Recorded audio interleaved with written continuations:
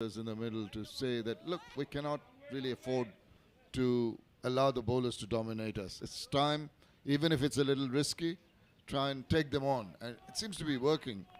With 2 boundaries, the bowler will try something different now, will think something differently. That's good bowling. He had that little hint of movement right at the end because he had pitched the ball up.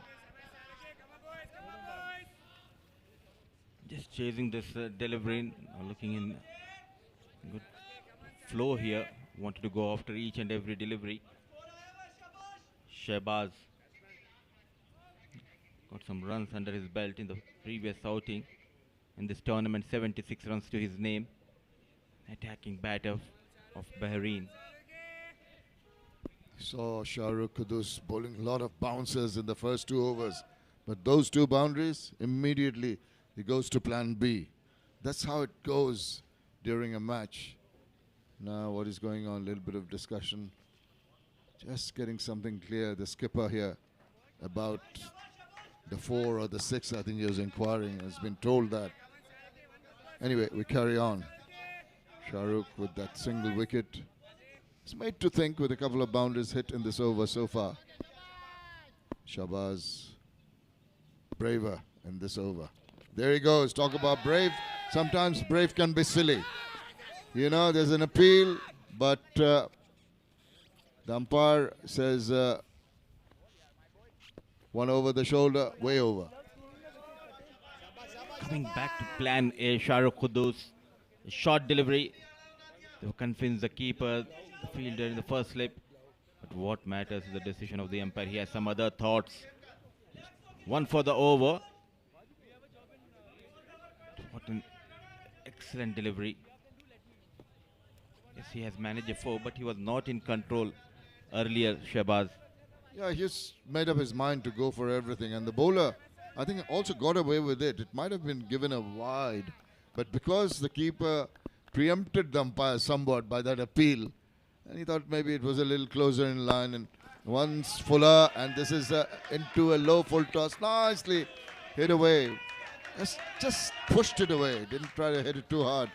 And there's the 3rd boundary in this over. Expensive over. Very watchful.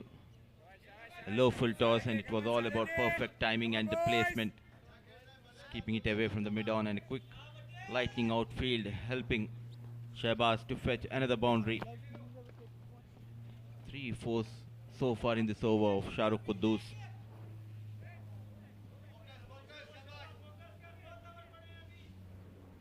All the 3 boundaries have come in this over, and that's quite a turnaround from the previous 5 overs, which hardly gave away any runs, and suddenly it's just shot up. Another short one, it's up in there. Now, is the fielder trying to get to it? He's not going to get there.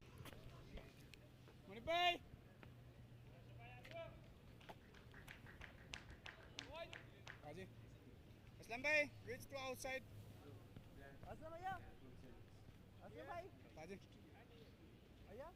इधर आया मोनी पे इधर कर दे आजा चला जा next time welcome निभा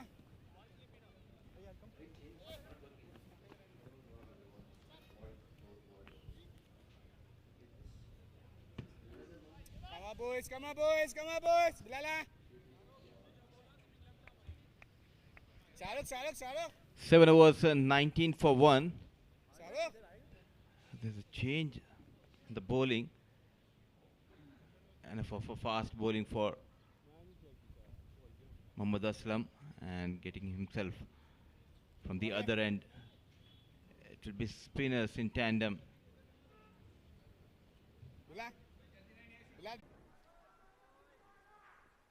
Zainul Abdin is the fielder there in the 2nd slip. Yeah, it's very hard for the slip fielder to get low to their catcher. You have to stay low at the slips. Good bowling here by Atif.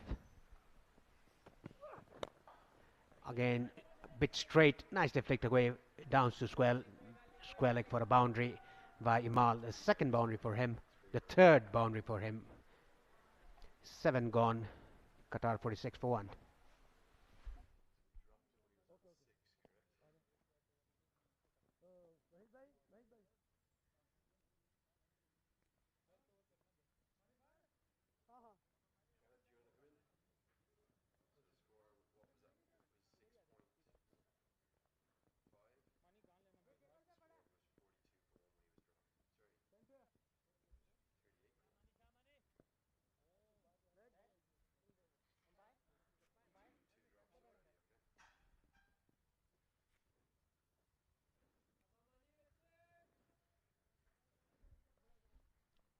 first bowling change for Saudi Arabia.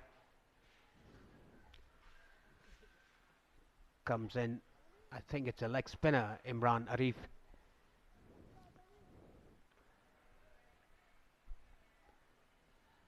There's a short fine, short mid, long on, and a deep mid wicket. Long off is inside the circle at long on, at mid off rather. Looks to be a leg spinner.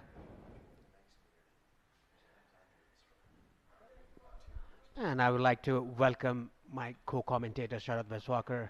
Good morning, Sharad. Good morning, Parish. Good morning to everyone watching this game. Yeah, Qatar off to a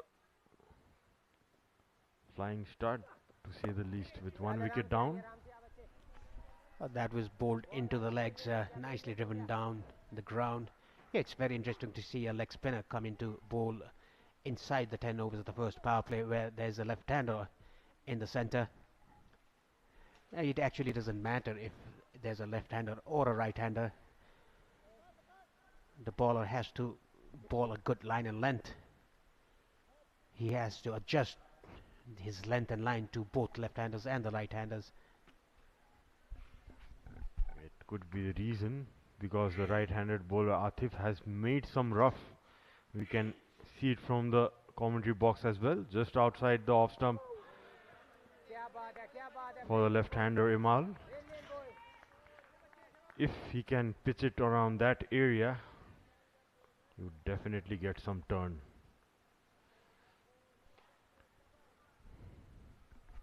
Yeah, he's a bit flattered through the air. A good, decent action. That was a full toss, driven round the ground. Yeah, talking about leg spinners, high quality leg spinners like Rashid Khan from Afghanistan, and yesterday Sandeep Lamichhani to the fastest 100 ODI wickets.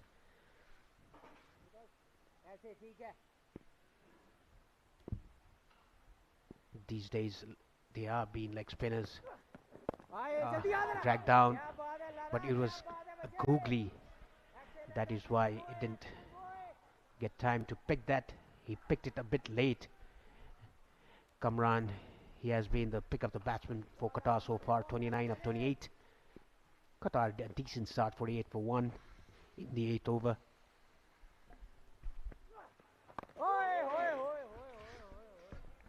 That went straight on. Nicely defended by Kamran. He's looked very good and positive in his short little innings till now. A very aggressive batter, Kamran Khan.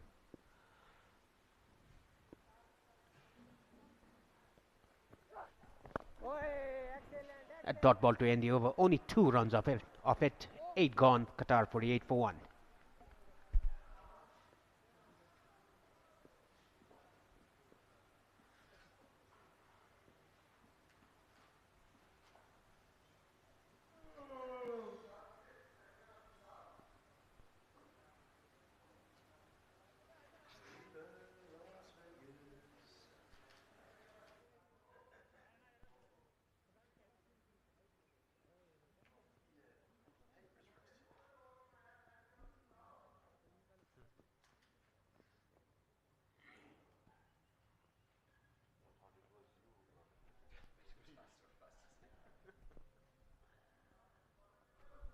Atif or Rahman to continue from the pavilion end. Qatar off to a decent start, 48 for 1 in 8 overs, exactly 6 runs per over. There's still 2 slips and a gully for the left-hander. A catch dropped in the last over of Imal. Again, a better length and line by Atif. A must-win game for both these sides. We can see the Saudi dressing room. The head coach of Saudi Arabia, he was former head coach of Afghanistan, Kabir Khan.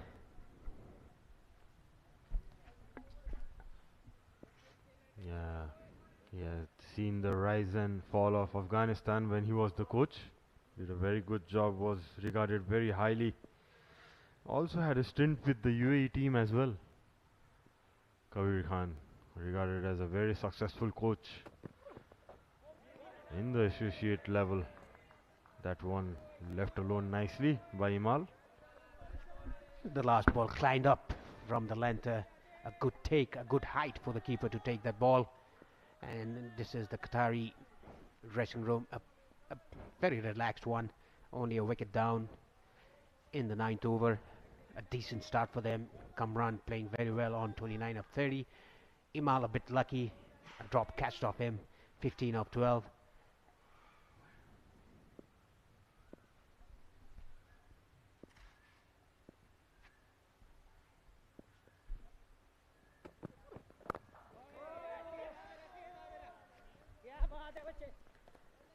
Yeah, putting pressure on the batsmen, these Qatari bowlers. Very impressive by this 41-year-old quickie from Saudi Arabia. And even Ahmed, who showed his repertoire in bowling out swingers and in swingers. The only rare bad ball that he bowled was a full toss outside the off stump. And that was timed very well by Kamran.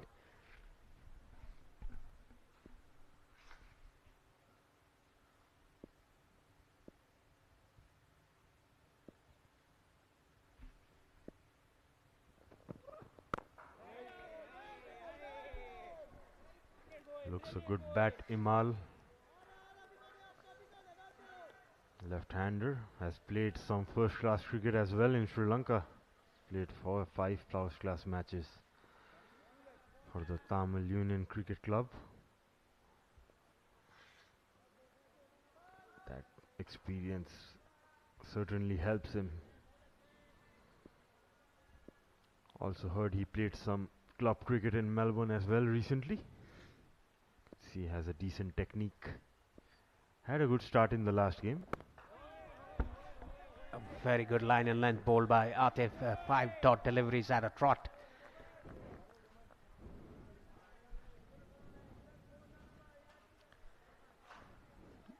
Talking about these two sides, they need to win this game. They've already lost 2 matches earlier in the first match. This is their second match. It's a Group A clash here at the TU International Cricket Ground. Nepal topping that group so far. Oh, very nicely bowled again. A maiden over for Atif. 9 gone, Qatar 48 for 1.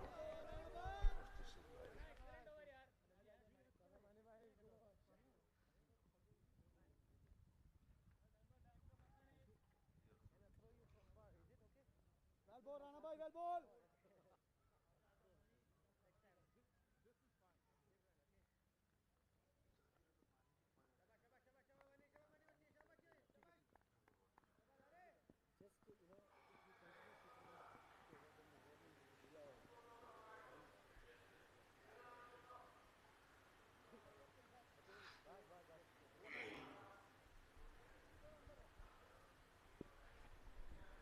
The last over was a very good over by Atif, a maiden over. Imran to continue from the Chobar end. Ah, giving away room, completely beaten the ball, going over the middle stump. Almost cleaned him up. Good delivery by Imran. Yeah, Kamran just looking to make room for himself, trying to hit it over the covers. Imran just shortening the length. And that ball jumped over the stumps. Luckily, Kamran had no clue about it. Slightly short, well defended. Even though he's bowling shorter ones, he's very quick. The batsman has no time to go rock to the back foot and pull that ball. This is good bowling, good variation in the speed, good variation in the length as well. Good bowling here by Imran.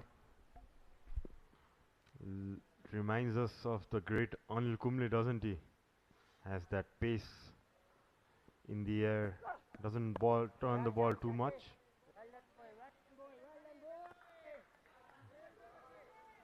Yeah, Kamran looking for that room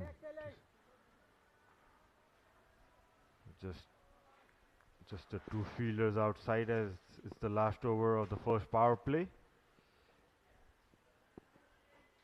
And an interesting change to bring on the leg spinner early on with the newish ball. Probably because he doesn't turn that ball too much. Yeah, that was slashed towards mid-off, but straight to the fielder. 4 dot balls on a trot for Imran. Good bowling here by him, putting the pressure into the batsman Kamran. It started off well for Qatar. Oh, another good ball, good length. A hint of a turn there for Imran. You could see the ball hitting the top of the trigger of the bat. It's getting some bounce as well.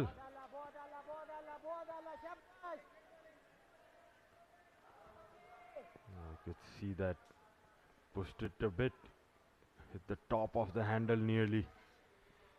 Nicely played there by Kamran with soft hands. Dropping short of the slip fielder, did well to stop that ball.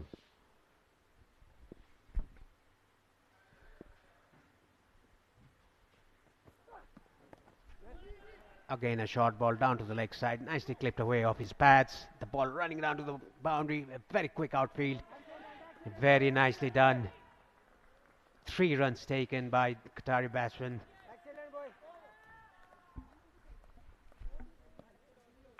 Very good cricket all around. Good chase there by the fielder. Nice sliding stop. Yeah, looks good. A run saved for his team. At the end of 10 overs, Qatar are 51 for 1.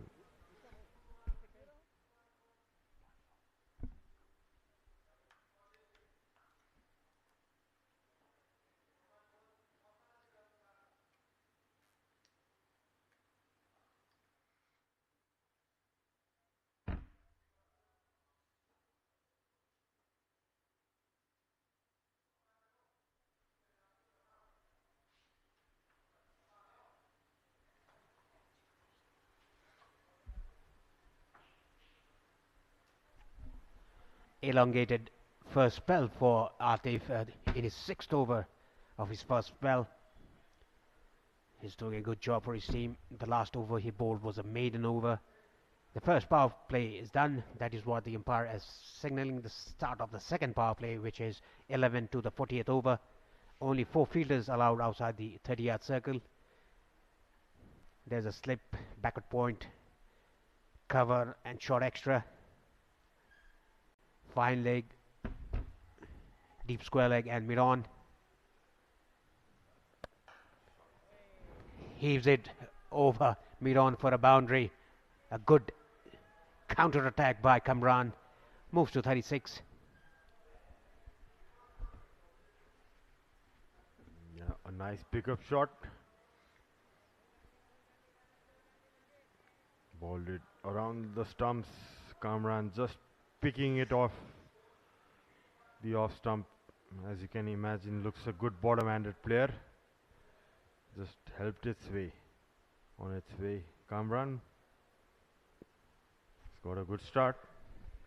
This is the 11th over of the innings, and we can still see the swing in the air by Atif.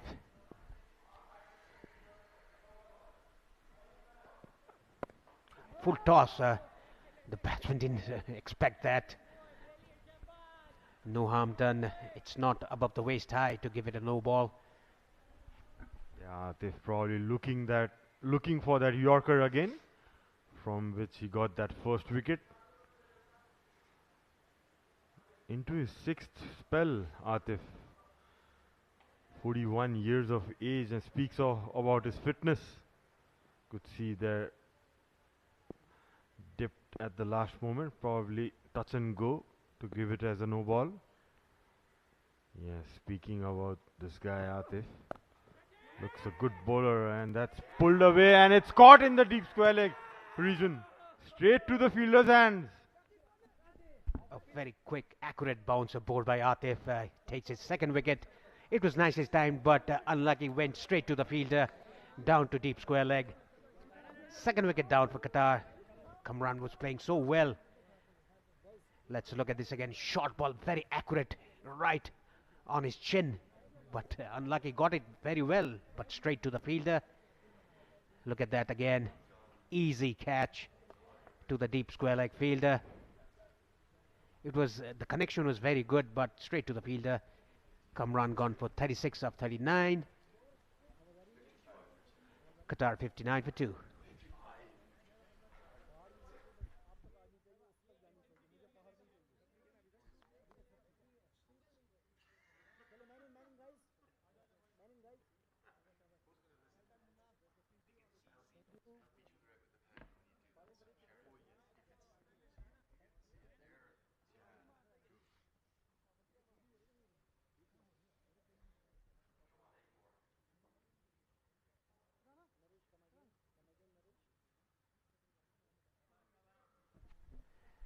Very good opening spell by Atif in his sixth over, consecutive sixth over for him, and has taken a wicket in this over, has taken a wicket earlier as well. Second wicket for him. Kamran timed it very well, but unlucky. It's straight to the field. If the ball was 2 meters or 3 meters either side, it would have surely been a boundary. And look at the celebration of the fielder there. Atif, the senior pro of Saudi Arabia, takes his second wicket. Muhammad Tanveer is the new batsman in at number 4. A right-hander batsman. An extended opening spell for Atif has paid off. A good captaincy, I must say, by Saudi Arabia. Muhammad Sheikh, the captain of Saudi Arabia. Tanveer comes in as the second wicket falls. Mohammad Tanveer.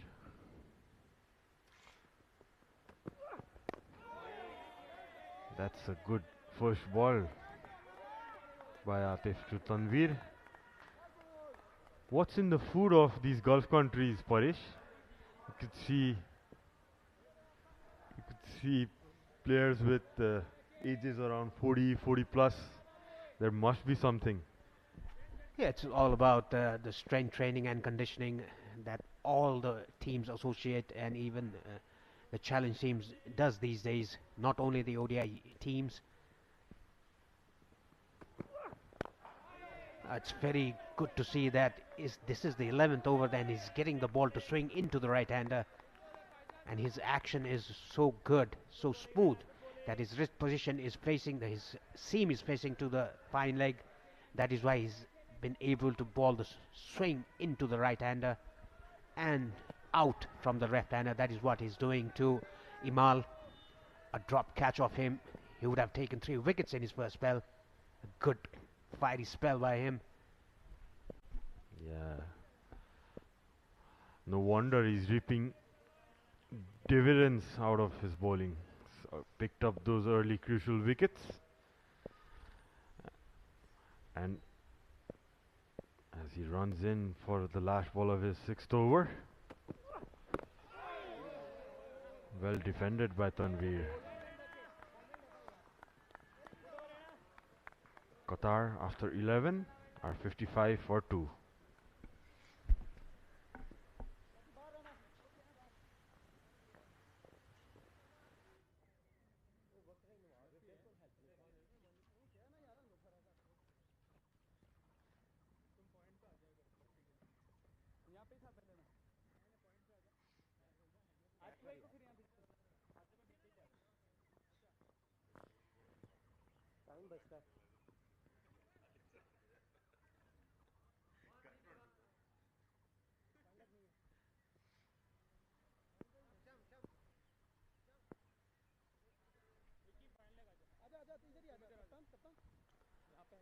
Imran to continue, has bowled 2 overs in his first spell, given away only 5 runs. I think because of his pressure to the batsman, the wicket is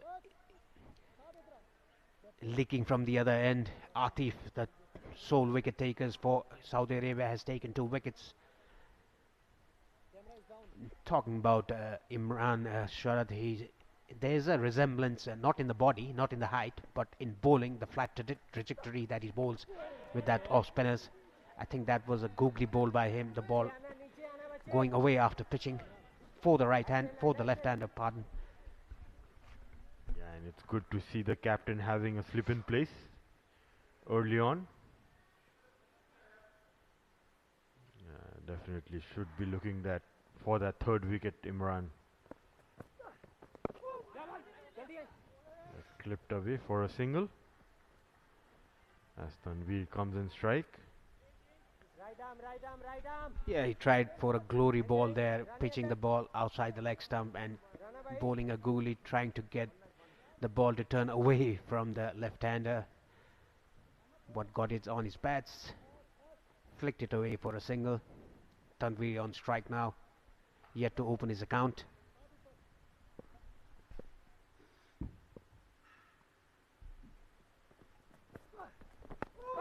Oh, getting that outside edge, but lucky didn't go straight to slips or the backward point fielder. Played it with soft hands. He's creating a very good problem for the Qatari batters.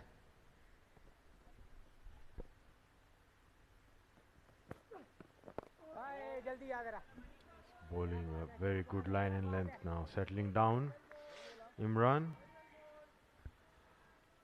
And to talk you about Mohammad Tanveer, who has just come in. He's 42 years of age, Paresh. He's your age. And if you want to know more about his stats, he has a batting average of 42 in list A cricket. And a very impressive average of 38 in T20 as well. There must be something in the food and in the air of these Gulf countries. Right on the spot. Very good bowling by Imran. Only a single in this over. 12 gone, Qatar 56 for 2.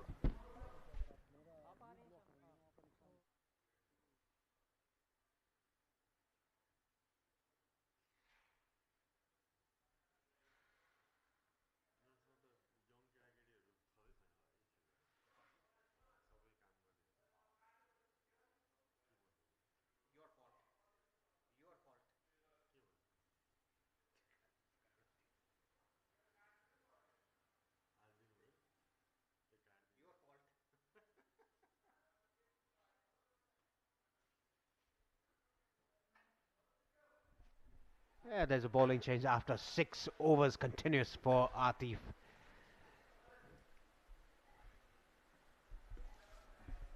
Mohammad Sheikh, the captain, comes into the attack. Another left-arm seamer for Saudi Arabia. I had a chance to look at the warm-up that Saudi Arabia were doing. It was a good action with a good pace as well.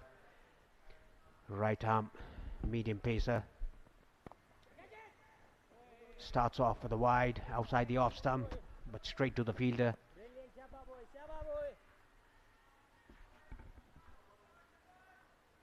Hisham Sheikh is the new bowler from the pavilion end.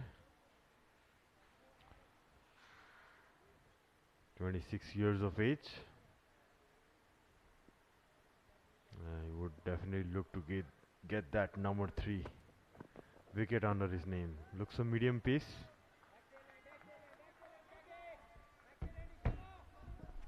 Yeah, good to see that someone is under 40.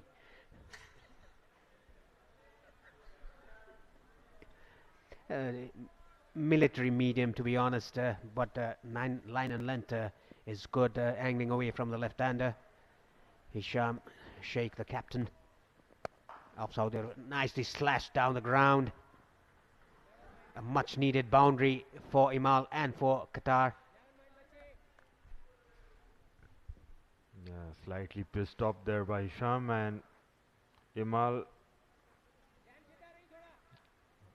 bludgeoning that down the ground. That was a firm hit. Played it straight, flat, batted it actually. No fielders there.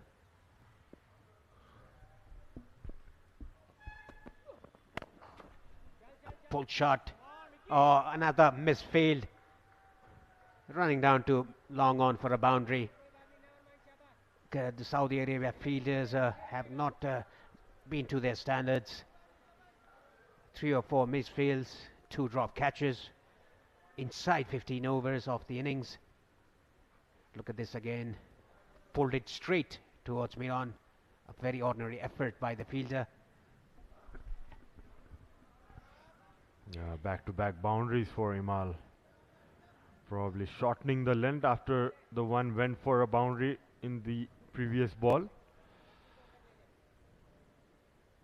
But was a little bit too short for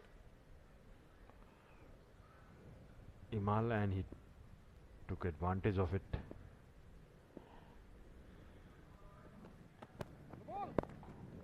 That's more like it, and it's a no ball.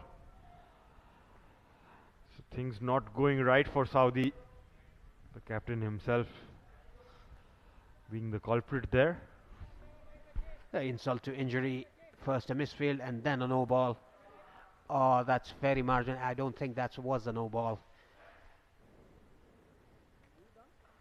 Very unlucky the bowler. A free hit. Let's see where Imal goes. Looked a tight call, but the line belongs to the umpire. And that was a short one. Deep square leg in place, but runs away to the boundary. A very good result of the free hit. Nicely pulled away, rolled his wrist to get the ball into the ground. He didn't need to do that. He could have played it in the air as well. A very good shot by Imal down to the boundary. It was a free hit.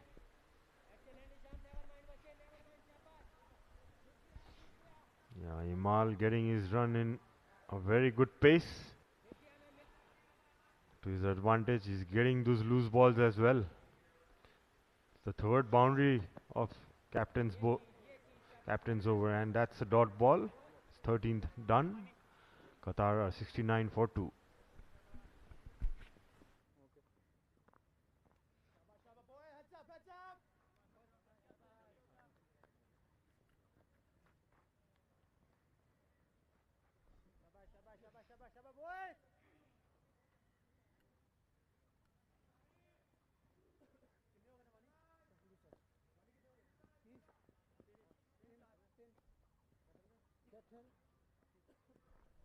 Thirteen runs coming off the last over from the captain, Issam Sheikh.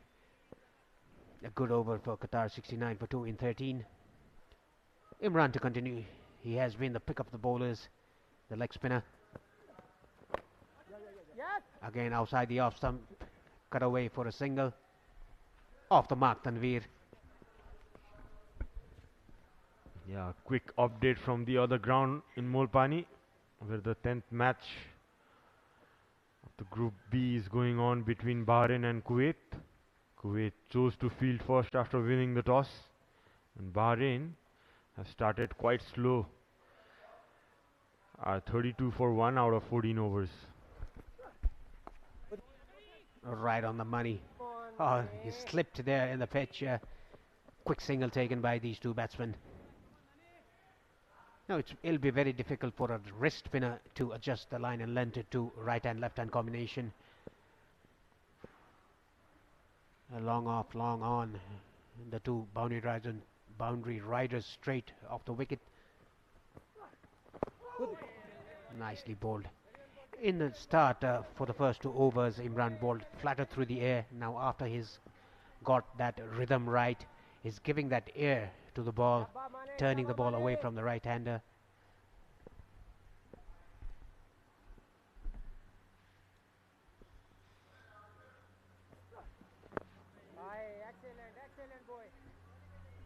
Talking about leg spinners, highly rated leg spinners in the world, Rashid Khan from Afghanistan, Adam Zampa from Australia, and Sandeep Lamichhani from Nepal, who broke the record of fastest 100 ODI wickets yesterday in 42 matches. That was the record beaten was of Rashid Khan, the fastest 200 ODI wickets in 44 matches. three different leg spinners, Zampa, Lamichhane and Rashid Khan. Excellent. Another no ball from a spinner. This is a crime. No ball is a crime to bowl. Free hit again. Let's see Tanveer where he goes. You cannot change the field because you haven't changed the strike.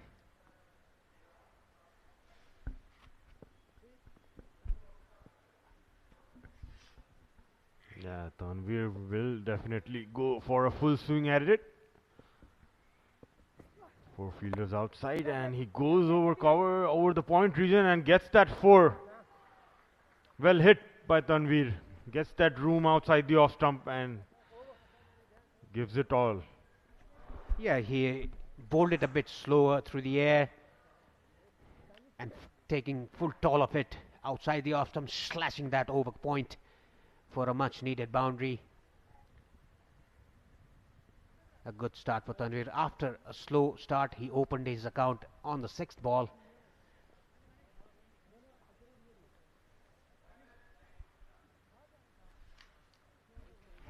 After 14, Qatar are 76 for 2.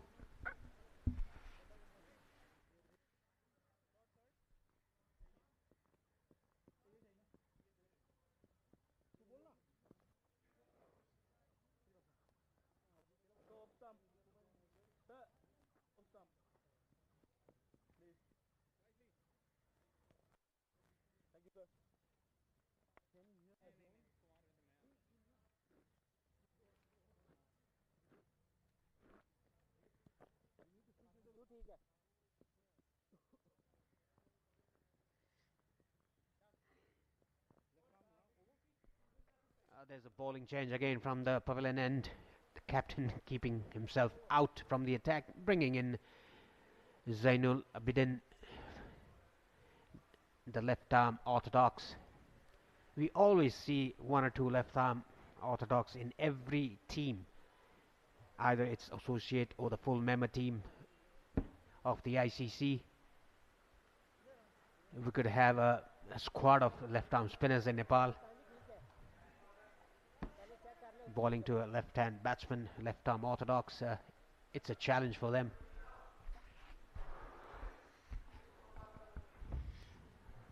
Yeah. It's Zainul Abidin who comes in from the pavilion end, replacing his captain.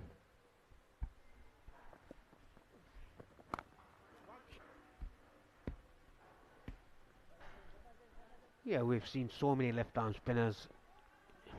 Every left-arm spinners are different in stature, in bowling, in delivery stride, but all effective. So what do you think is the main reason to be effective, the left-arm spinners? That's a tough one, Paresh. Depends on where you play. It's probably in the Asian conditions where the ball does talk a bit, does turn a bit, and most of all when you see a lot of right-handers in the team and the ball going away from the bat, it is an effective option.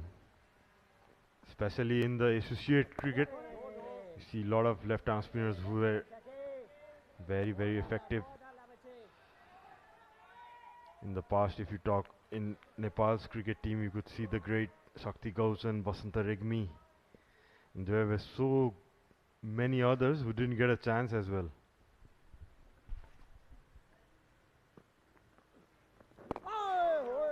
Very good action, good release point as well, a high release point. Not side arm, a bit round arm, like Lalit Narayan Rajvanshi from Nepal. Talking about left arm spinners, they are in the test size as well. Ravindra Jadeja from India, Akshar Patel as well, and even Santner for New Zealand. I think because of the different angle that the left arm spinners bowled, they are very effective. You don't get so much of turn in different part of the world, only in Asia that you can get a hint of a turn, but the length that they bowled and the variation that they bowled, I think that is why they are very successful in world cricket.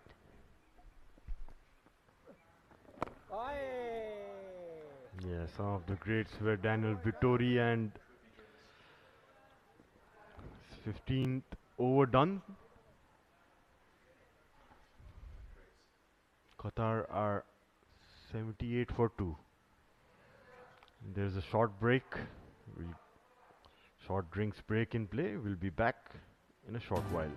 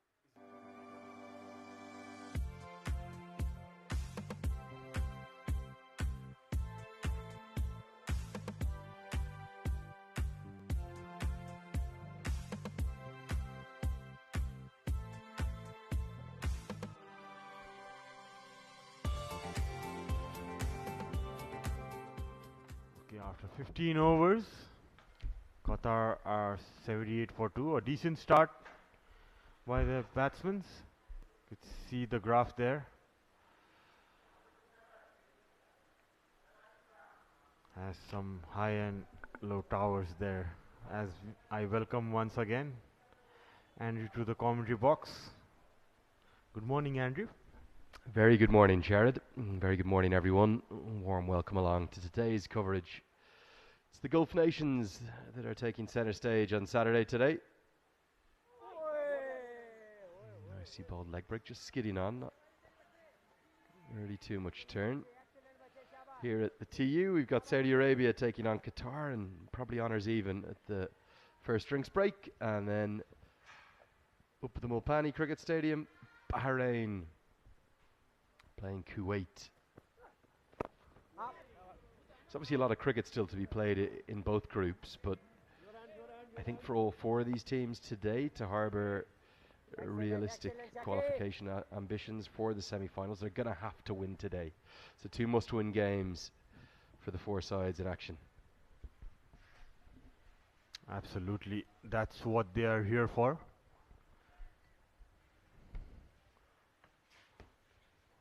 Luckily, I've been to both of the games that Qatar have been playing till now, and they have looked a good side, given a very good fight to Oman last game in Mulpani ground. They're on their way for victory until Captain Maqsood came over to bowl and picked up those quick wickets and a very good catch, pegged them back. And they've started impressively here as well. Just 80 for 2 out of 15. Yeah, and they're a very good T20 I side, Qatar.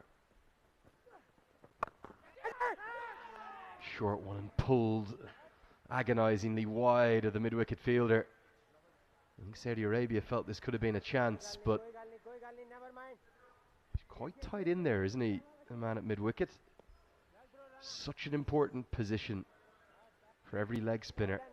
Don't think it was a catch. Let's see if we can get a look. Definitely the fielders were excited. Nicely struck there by Tanveer. Gets on to double figures with that shot. Excellent, excellent, Vicky. Well done, Bache, well done, Bache, well done, Bache. He's bowling well, Imran, onto his 5th over. He's given away just 19 runs. Yeah, it's a big period of this game, but it's also a big period for all these countries. 2023 we're into now. Edged, no, edged just wide of where I guess something like a silly point would have been. Gets us to the end of over 16. It's 84 for 2.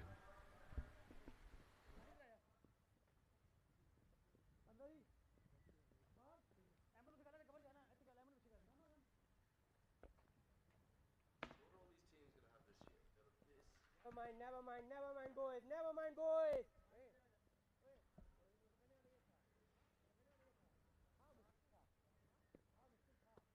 बहुत आला shaky.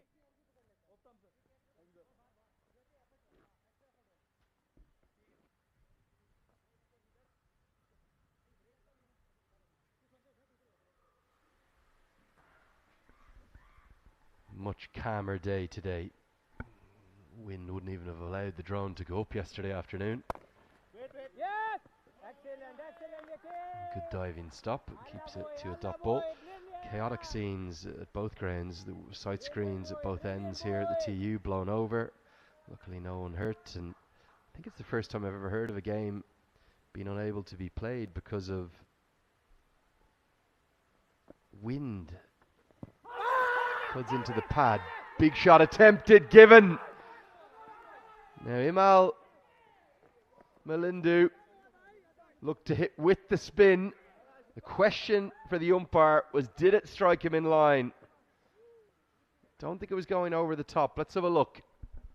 A big shot did turn sharply. Could see the middle and leg stump, but the umpire thought it would definitely hit on line. Imal, after having a very good start, goes for 31. Qatar are 84 for 3.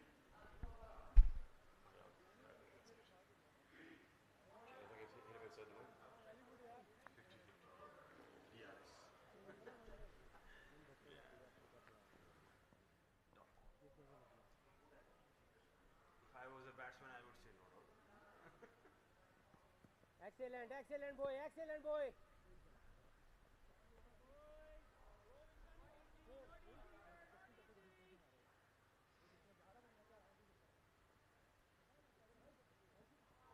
Sir, right arm, left arm.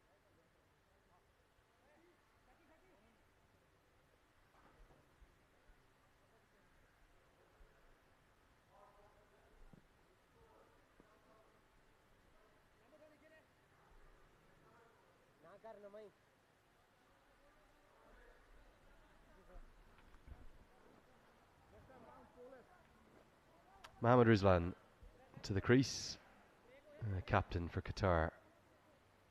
43 he made in the first game, and his side with that third wicket falling, just finding themselves in a little bit of trouble. Very, very marginal LBW decision, that one. I think it could have gone either way. I'm not saying it was right, I'm not saying it was wrong. It just felt very, very tight to the impact being in line with the stumps.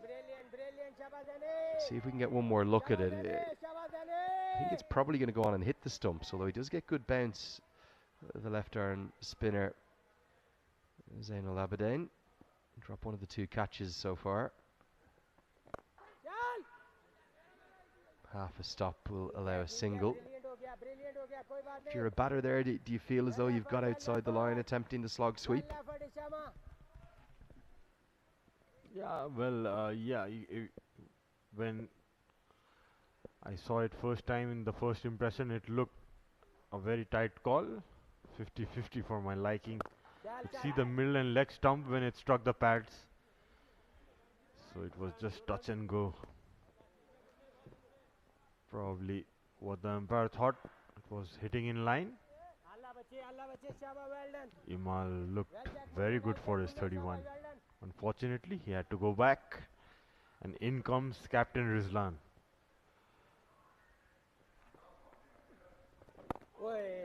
Right on the money again.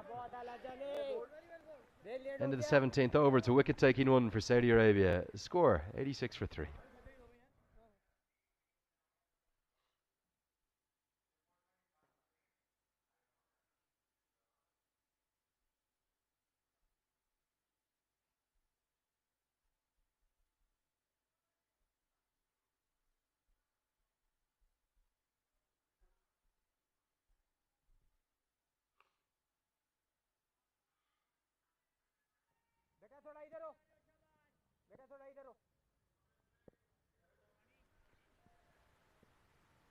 Much clearer day as we see the birds fly around our drone.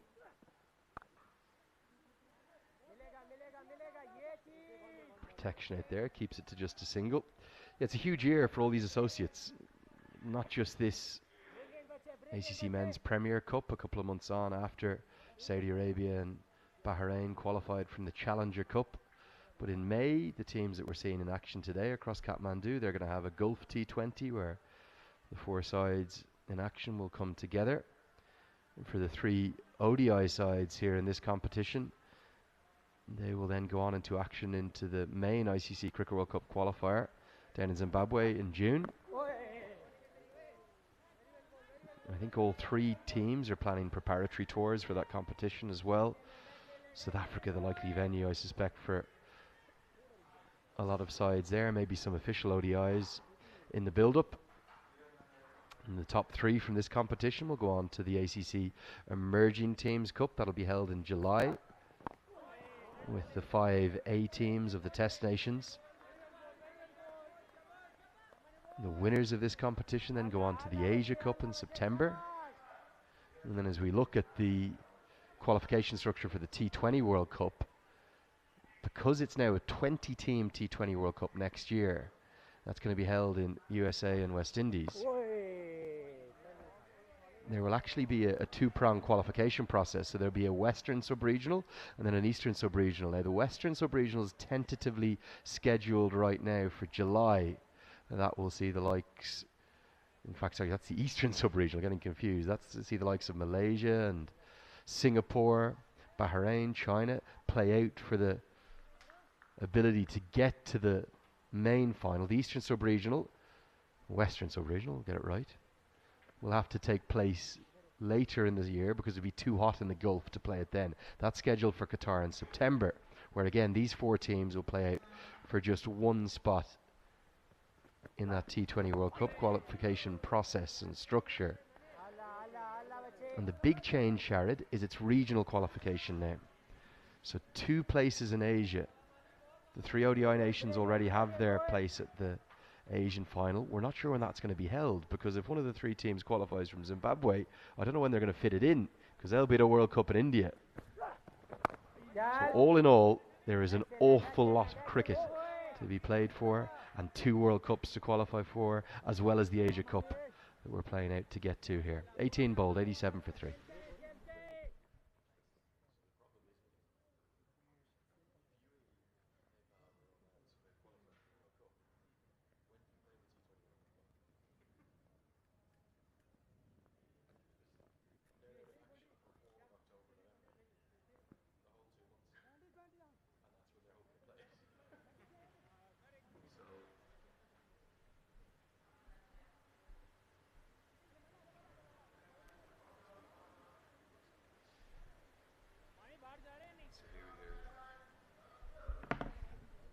Just go back to that T20 World Cup qualification structure for one more moment. 5 have already, sorry, correction, 6 teams have already progressed to the final.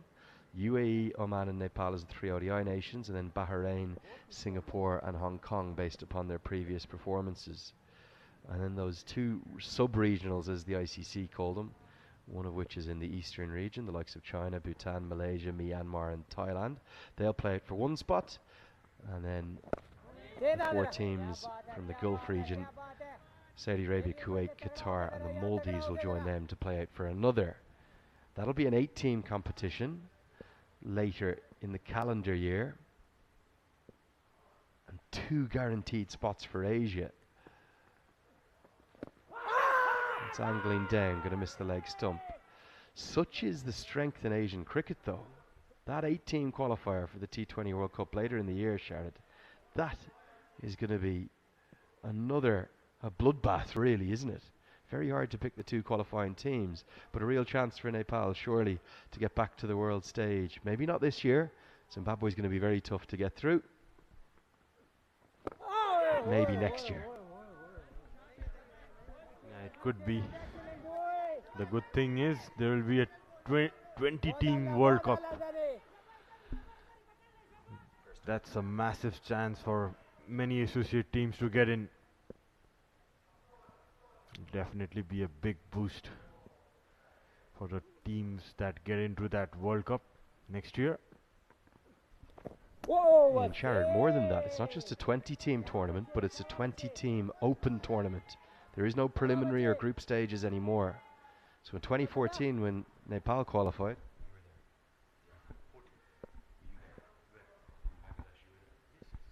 where you were part of the squad, you went into that initial group stages. This time, if Nepal or any other qualifier goes through Asia, it's an open draw. So your group, let's just pick a couple of teams from the seedings. It could likely be India, the West Indies, Zimbabwe, then Nepal, let's say, and then Papua New Guinea, let's say they get through EAP qualification. That's the likely makeup of a group. So you're really into the World Cup proper. Cutaway, going to be runs and 4 of them. A little bit too much width on offer, and Tanvir gets it nicely behind square for 4. It's 91 for 3. That's the big change. They'll get a chance to play again. No matter what, even if you lose, you're guaranteed 4 games. Never mind, Bache, never mind. Here's some of the projected scores. A run of ball will get Qatar up to 275-ish. Andrew Leonard here with Sharad Vasakar. We're just talking about the T20 World Cup, the excitement about it expanding next year to 20 teams and an open group stage. What was that experience like in 2014 in Bangladesh? It was, I still get goosebumps when I watch the videos of that World Cup especially. Yeah, it was a very good World Cup for Team Nepal as we played against Afghanistan, Hong Kong and Bangladesh. We went on to beat Afghanistan and Hong Kong convincingly. Nearly got through the group stage until the net run rate came into play and Bangladesh just crept over. But it was a great experience playing in that first World Cup. It's a really different ball game altogether. I think at that point, nobody could have imagined that it might have been a decade. Well, it's going to be at least 9 years, even if Nepal got through Zimbabwe, which is going to be a very tall task with it just being a 10-team, 50-over World Cup. I don't think anyone could have anticipated maybe a 10-year gap. The team that you played with, the Paris Kadkas, the Shakti Gochans, the Gyanendra Malas et al., very fine team, but comparing it to the one that may qualify, let's say, next year for the T20 World Cup, do you feel that the new generation, they're better equipped, they're playing more regularly, they're more professional, they're a little bit more athletic? It looks like to me they're fitter, they're stronger. It's always hard to compare eras, but a stronger team now? Absolutely, no doubt about it. They are more skilled.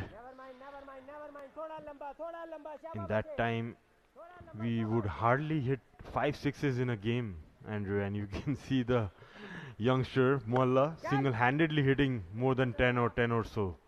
So that's the difference. The power game has really improved, and guys can hit boundaries at will at the moment.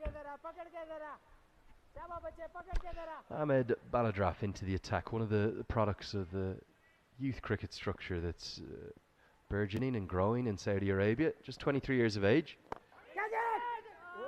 Nearly has a wicket on his debut as well. It's his list A debut, his senior debut for Saudi Arabia.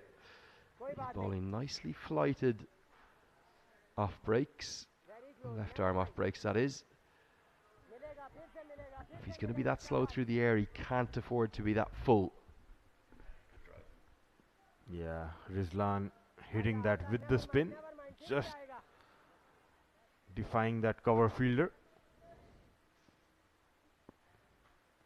Baldraff just settling down his first over.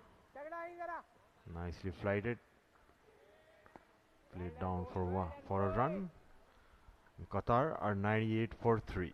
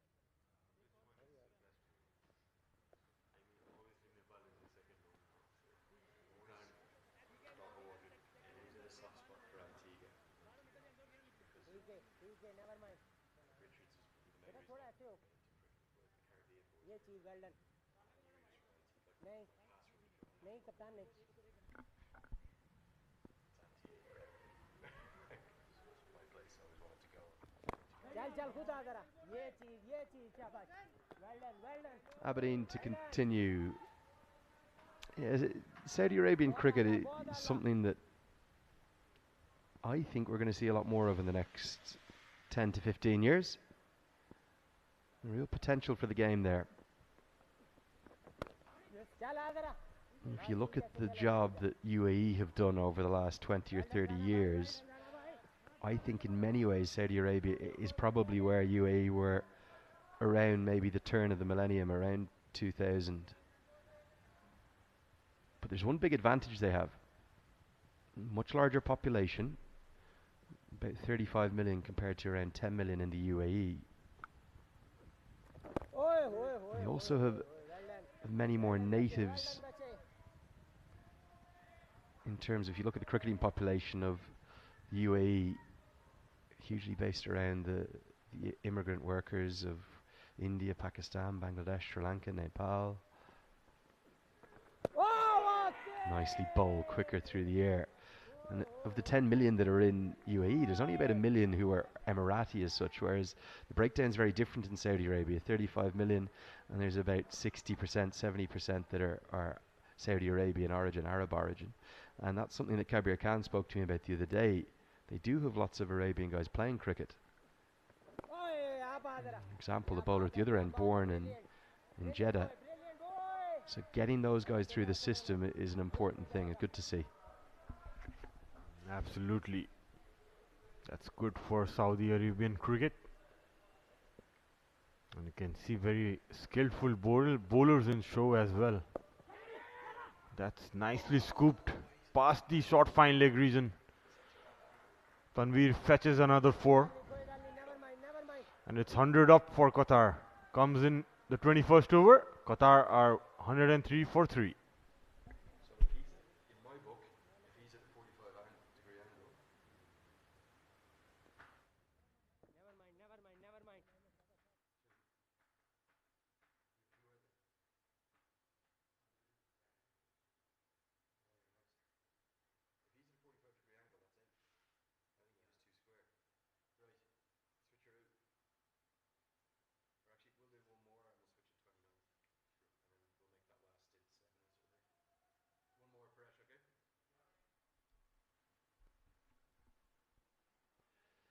The youngster's going to continue into his second over. Two left arm spinners operating in tandem. That boundary off the last ball of the previous over,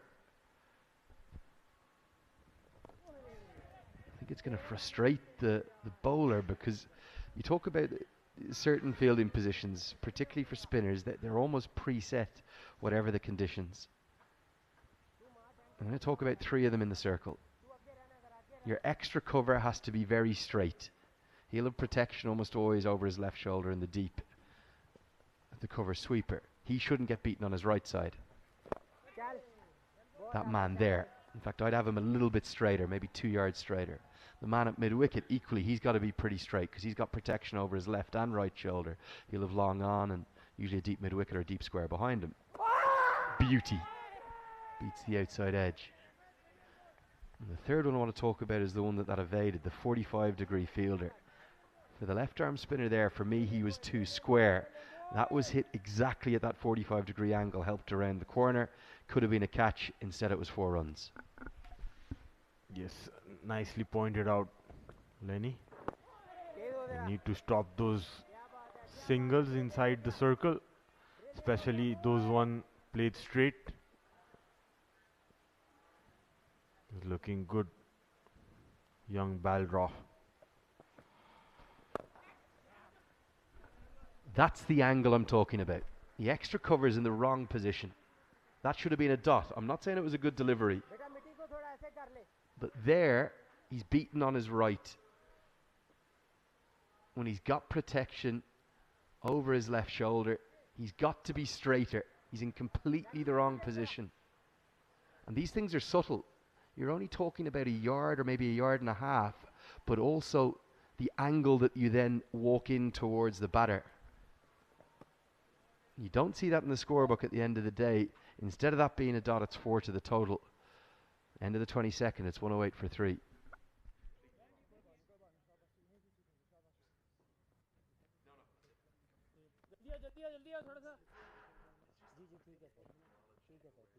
जल्दी आ जाओ, quick change बहुत आला quick change शाबाश सोने direct as पे आना है ठीक है एज पे आई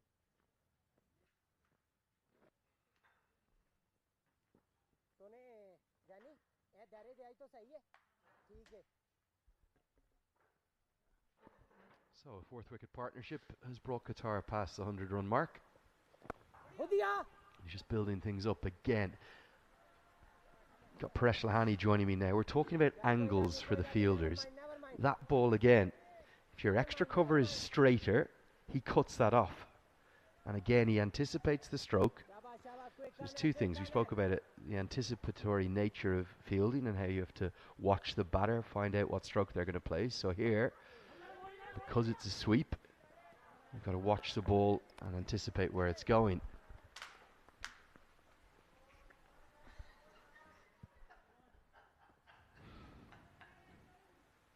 But if you're at mid-wicket or extra cover, they're your two key fielding positions for all spinners. You've got to get your best fielders there. They have to watch the stroke. And I'm not sure that there's quite the game awareness or the anticipation that is needed in the field just yet for Saudi Arabia. They'll learn and get better, but these are the things that the coach should be taking notes of and explaining to the fielders. Absolutely right, Lenny. The angles are the key. Nicely driven, but what a football skills shown by the fielder there. Saving 2 runs for his team. Yeah, talking about the short extra cover and the short mid-wicket fielders. They should know the angle. Not only the bowler or the captain, but the fielders themselves should know the angle. A nice football skills shown by the fielder there.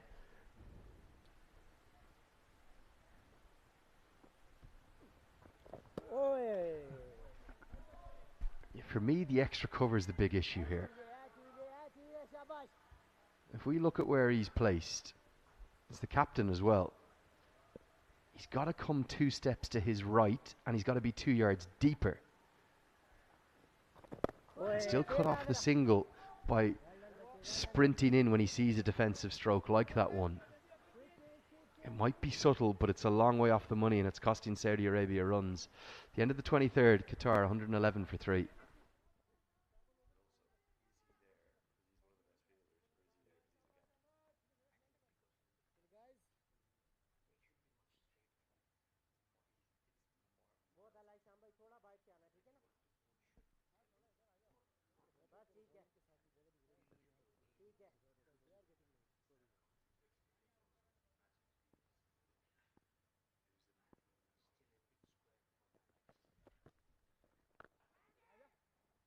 So nearly driven through that gap that we're talking about again. It's the skipper that's put himself there, Mohammed Hisham Sheikh. Something I'm going to have a chat to him about after the game. Is he one of the best fielders in the team? Another piece of football skills as Baladraf sprints after it to keep it to a single. At mid-wicket, he's got Saad Khan in. Are they his two best fielders? Because if I was a bowler in this team, if I'm a spin bowler, I'm telling my captain, I want my two best fielders in those two key positions. It's not just run saving, it's also wicket taking. You'll get catching opportunities in there.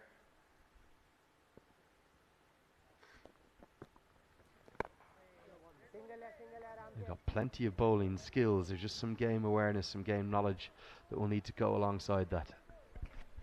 Yes, the sweeper cover is in the right position, but short extra, he should be a bit straighter, just in line with the batsman.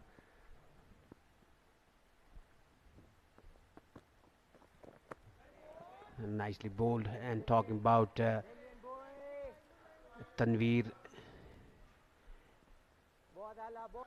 and Khurram Shahzad, the two Qatari players, they play in the same club in Qatar.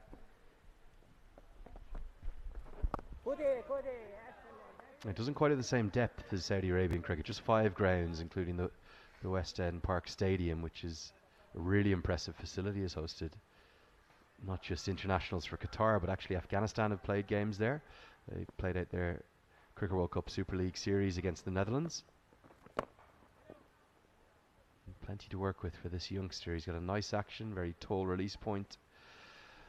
As Baladraf closes out his third, we approach the halfway stage of the first innings. Qatar, 114 for 3.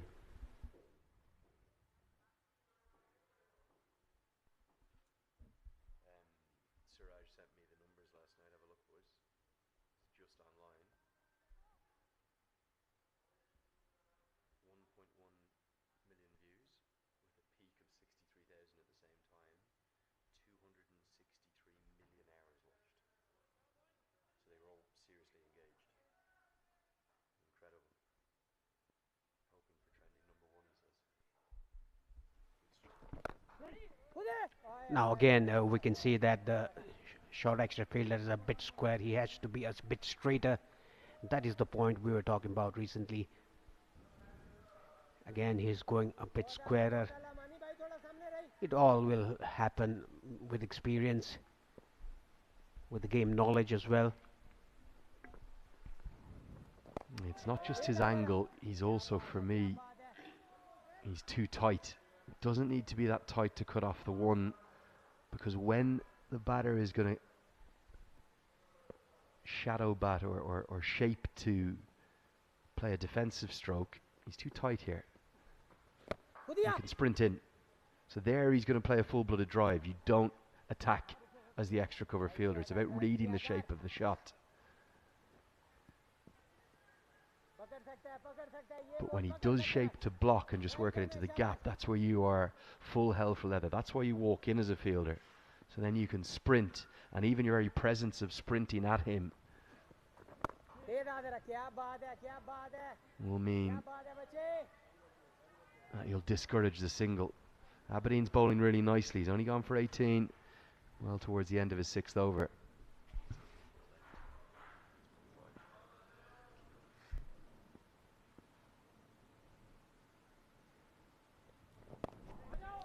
Very well bowled again.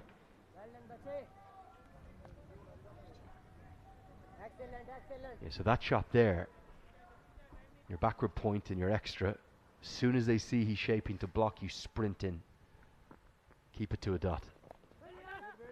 Swept around the corner. And 45 does well. Halfway stage of the first innings, a tight over gets us there. Qatar 116 for 3.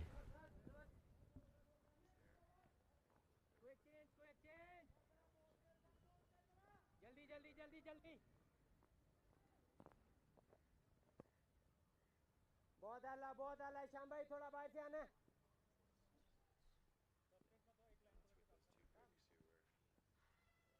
Hey money मेरे वाले होते उठते चार थोड़ा single नहीं देना है तो Ball draft to continue.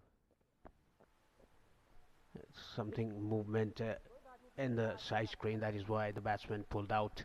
Tanveer 30 of 49, a good partnership building between these two batsmen.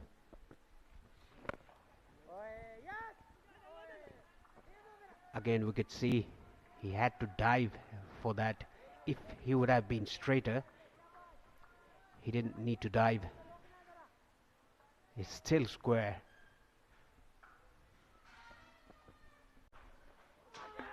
Inside edge, and so nearly a maiden senior international wicket for Baladraf.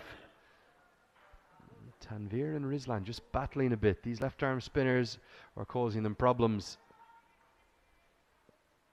In Saudi Arabia, they want a 4th or 5th wicket now. Only just misses the leg stump. Back live here. This time quicker through the air. Quicker and fuller. The batsman played on the back foot, Tanveer. That was why he was completely beaten.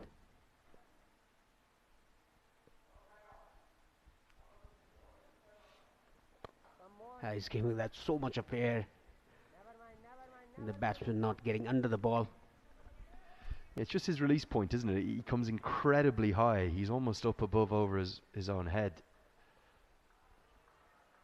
And that's going to mean that his trajectory will be very different to the bowler at the other end. Take a look here. Comes right up over the top. Is this a drop? Baladraf thinks it is. It's an under edge. It's not easy for the keeper. But Hasib Ghafoor, I think, has dropped the 3rd catch of this innings. Yes, it was definitely under edge. It's very hard to take those. Coming down the track, a single to end the over. 26 gone. Qatar 118 for 3.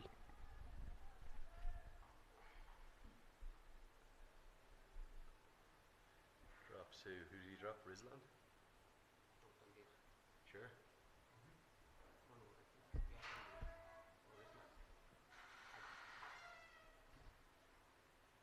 I think it was Rizlan he dropped. Rizlan's on strike. A good passage of play for Saudi Arabia here. Not many runs in the last 4 or 5 overs with these two spinners into the attack. Another quicker through the air. Abidin bowling very well in his 7th over, giving away only 18 runs, has taken a wicket already. 26. Oh, that was an outside edge, a very sharp chance for the slip fielder. Through his hands, over his head, down to much needed boundary. It was 26 balls since the last boundary. It came out of 27th ball. Well, this is a chance. It's not easy again. I'm not saying it's easy, but you've got to anticipate the stroke. So it's short, it's wide. He's going to play a full-blooded cut shot. So you as a slip fielder know it's going to come quickly. Yes, a very sharp chance, but I think that's a drop again. He's gone deeper and wider now at first slip. It ended up just bursting through his hands. He didn't get anything on it and runs away for 4. Look here, look at the hands. They're pointing down. He's got nowhere near it because he hasn't anticipated the stroke. Not easy, but I think that's a 4th drop catch. Good sweep shot. Good use of the angle. Gets outside the off stump. Gets it around the corner. It's the shorter side of the ground. Tanveer and Rizlan building a partnership. Yeah, that was hit very nicely on top of the bounce, clearing the 45 on the leg side behind the stumps. to his right. A good boundary, a good over after a very slow overs, between the first 3 or 4 overs.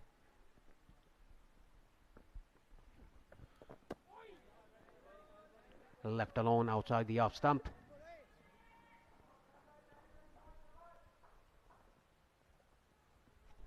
A good partnership building in between Tanvir and Izdan.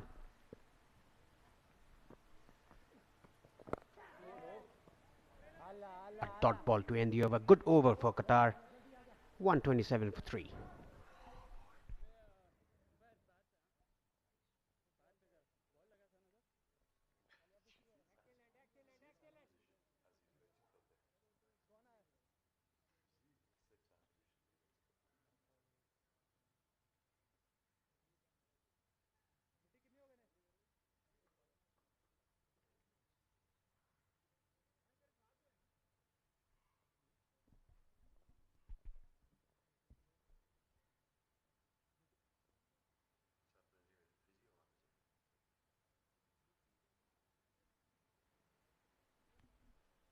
A 43-run partnership for the 4th wicket between these two. Mohammad Tanvir combining nicely with Mohammad Rizlan, the captain.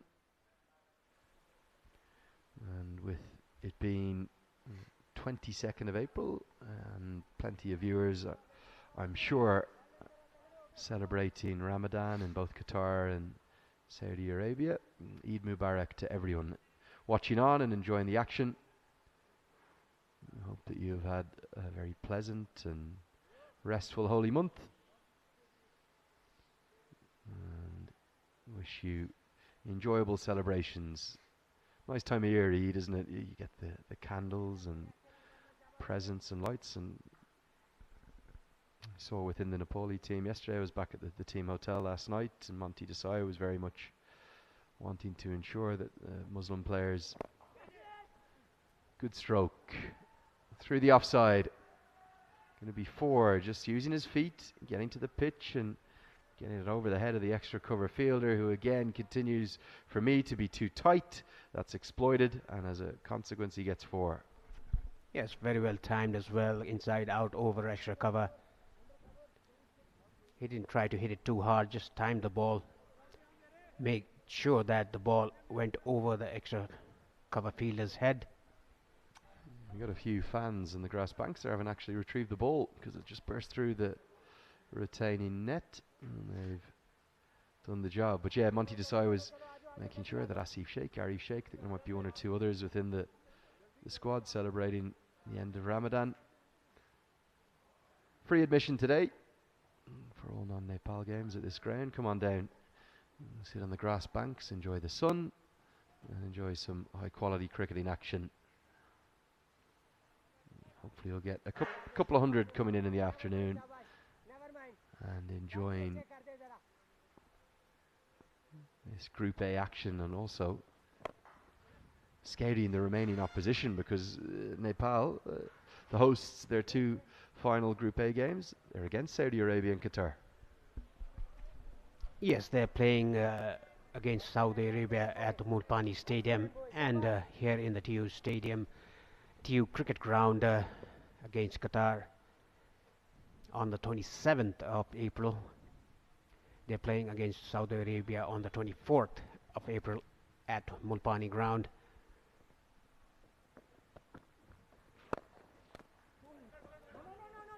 A full toss, but it didn't get hold of it. Straight to the bowler. A slow passage of play here for both the teams. Saudi Arabia would like to take a wicket or 2 in very quick succession.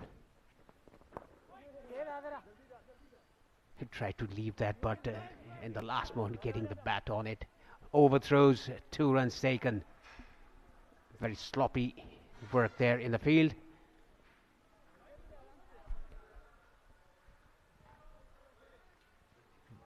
Yeah, and again with the lack of 50 over experience, a little bit like we saw for Kuwait against the UAE, this is where the challenge starts. Domestically, they play about 90% of their cricket as T20 cricket in Saudi Arabia. There is a little bit of 40-over cricket. No 50-over cricket. So this is where the test starts to kick in. Nicely bowled. That's curved out of the arm, out of the hand beautifully. Good finish to Bala drafts over. There's the overthrows we're getting a look at. 28 have been bowled now. It's 134 for 3.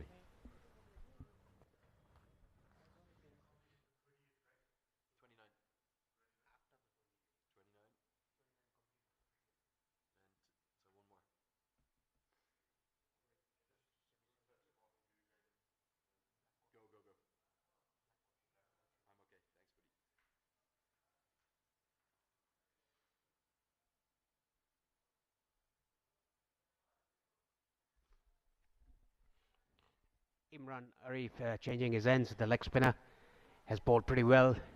6 overs in his first spell, giving away only 20 runs. Hasn't taken a wicket though. A good partnership building up between Tanveer and Rizlan. I think Qatar is in a very good position at the moment. Getting the top edge, running down to third man. It will definitely be a boundary. Much needed boundary for Qatar. Yeah, a little bit of an outside edge, wasn't it? But Rizlan is right on top of the bounce. And as the left arm spinner is replaced by the leg spin of Imran, the runs continue to come, and Qatar very much starting to, I think, move into the ascendancy in this game thanks to this partnership. Goes back to our point about what you do at the toss. You may get deceived into winning the toss and bowling first. Such a good batting surface. The slips come out now. Goes in to protect that offside region. But it's such a good batting surface. There's nothing wrong with batting first. Qatar well on track. If they can double their total from, let's say, the 30th over marker, on track for 290, maybe 300. And that could prove too many for Saudi Arabia. Remember, the strength for their team, it's in their bowling attack. Yeah, you're absolutely right, Lenny. After winning the toss, it's no problem to bat first. It's just half an hour, 45 minutes with the new ball in the first innings in the morning, and that will be very crucial for the batting side. After that, the ball will nicely come onto the bat. If you stay there, assess the pitch, get the pace of the wicket, you'll definitely score in excess of 250 or more. The key is to build up a partnership. That was seen yesterday as well. Nepal batting first, losing 2 wickets without a run in the board in 4 overs, and ended up scoring 310 runs.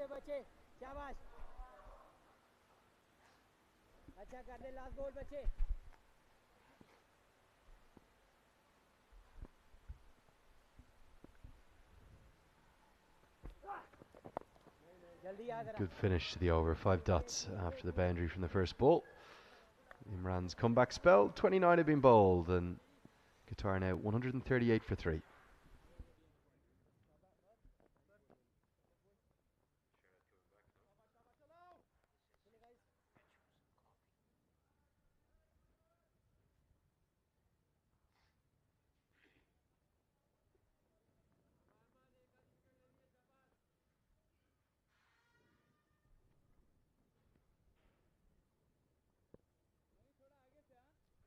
Qatari batsmen getting boundaries in the right time just to build up the partnership. Well done, well done, well done. Yeah, what we're seeing here is the importance of your spinners taking wickets in these middle overs.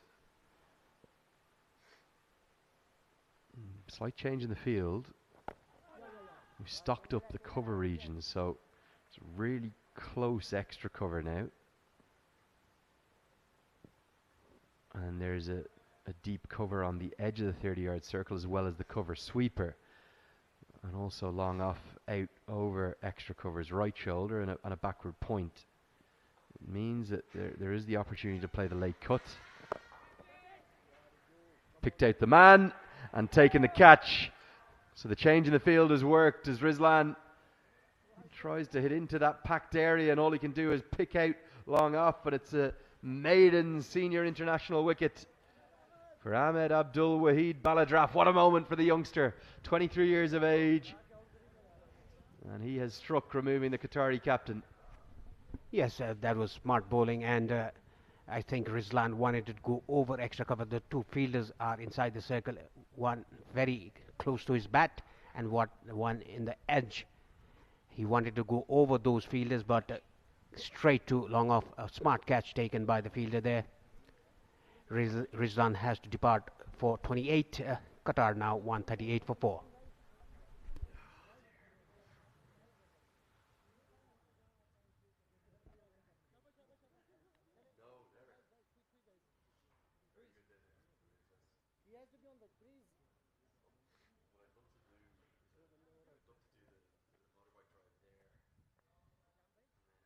इसको ना थोड़ा कर ले वहीद भाई को अब तू ठीक है ना वो वहाँ स्ट्रॉन्ग था इसलिए जा रहा था बार बार वो लेफ्टी है कप्ताना लेफ्टी है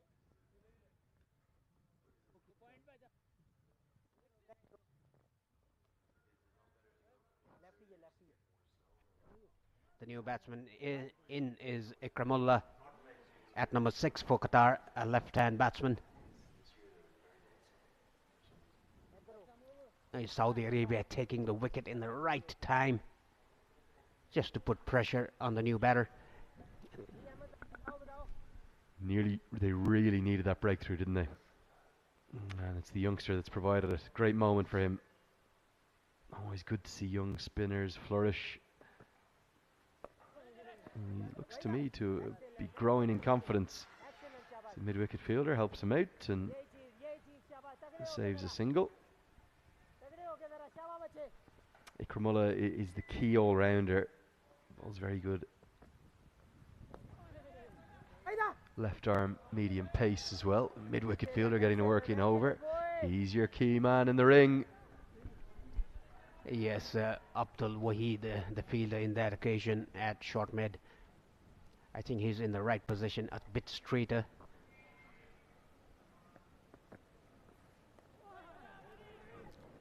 Down to the 45 behind the stumps. 30 overs gone. Qatar 139 for 4.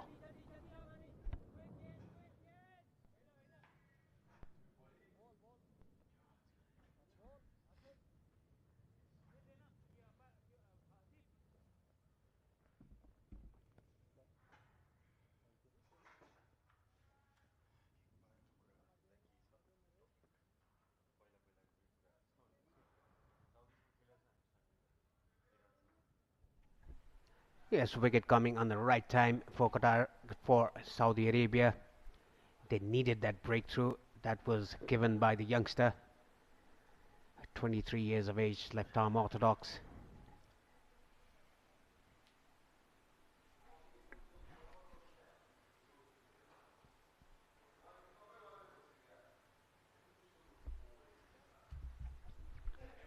Baladraf, the youngster, taking his first wicket in international game.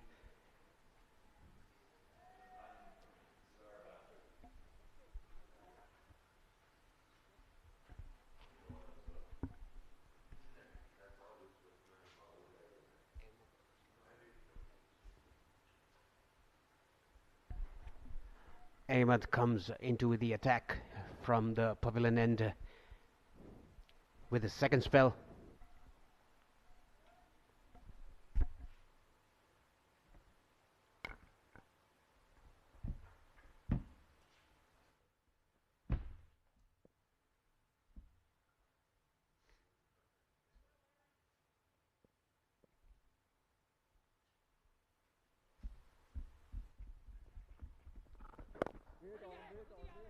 A good start for his second spell.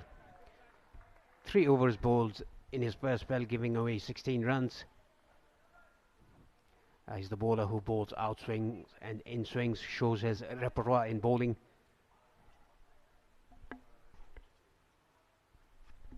And there has been a commentary change. Sharad has joined me. Good morning, Sharad. Good morning, Parish. Always good to be back with you in the commentary box. We have shared so many partnerships on the field. It's always nice to be off the field as well. Also we have been room partners many times in past international tours we had for Nepal. Always enjoyed being around you, and the guidance I got early on in my career helped me a long way.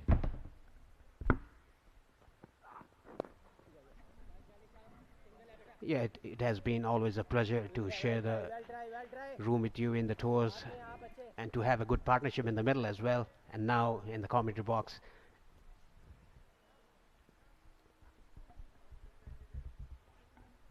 Yeah, represented Nepal, Paresh Lohani, and myself in these ACC Premier League tournaments. Played 4 or 5 ACC tournaments, ACC trophies that used to be called in the past days. How was the experience like, Paresh? Yeah, it was a very good experience. Started off playing the ACC trophy in the year 2000, 23 years ago. And since then I've played 4 ACC trophies till 2008. And in between 3-day matches, nice looking shot by Ikramullah running down to the boundary. Beautiful shot, nicely balanced body, a beautiful cover drive. Glorious shot through the covers. Ikramullah starting well with the boundary. Yeah. The deep cover fielder bringing that big boot out. Yeah, scooping it up to his hands. Nice skills there for his Saudi being a football nation. Could see that come into use in cricket as well. Yes, we've seen that good football skills shown by the fielders in the boundary line to save 2 runs earlier.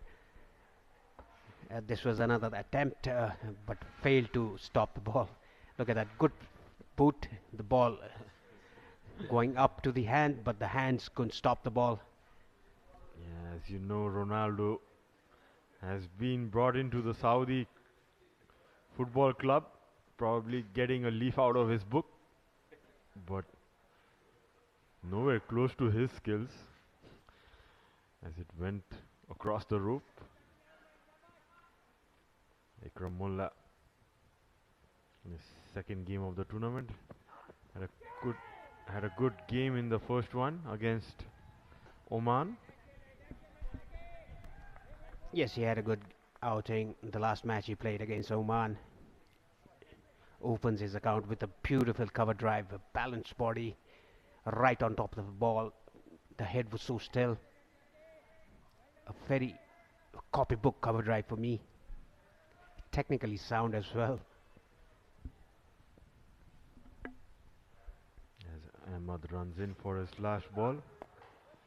Nicely driven again. Looks a good bottom-handed player. Had a good outing in the last game, Ikramullah.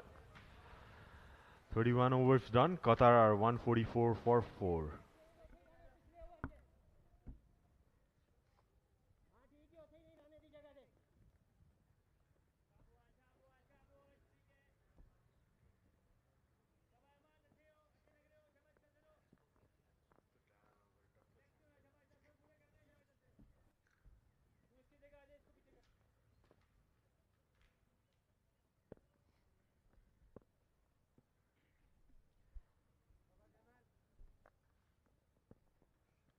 The youngster to continue. Good running between the wickets. Qatar need another good partnership here just to take the game away from Saudi Arabia. I always say the game is in balance at the moment. 4 wickets down for Qatar. Tanveer playing on 40 of 66. Ikramullah started off with a 4, beautiful cover drive. 32nd over, 145 for 4, in balance. Absolutely. That was a good ball by young Baldraff. Slided it nicely outside the off stump, inviting the batsman to play against the turn. Look at the loop and dip is getting शाबाश brilliant Tall guy, slides it nicely, decent action. Nice to see some good skills on display. That's a wide down the leg side. Yeah, talking about big hitting like what we saw yesterday of Kushal Malla's bat. I still remember the year 2004 when we went to Bangalore to play the ACC fast track tours. A big appeal, but not given by the umpire. I was talking about the year 2004 when we went to Bangalore to play the fast track countries tour to play against the Karnataka state team. Sharad Vaishwagar hit a huge six into the second tier of the Chinnaswamy Stadium. Do you remember that? Of course, Paresh, that was a very nice tour for Team Nepal to play against the Ranji teams. I remember Robin Uthappa and Stuart Binney playing against us, and we went to win one of the matches there. We went on to chase around 250 plus, around 250 that was. No, actually, it was reduced to 43 overs. I'll come back to that the next over. 32 gone. Qatar 147 for 4.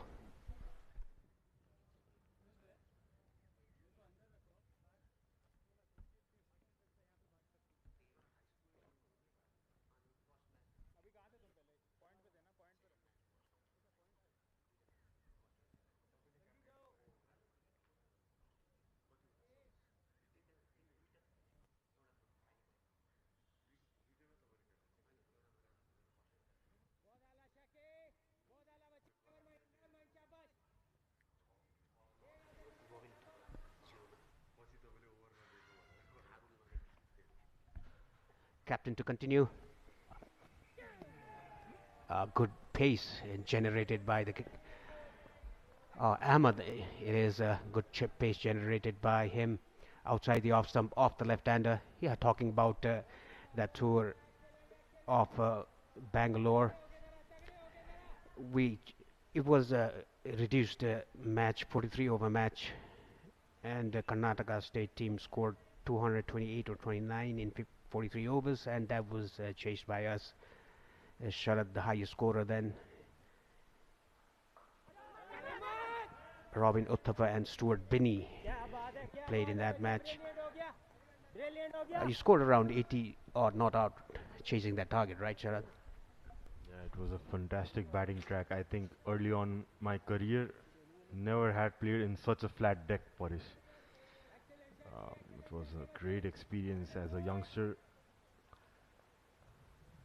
ACC used to organize such fast track tours through different test playing nations for the top associates, and on one of those tours, and that's nicely guided the third man region by Kramola, using the pace of Ahmed, using the angle and playing it late, as you can see. Yeah, that was a neat touch by Ikramullah, using the pace, as Saraj said, of the bowler. Just getting the bat on the right time outside the off stump, guiding that down fine to the third man boundary for 4 runs. Much needed boundary for him. Moves 9 or 14. 150 up with that boundary for Qatar.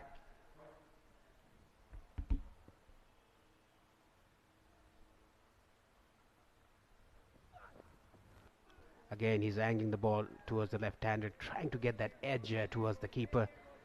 A good bowling here. He's bowling with decent pace. He's really bending his back. Would like to see him attack a bit more. Probably Ikramullah early on in his innings. Probably a first or second slip in place would do good. You can see a change of pace there. Nice variation shown by Ahmed. Yeah, that was an off cutter. Nicely bowled into the right areas. Not Fuller right on the length. The batsman picked it a bit late. That is why he defended it. No runs given. Good bowling.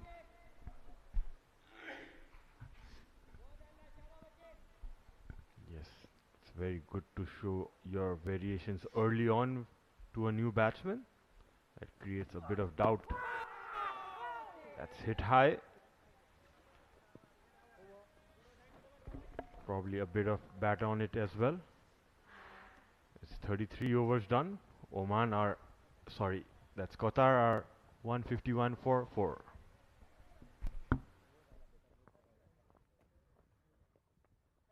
John, drinks out of this?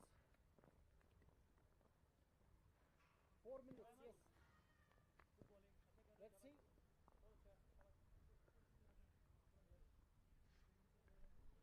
Look at the batting card of Qatar so far. Kamran 36 of 39. Zahir out for 1. Imal 31 of 31. Tanvi still there 40 of 66. Rizlan a good hand 20 of 39. And Ikramullah still there. These guys are building up a partnership slow and steady. Baladraf in its 8th over giving away 28 runs. What a start for the youngster in his international career. I'm really impressed by the way Qatar have paced their innings, Paresh. 33 overs, just the 4 wickets down. One already scored 151 runs on board. Qatar being known for their aggressive game, and that was just misjudged by the point fielder. Slightly uppish by Tanveer. Goes to the boundary. Yes, it was very uppish. The fielder didn't have a clue where the ball went. It was in the gap. A much needed boundary for Tanveer. Moves to 44. This ball, I'm very impressed with this left arm orthodox, the youngster. He's not afraid to give the air, and the ball is dipping towards the batsman. The ball is dipping from the batsman's eyes. That is very difficult to judge. There you go, as Paresh said. He's throwing that ball up around the eye line of the batsman, inviting him to come down the track. Yeah, he's been impressive. In his 8th over, he's picked up that 1 wicket. I think the inside edge saved him. It was right in front of the wickets. 34 gone, Qatar 155 for 4.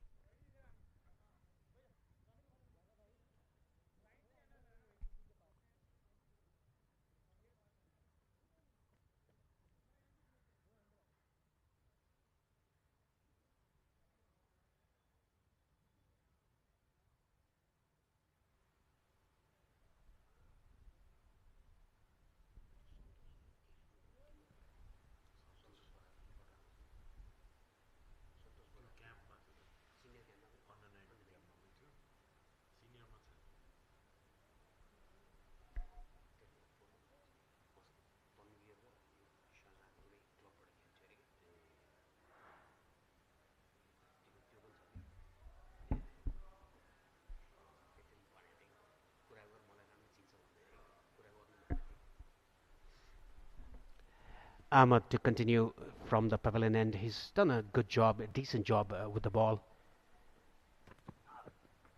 Again, angling. I think that there's a big appeal. The umpire is unmoved. Every fielder appealing there.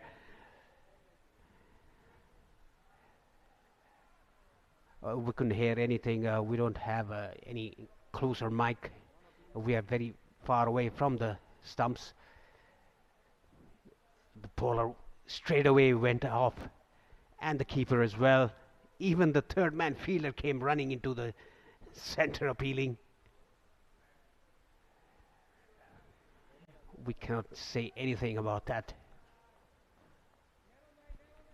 Very good ball by Ahmad. Beat the bat, pitched around leg stump, beaten outside the off stump. A big appeal by the bowler. Looked certain. He didn't even look at the umpire, but you can see the nod from the umpire. Looks a smooth, rhythmic bowler, Ahmed. Creating some chances here, Ahmed, early on. This is a good field kept by the captain. Ahmed is bowling the ball away from the left-hander. That is why there's a backward point, cover point, short extra, and the fielder in the offside is inside the circle at mid-off. A good field position by the captain outside the off stump, given as a wide. The ball was bouncing, a good take, a good height to take that ball. He's bowling in a good pace here. Look at that, the ball climbing up. The keeper taking over his head. Yeah, Ikramullah not expecting that kind of bounce, cutting just under the ball. Yeah, he's definitely hitting the deck hard, Ahmed. He's putting in that extra effort for his team. You can see he's bowling that right channels as well. So good to see. Looks a decent bowling attack, Saudi Arabia, Paresh. Reminds us of our cricket team when it used to be. We had a very good bowling attack. Maybe we had lesser number of batsmen. Nepal has always been a very good bowling attack.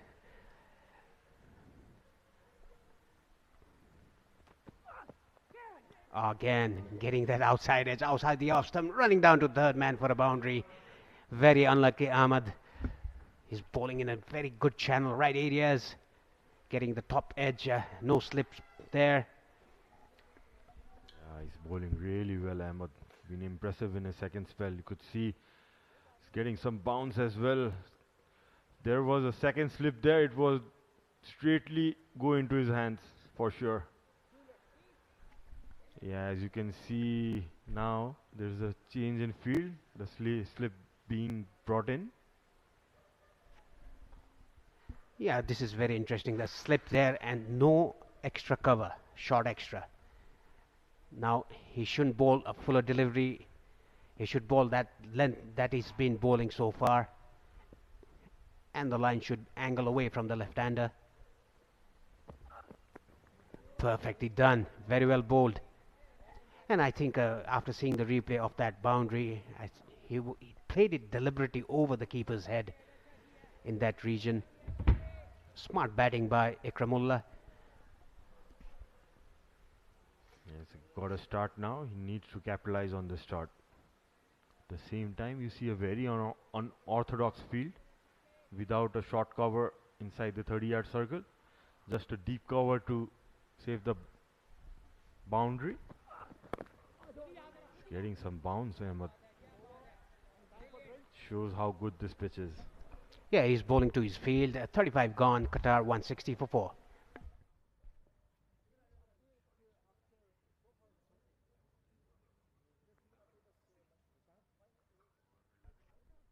And I think drinks has been called. The second drinks of the innings. We'll take a short break here in the commentary box. We'll be back in a couple of minutes.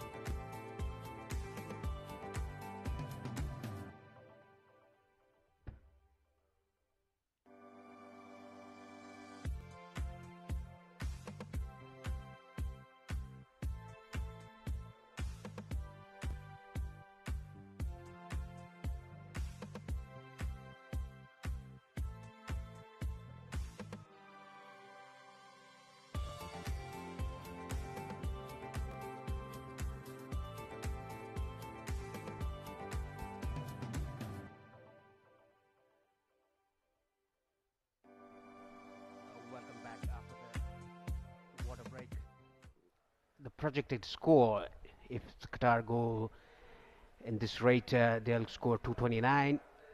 From now on, 6 runs per over, they'll reach to 250, or 8 runs per over, they'll reach 280. I think they are targeting the latter part, 8 runs per over from now on. A very pleasant weather regarding the first 3 games. It's very pleasant, 24 degrees Celsius, a slight breeze across. A perfect day to play the game of cricket. Imran to continue.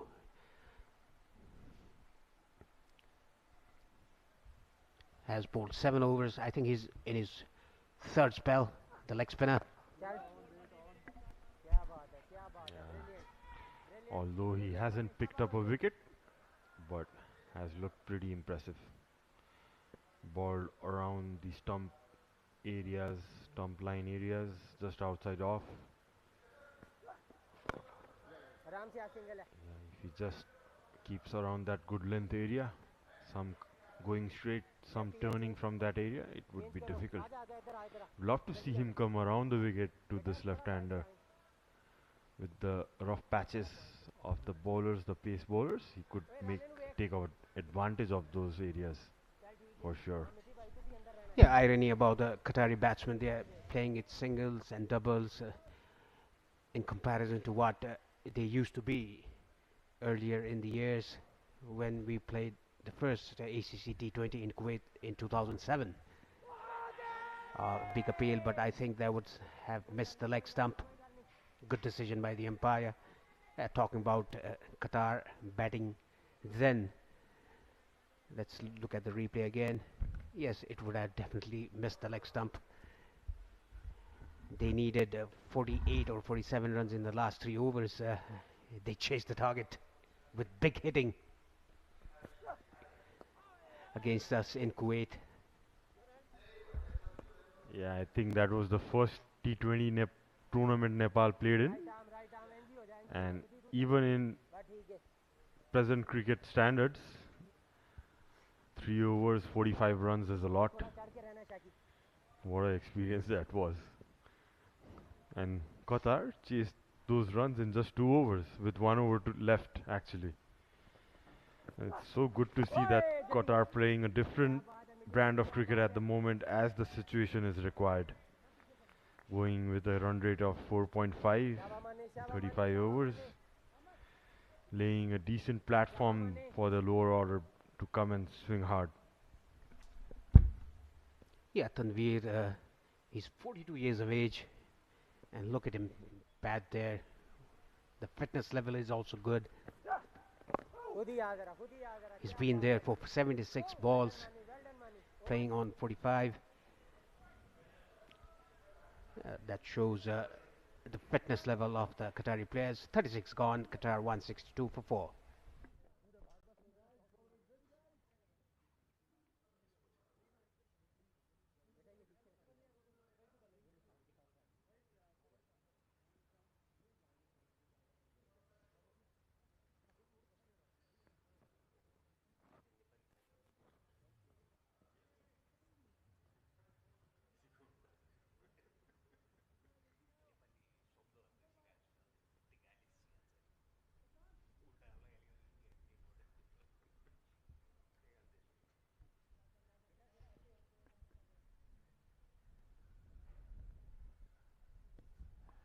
Ahmed to continue from the pavilion end. This second spell has been very impressive by him. A big appeal, fingers goes up. Very much needed breakthrough for Saudi Arabia. In the first instant, I thought it would have pitched outside the leg stump. It'll be interesting to see in the replay. Well, it looks very marginal, and the height can be an issue as well. But the umpire thought it would have hit the stumps. The fingers goes up. Ikramullah, after having a decent start, gone for 14. 3 fours in his 14. Qatar 162 for 5.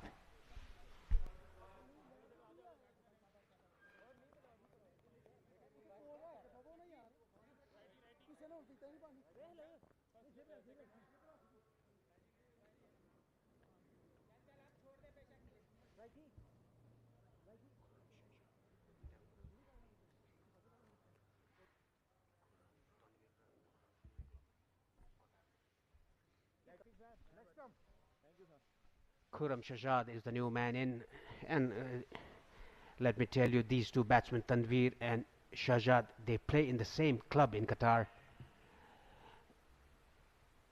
That information was given by Santosh Baral, who lives in Qatar. He was in the under-19 camp many years ago here in Nepal, a Nepali player. He's played lots of domestic cricket here. A good ball to start off. Oh, shy at the stumps, almost hit the batsman.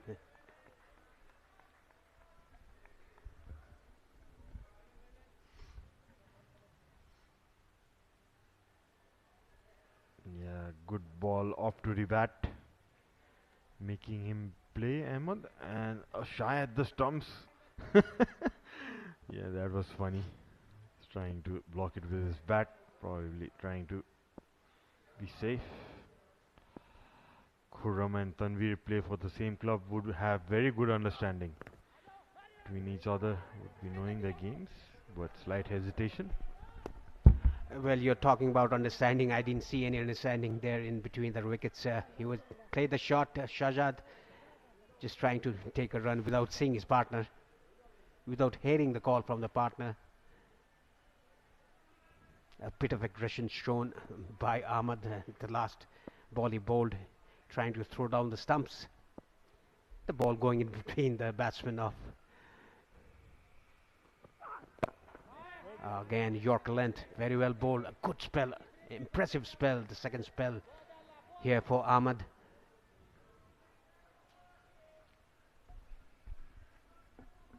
He's bowling really well, creating chances for his team. His second spell, giving it all, bowling with good pace and hitting the deck really hard. Every time he's running in, it looks like he's trying to get a wicket and maybe try too much straight down the leg side. Yeah, this time trying to overdo it, straying with the line down to the leg side for a wide. Yes, easy decision for the umpire.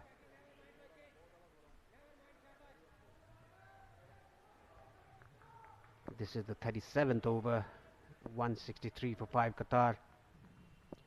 13.2 overs still remaining. I think they'll have to bat till the 43rd or the 44th. These two batsmen playing for the same club in Qatar.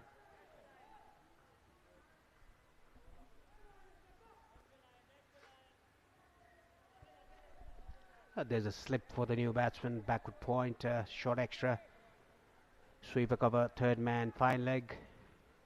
Mid on, deep square leg. And mid off is inside the circle. If Khurram wants to go, he can go over the top of mid off. Slower ball, nicely disguised by Ahmed. A wicket taking over for Ahmed. Qatar 163 for 5.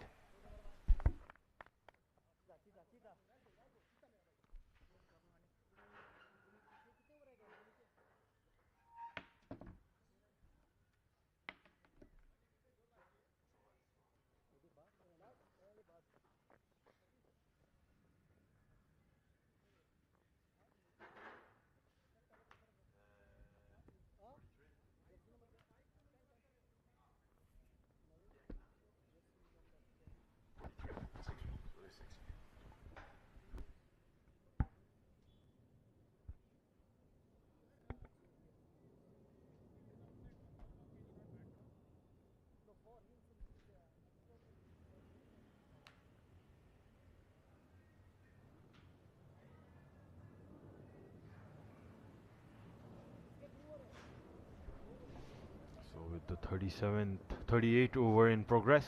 Welcome back, Lenny. Yeah, very good morning, Sharad. Good morning, everyone. 13 overs remain. It's been an innings that has swung and ebbed and flowed, and Qatar have never really got a long way ahead. And both captains talked about sort of a 250 marker, a 250 area, something like that they would like to get to.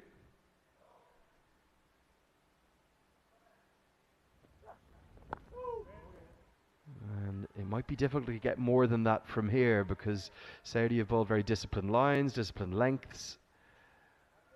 And Mohammed Tanvir, even though he's batting well on 45, been lots of dots in that, more than 50 just for him alone. And that's too many dots. You've got to rotate the strike better than that. So Saudi kept things tight. If they could get one more wicket here, they could get ahead of the game. Absolutely, and Imran looks very close in getting that wicket. He's looking really good. He's keeping things very tight. Looks in very good rhythm. I see a spring in his stride.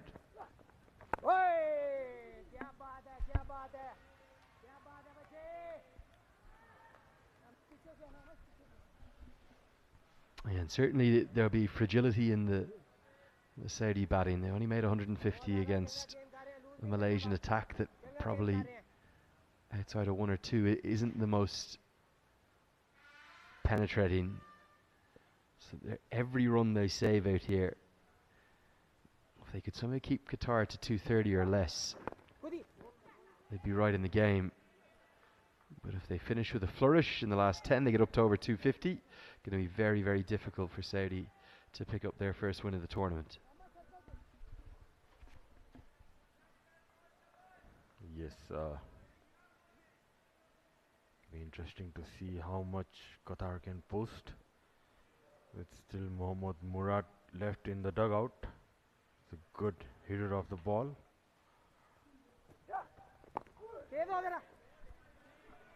That's the over, and it's 38 overs completed. Qatar are 163 for 5.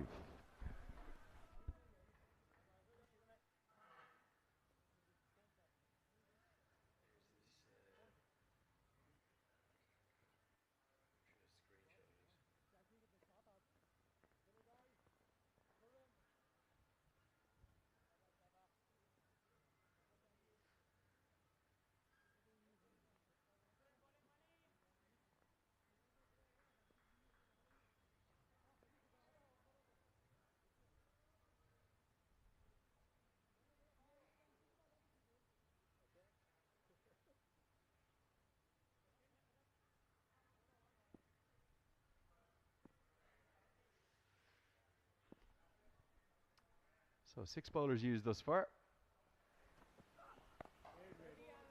And it's going to be Ishtiaq Ahmed, the opening bowler, to continue his second spell. Change of ends for him.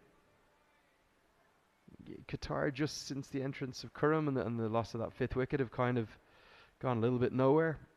Not really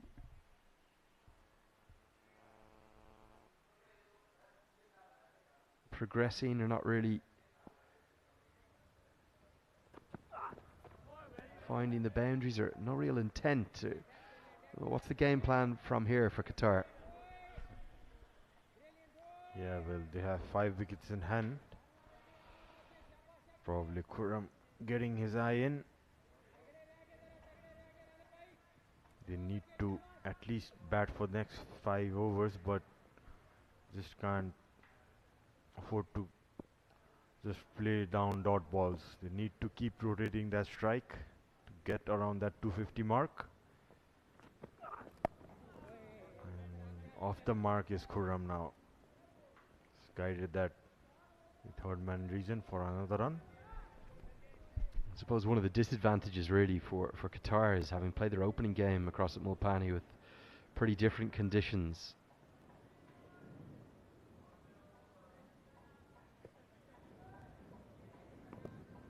They may not know that the last sort of third of this first innings here at the TU, you've got to exploit, you've got to start going for it. The run rate, if anything, is actually dipping of late. Been lots of dots, lots of ones. And the problem is that if you don't exploit these final 10 overs, or final 15 really, get yourself into trouble, because you end up with not enough runs on the board. And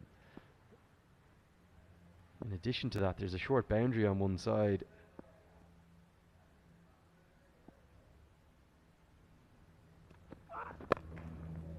In swinging Yorker. They haven't really targeted that much either. Yes, they have been quite subdued till now. Probably just batting down the overs till the 45th over and look to pick up from there. But hopefully it won't be too late before they up the ante. Tanveer has stayed there for his team. He's not thrown that wicket away. And first signs of aggression, and it's gone high up in the air and is caught well in the deep square leg region. Nice catch taken there. This approach, this cautious approach, has built the pressure. And Ahmed has so deserved that wicket. He's bowled really well. Firstly with the new ball, and now in this comeback spell. Wasn't really there to be pulled. And all he's done is smash it miles into the sky. It's a very well judged catch. Held nicely in the deep. So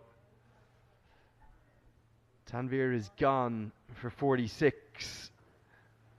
In Qatar, they find themselves in a spot of bother. Plenty of sixes on the board now. 166 for 6.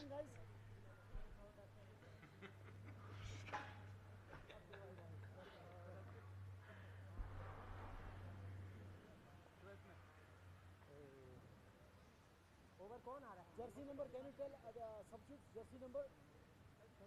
33.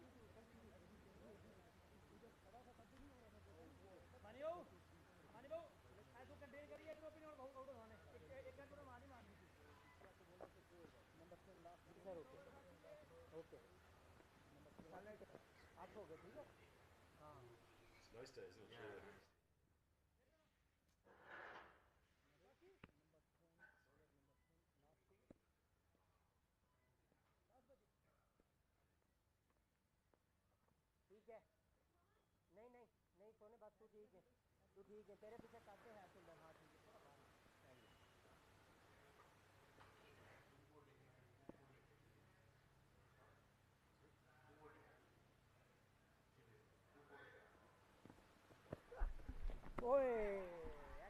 In comes at number 8, Amir Farooq.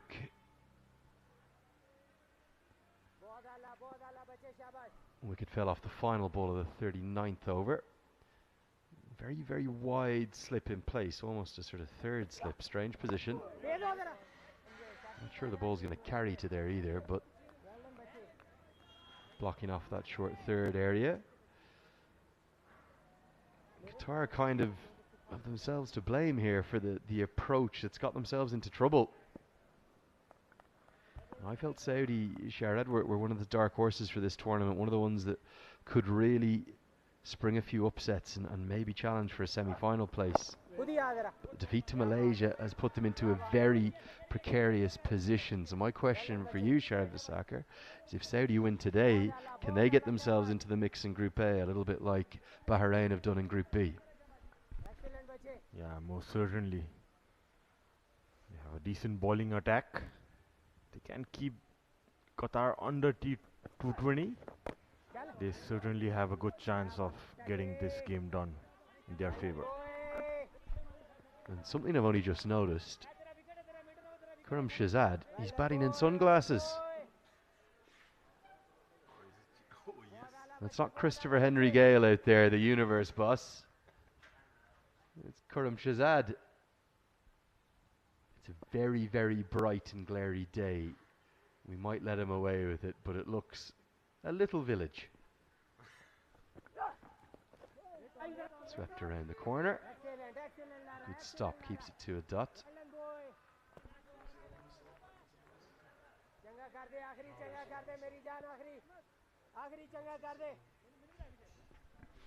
Yeah, certainly. He's on with the glasses. Not a bad idea, Lenny, with the white ball. Maybe those dark glasses does help. Well, it was Liton Kumar Das who did it recently in the Ireland-Bangladesh series. I wish I could bring you up a video on your screen. Mark Adair got him out and gave him a big send-off as well when he was batting in those shades. That's the end of the 40th over. The score 166 for 6. It's a maiden.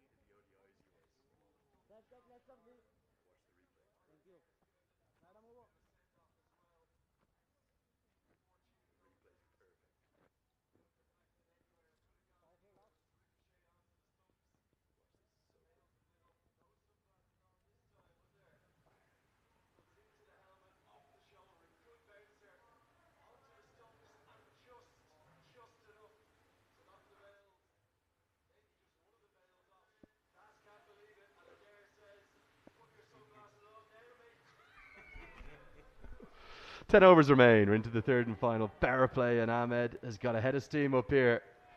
We were just talking off air during the ad break there about Mark Adair giving Liton Kumar Das a big send-off. I was just playing you the clip. You've got the sunglasses on. Sherrod, how can you see? What's going on? We are pretty comfortable here in the commentary box. Need to stop that glares from the screen as well as outside.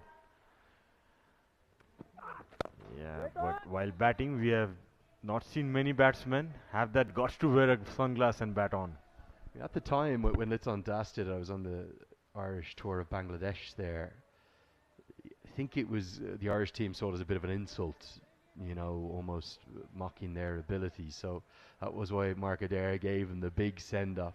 Brian Lara used to do it a little bit. Richie Richardson, Sir Richie Richardson, the great match referee now, he did it too. But Liton Das, one of the few others I've seen do it. It's very rare. Cut away, protection out there, be a single. I think the main reason for that is generally with a helmet on, it takes away all of that glare. So if you were batting in a, well, I suppose a cap again, the peak of the cap will do it, but we see here is Khurram Shahzad. He is going with the sunglasses on. It's very bright. I found out at the toss there, I could barely get my eyes properly opened. It is very bright. It's a very glary day. We had all of that dramatic weather yesterday to clear the valley. That is a beauty. Well, that's the delivery of the day for me. Ahmed is really getting it through, and that is leapt off a length. Sunglasses or not, Khurram Shahzad's getting nothing on that. Ooh, that jumped from the good length area. Batsman did well to keep his hands down. Yes, Ahmed has really been impressive. The pace, the bounce he has generated looks good to pick another wicket for sure. Need to be careful here, the Qatari batsmen. They're already 6 wickets down. Would be a good idea to play it down. And that ricochet throwing back to the stumps again. Been really impressed by the two opening bowlers in particular. They bowled at good pace with good fire. There's a bit of aggression as well, as you'll see with all fast bowlers. They're all a bit mad. And they all suffer from a bit of the white line fever as you cross the rope. They get the red mist. The red mist descends upon them. And the reason why, it's hard work. It's really tough on the body. It's very physical being a fast bowler. I've seen Junaid Sadiq at points get really fired up for the UAE. But these two have been outstanding, Ishtiaq Ahmed and Atifa Rahman. Very, very impressive. And that's the slower ball, the change up. Helped around the corner for 4. Not sure he should have gone for the slower one. He's been bowling so well with the quick deliveries, too quick for Shazad, but Shazad picks the slower ball, gets his first boundary, and gets us to the end of that over. It's 171 for 6.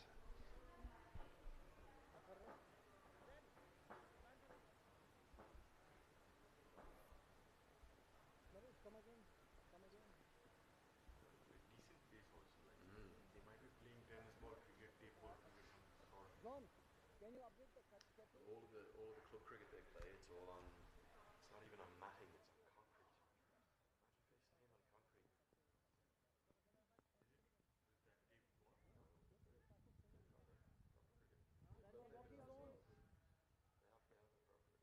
Imagine if they staying on concrete.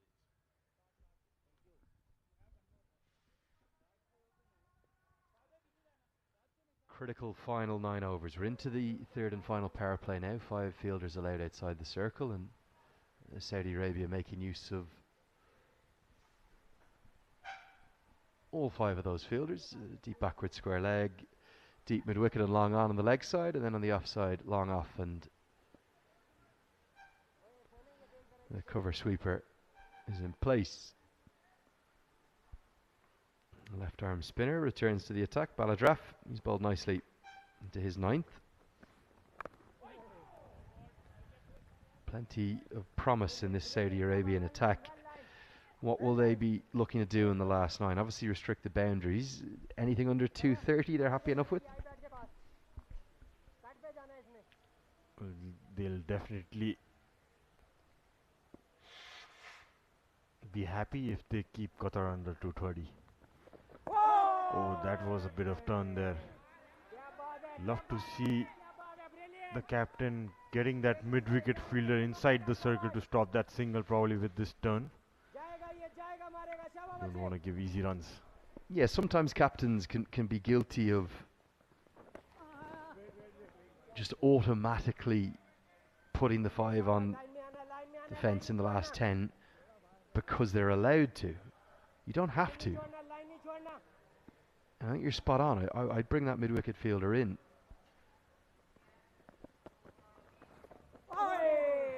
Nicely bowled again. Baladraff has been right on the money, and he's actually grown in confidence throughout his spell. It's been really nice to watch him go about his business.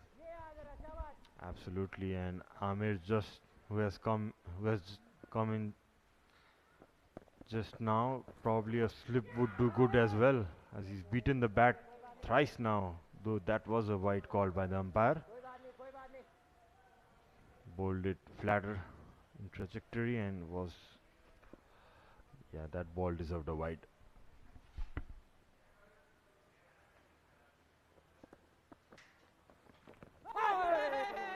Slow and teasing through the air. That one's going to angle down.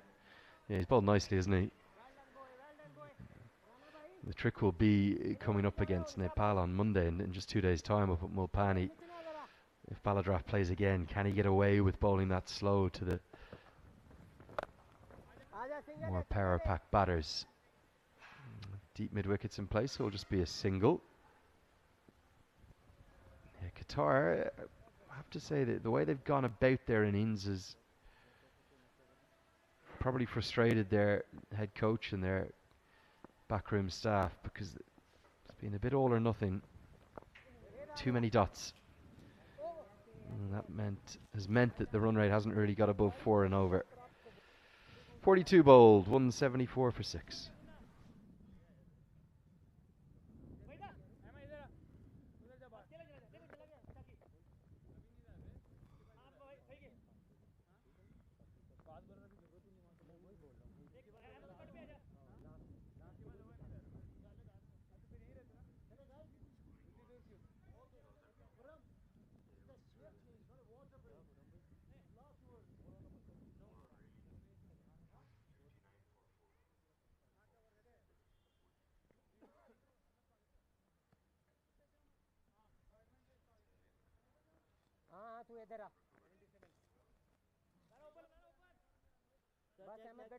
Yeah, huge promise for the future of Saudi Arabian cricket. There was a little bit played back in the 60s and 70s, but It wasn't until the late 1970s that the first organised league took hold in Jeddah. Now there is cricket in almost every city, every metropolitan area of the country. Very large country, 35 million people.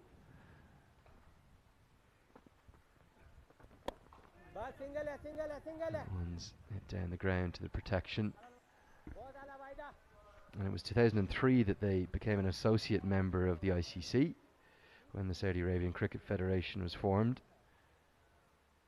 And they're all the way up to 28th in the world now. And the thing that I think gives it so much promise, Sharad, is that population base. 35 million people, over 400 clubs, and more than 100 grounds. They're serious numbers. About 8,000 active senior cricketers, and they're really starting to make a push to get more younger cricketers playing.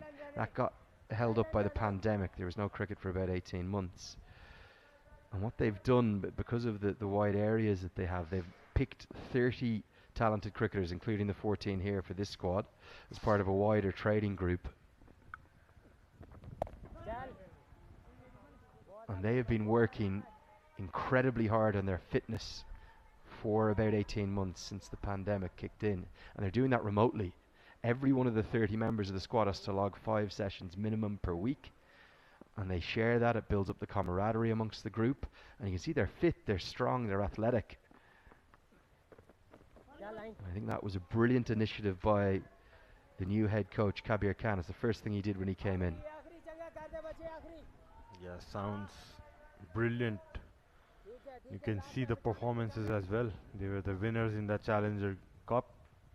Did well to qualify and be here, and they're showing some bit of promise for sure. That's nicely cut away between the third man and point fielder. Sweet timing there by Khurram. Played it late. And it's the 43rd over done. Qatar are 179 for 6.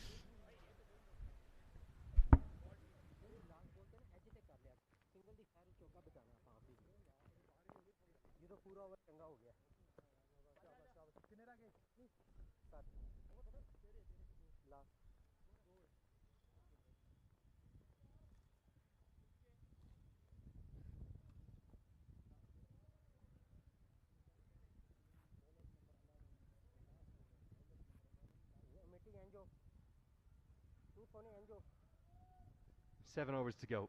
Qatar need to get a move on. They want 250. They're going to have to start clearing the ropes to get there. Yeah, plenty of talent in this squad. We see the 23-year-old Baladraf to bowl his final over. Again, that extra cover fielder. I'm like a broken record. He's too square. If he was straighter, that would have been a dot. There's also a 17-year-old in this squad. He's not playing today, Zuhair Mohammed. They've got lots of talent coming through that under-19 age group.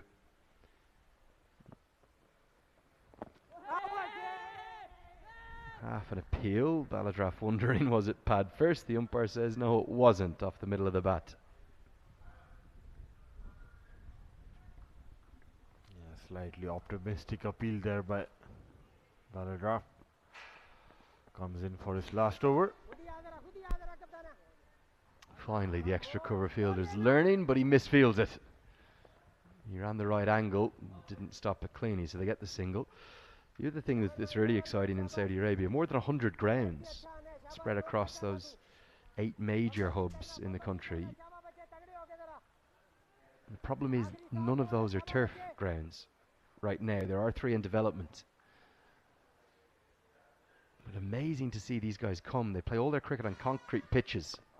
It's not even matting. Back live now. So to go from concrete to this, and that's why the batting is a challenge. For the bowlers, you land the ball in similar areas, or you work your method out quickly, and you've got 60 deliveries to work it out. For a batter, you get one ball that reacts in a different way on turf to concrete. Got him! Straight through. And it's the drift that's done it. That's curved beautifully out of the hand.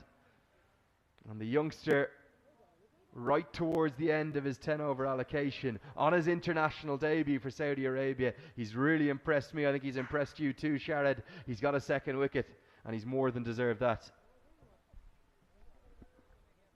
Absolutely. Very happy from the start. What he has got, that drift he got, yeah, definitely cramped him for room. Having a big swing, Amir, but completely missed it. And the joy, look at the joy, the expression, the bowler's face. Amir goes for a short while after scoring 4 runs. Qatar are 181 for 7.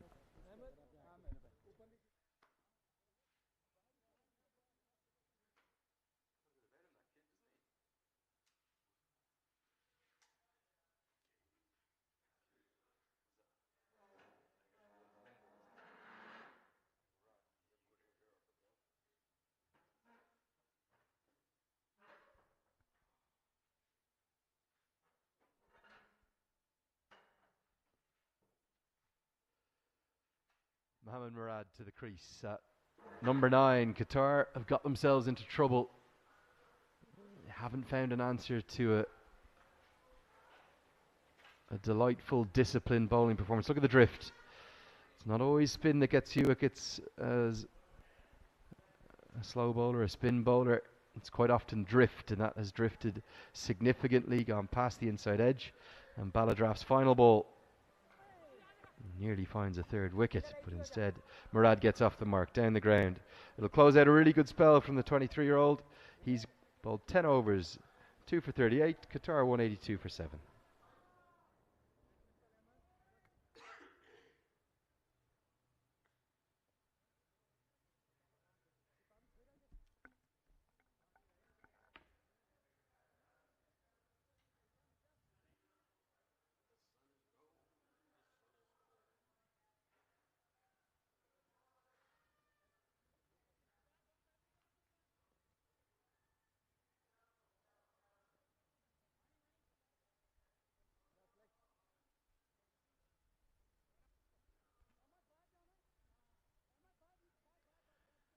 Here's the Manhattan chart, and you see what is a really significant fall off in the scoring rate. Usually it's the inverse, usually it's the opposite, and as I welcome Paresh Lahani, former Nepal national team captain, to the commentary box alongside me, I wonder why is that? Why have Qatar done the opposite of what we expect here at this ground, where the scoring rate usually increases? They have slowed down, they've found it a real struggle. The credit goes to the Saudi Arabian bowlers. They've kept it very tight for the Qatari batters. In comes Atif ur Rahman with his second spell. The first spell, 6 overs, continuously bowled. 2 wickets taken by him, giving away 32 runs. Very impressive, 41-year-old. Yeah, credit goes to Saudi Arabia bowlers. The way they've bowled. The youngster, 23-year-old. Left arm orthodox. Baladraf took 2 wickets in his spell, 10 over spell. Very economical as well.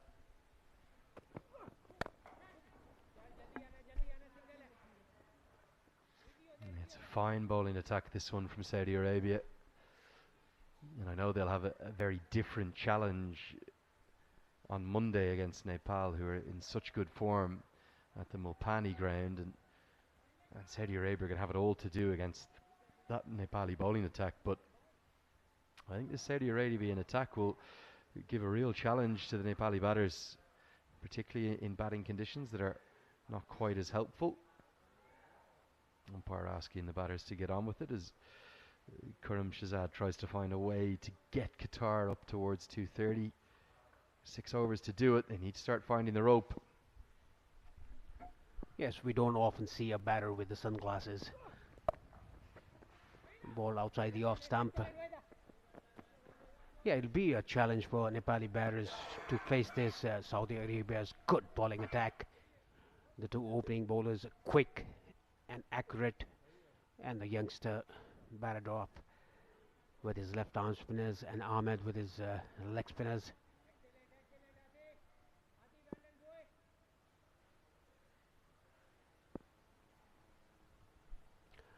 They need to get a move on Qatar to at least get to 220 or 230. Very well bowled, a Yorker length.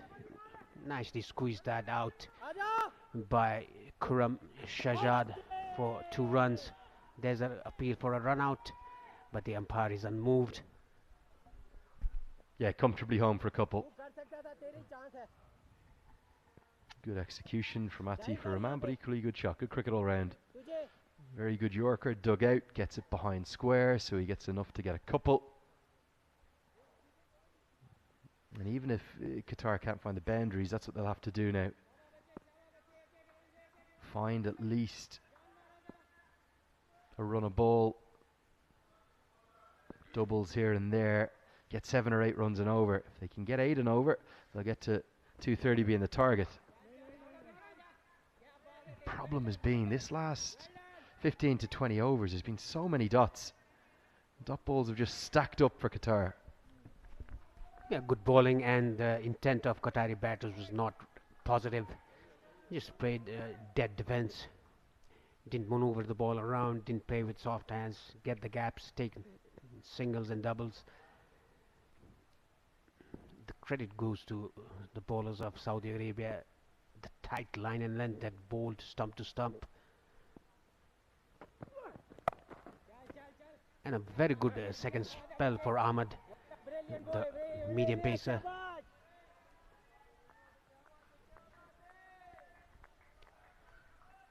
Good to see the fitness of Atif. He's been there for 45 overs, bowled 6 overs in a trot in his first spell, and still doing a good job for his team with some accurate Yorkers, with a bit of pace as well. A good fitness shown by Atif.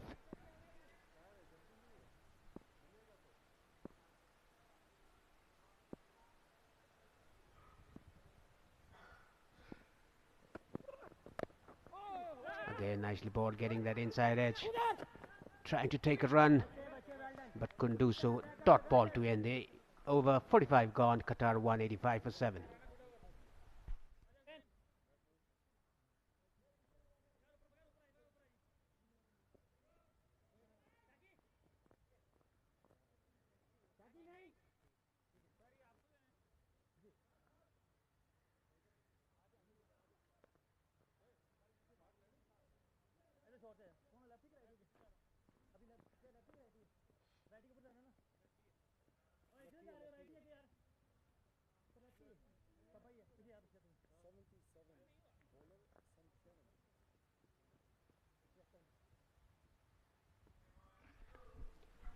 Five overs to go, 30 balls. Can they reach 230? Qatar, 3 wickets remaining for them.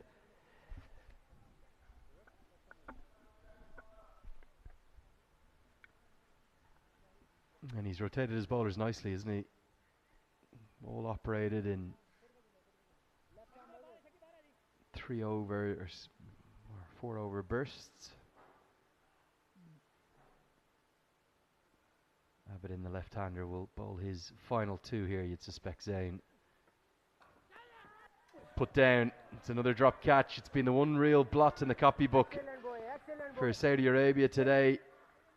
That's the 4th one, if not the 5th catch that they have grasped. Again, not easy. But off your own bowling, you've got to back yourself to take this. Go with 2 hands, not with 1. He actually wanted to stop the boundary. Clean him up. That was a very good delivery. Slow through the air. Murad trying to go across the line, trying to heave it down to mid-wicket, but was completely beaten and bowled. Yeah, beauty. Another one. Really clever piece of spin bowling. It's a little bit slower, which means it's been given the pace to turn. And the batter will have thought this was there to hit, but there's the dip. It dips and turns sharply, and it castles the off stump. Excellent skills from Zayn Abidin. Murad, he's gone for 2. It's 185 for 8.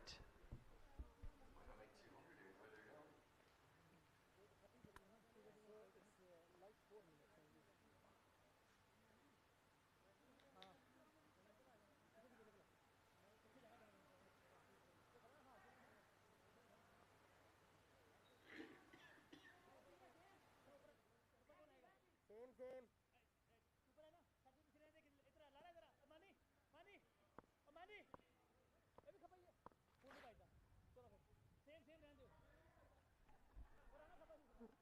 The new batsman is Sadun Chamara, the left-hander. Comes in at number 10 for Qatar. Abidin, a very good spell for him so far.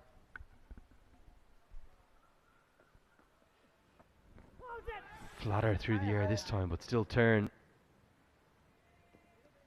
Inside edge.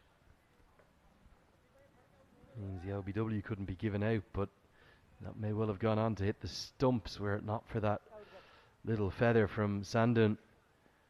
Saudi Arabia maybe now hoping to bowl Qatar out, keep them less under 200. Oh, so nearly hits the off stump. Aberdeen is all over Qatar here. Yes, very smart bowling by Aberdeen, giving that air, mixing his pace. Sandun had no clue about that. Quicker through the air. Played it straight to mid-wicket. Yeah, credit goes to all the bowlers and the captain as well. He's maneuvered his bowlers around with short spells and longer spells to Atif in the first spell that he bowled. Yeah, that was the wicket in the previous over for the youngster. Two left-arm spinners have worked nicely together.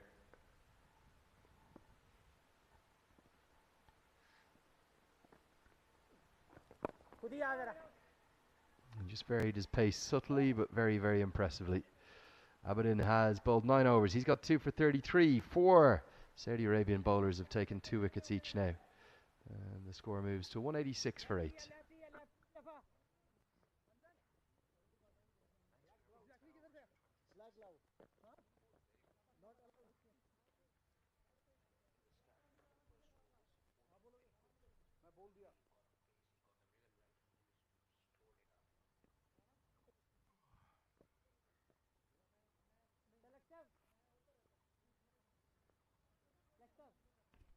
Look at the Manhattan chart here. The wickets going in a quick succession, and you can see the drop in the building there from the 6th over, going really down. Good credit goes to the bowlers, like I said. Yeah, there's been very few overs with boundaries in them, let alone overs with 2 boundaries in them. And as a consequence, that Manhattan chart showed you that the run rate is crawling to a standstill almost. Surely on what's a good batting surface. I know there's some turn out there. Sandon batting outside his crease. Just trying to counteract any of that movement that Atif's been generating throughout his spell. It's the first really poor delivery. Should have probably been helped around the corner for 4, but it'll only be a single. But if we look at, it's a no ball. It's an error on 2 fronts. It's a poor delivery and it's a no ball. So we see the free hit signal just off your screen there. Maybe this is a chance for Curram and Qatar to get something going. Yes,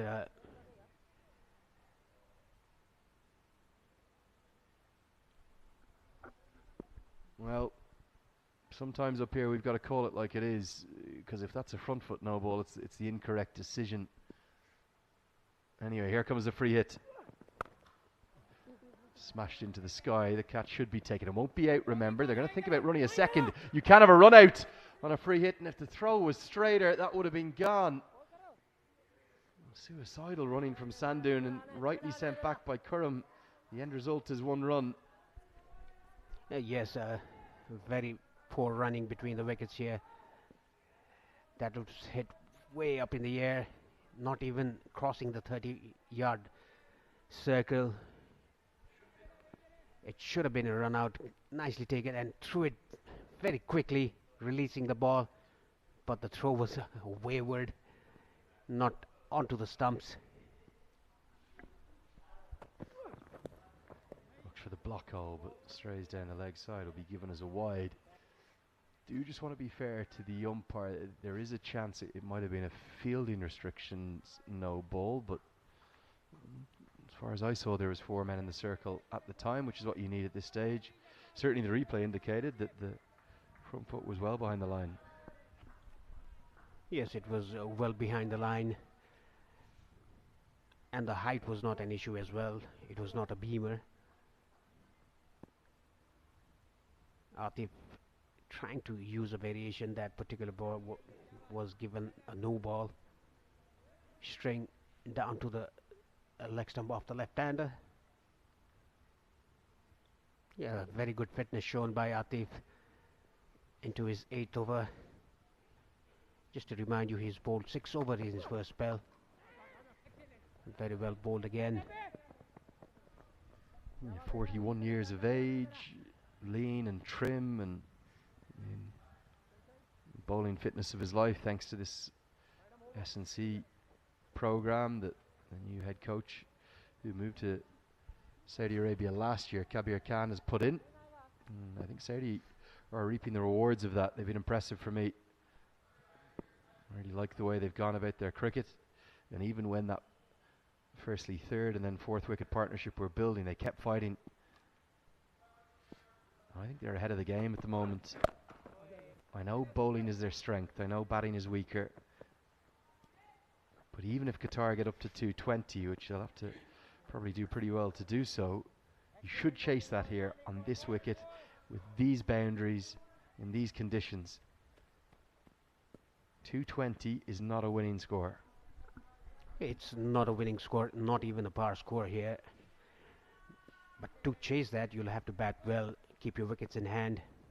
You don't have to go guns blazing in the first power play, the first 10 overs. You can do that in the last 10 overs as well.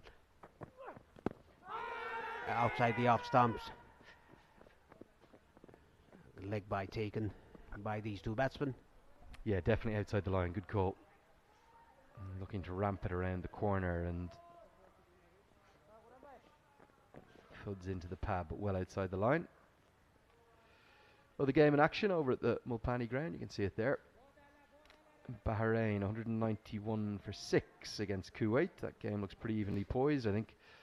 Whereas 220 is not a winning score here. It could be a winning score up at the Mulpani from judging the scores so far. The reports I've been hearing back have been that there's been a bit of tennis ball bounce, and it's certainly not as easy to bat on it as it is here at the main ground.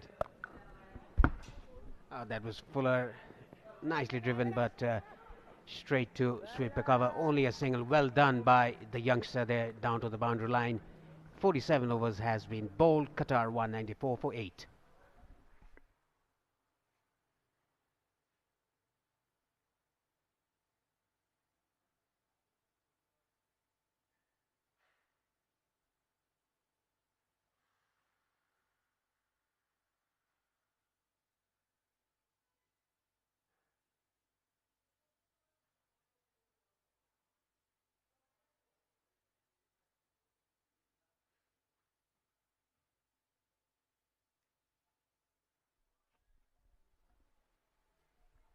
"18 balls remaining in this innings. Only 13 extras. Very disciplined bowling attack. Apart from the no balls, they bowled. Nicely paddled that round the corner. The ball running down to the boundary. It's a boundary. Much needed boundary for Khurram and Qatar. That was nicely played with the sunglasses on. Yeah, seeing them well in the shades, isn't he? And just paddled around the corner. Outfield's quick. The man at 45, I think he's continually been a bit too square, and that's exploited very cleverly.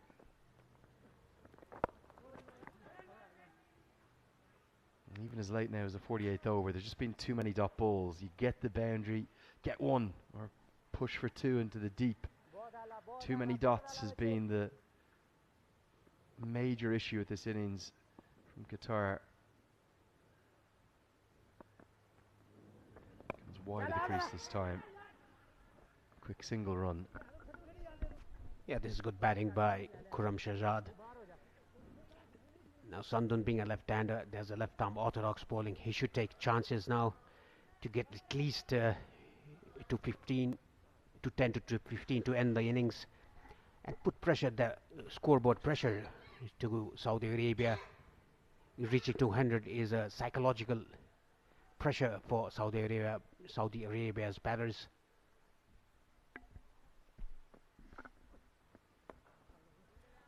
Slog sweep across to the shorter side. And the 200 is brought up later than Qatar would have liked, though. And certainly there is still a lot of work to be done. Yeah, look at that, the fourth 50 in 91 deliveries. That shows how disciplined bowling attack has been for Saudi Arabia.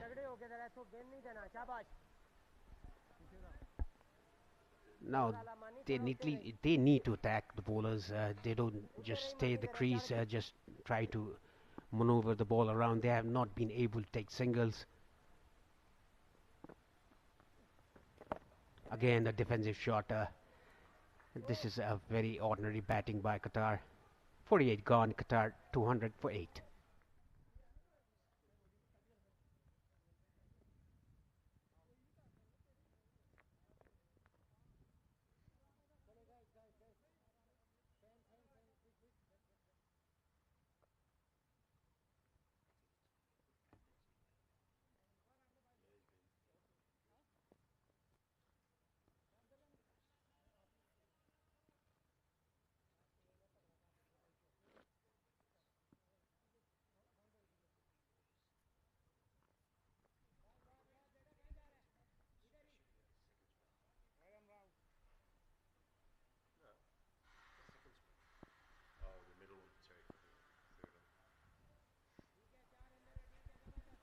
Yeah, just a look there at the bowling figures. The three spinners have completed their 30 overs. As Atif is going to bowl the 49th. Those 30 overs have gone for only 103 runs and 4 wickets shared between the two left-arm spinners. Nothing for the leg break bowler, but very economical. And actually, if you take away the sort of initial boundaries that came with the new ball, the two quicks have been pretty economical too. Just need to close things out now. 11 more balls. Don't concede boundaries. And I think Saudi Arabia are going to be favourites in the second half. Yes, they want to take the momentum into the break. Very well bowled, very good spell for Atif as well.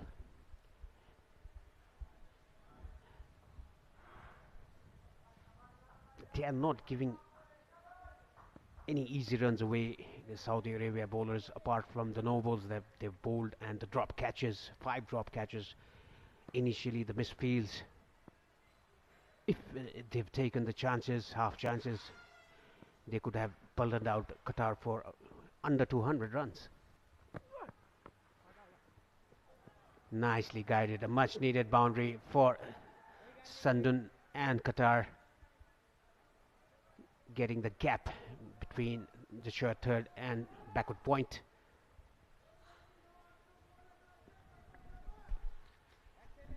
It was a fuller length delivery, a Yorker length, but nicely dug out by Sandun for a boundary.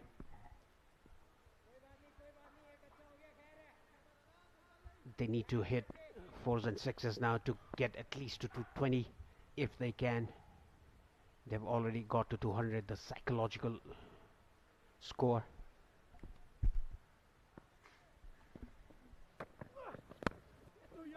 Edged away, real misfortune for Atif. He's hit the block hole. He's conceded a second consecutive boundary. This is always the trouble at the death. How long can you keep it tight for? Runs tend to come somehow and in some way. Really good skills right into the block hole. And now the third fielder goes back. Yes, very good skill shown by the batsman there, Sandun. Now they need plenty of those in the last 8 balls. 208 for 8. Kuram Shahzad on 21. Sandun 12 of 12. If they go 8 runs per over from now on, 219 is what they're gonna score. Pulled it away down to square leg. Just a single. Ends up doing well enough. Didn't look too comfortable. Nice handful of fans coming in now across the grass banks. Remember, free in if you're on the valley today.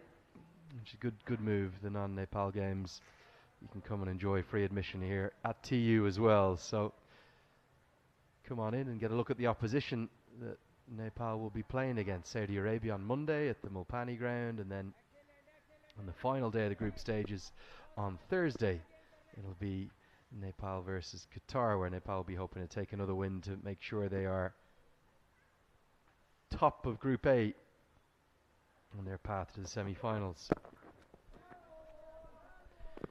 Brilliant execution of skills. I don't think 2 for 51 indicates as to just how well Atifa Rahman has bowled at points. Excellent stuff. 49 bowled, 209 for 8.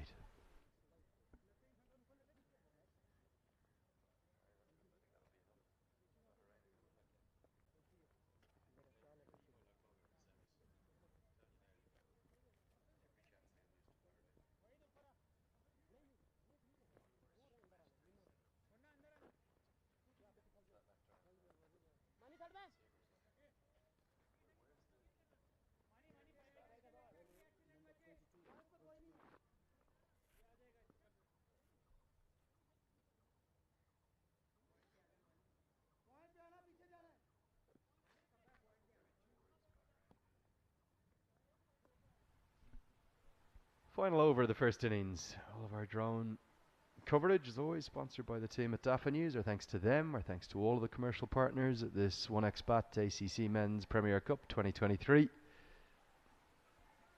You have helped come together to support the Asian Cricket Council and the Cricket Association of Nepal in putting on a marvellous tournament thus far. Great effort from the bowler off his own bowling. End result will be a dot ball. Ahmed's going to bowl the final one. He has been mighty impressive as well. Yes, after he came back for the second spell, he's been very impressive. Oh, got the fingertips to it. It would go down as a drop chance again.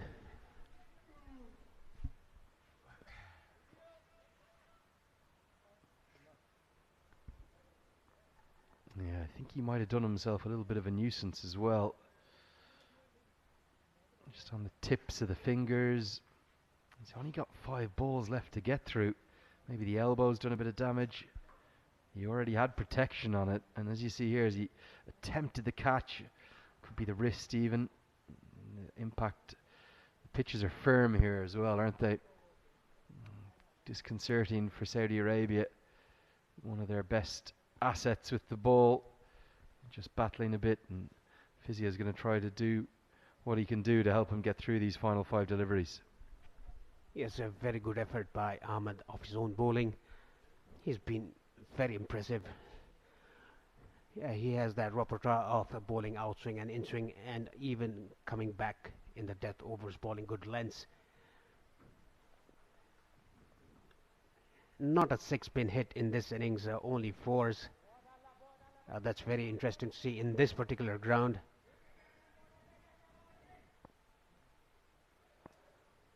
Eight runs per over from now on, moves to 216. 5 balls remaining. Can they score 10 runs of it?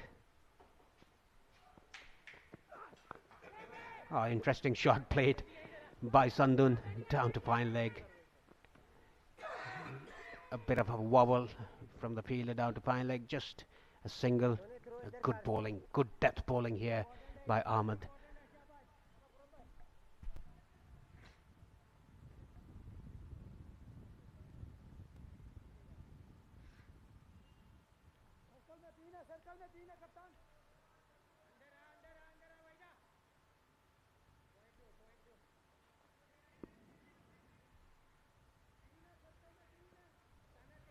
Gorgeous setting, this venue. It's looking across towards Kathmandu, going across the valley, the twin cities of Kathmandu to the left and across to the right, Lalitpur. Lalitpur is a gorgeous part of the world. Leafy suburbs with cafes and... Oh, we're close to that tree there. Careful, my friend, up in the drone. Slower ball out of the back of the hand. And finally, one comes out of the middle of the bat for Qatar. It was picked and Curran gets out the long handle and gets the umpire to raise their arms. 6 all the way. Yeah, the first 6 of the innings, and a good stretch for the umpire as well. Yeah, he picked it up, and with those sunglasses, he could have seen the ball even better into the grass banks. The first 6 of the innings for the Qatar innings. Can he play those shots again? Well, no is the answer, because he's holed out 6 and out for Curran. Ahmed has a 3rd wicket. He won't have been pleased conceding that maximum. But Qatar lose their 9th. As Ishtiaq Ahmed, he's deserved that. And Curran will have to depart. Yes, the ball was there to hit a short and wide. He just gave himself room, couldn't control the shot. Straight to sweeper cover, easy catch. Look at this again, gave himself a bit of room. He tried to get it over the backward point but couldn't do so. Hit it in front of square, straight to sweeper cover, easy catch. Khurram Shahzad has to depart for 27 of 43, 3 fours and a 6 in his innings. Qatar 216 for 9.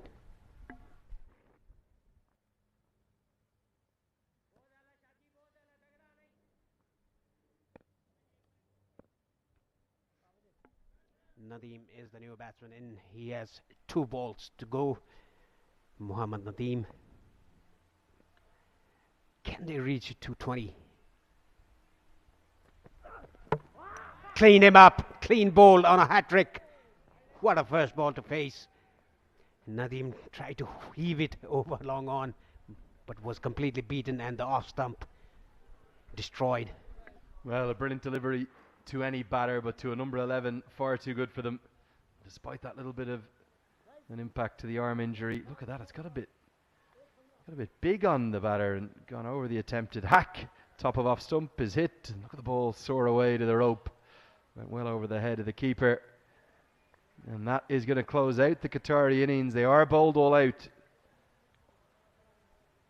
They've got 216 to their name. Will it be enough? They'll have to bowl and field well.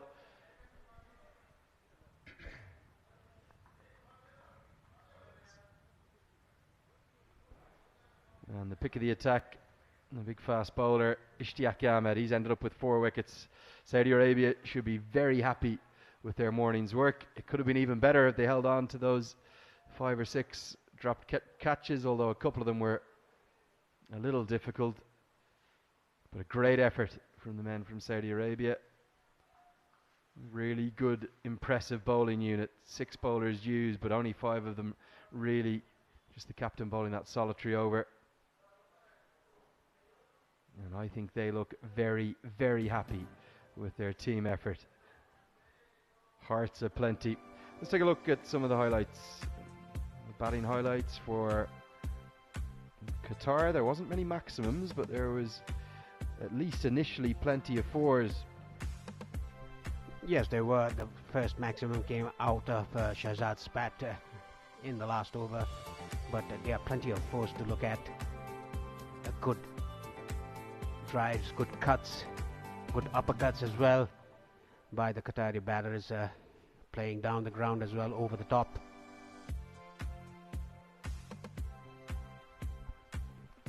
Plenty of contributions, but I suppose the disappointment for Qatar will be no one went on to make more than Mohammad Tanvir's 46. You saw the drop catch there, second slip that ran away for 4.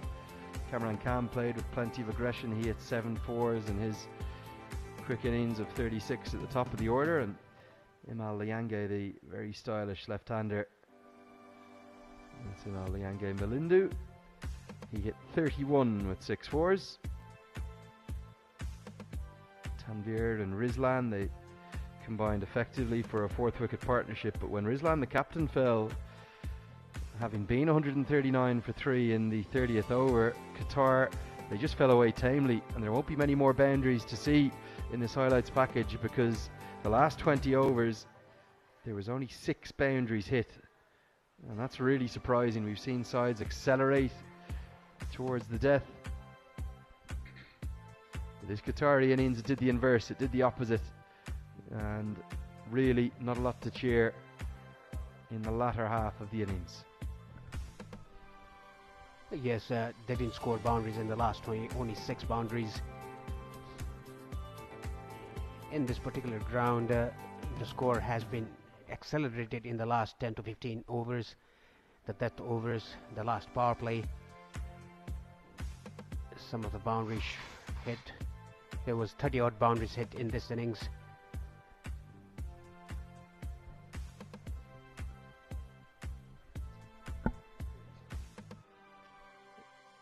Some neat touches, and this was a big 6, the first 6 and the only 6 hit by Shahzad. And he was out from the very next delivery. There is the batting card. 46 for Tanvir, 27 for Kuram, 36 and 31 up the top for Kamran and Imel. But lots of starts, not enough that went on. Let's take a look at the wickets now. 9 of them fell. Starting with that one, a pearler, a cracker from the big man, big Atifa Rahman. He picked up the second as well, forcing Kamran Khan to hole out. Big moment, that one.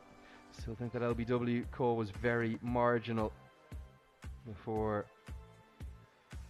captain picked out the long off fielder, and then wickets started to fall pretty regularly. That LBW2 question about whether or not it pitched outside leg stump, but all in all the Saudi bowling effort was excellent. Some good catches held, including that one. The youngster bowled well, Ahmed Baladraf. All in all, Qatar's batting left a little bit to be desired, and that one was the wicket that closed it out. So we'll have a quick look at the bowling figures before we let you go. 4 for 46 for the opening bowler, the fast bowler Ishtiaq Ahmed. I thought he was the pick of the attack, but credit too to the 3 spinners, Imran Arif, Zain Abedin and Ahmed Baladraf. That'll wrap up our coverage for the first innings. We'll go and have a break. Time to find some lunch if we can, but we'll leave you with these beautiful scenes as Saudi Arabia, they have a real chance of picking up their first win at this level in their history.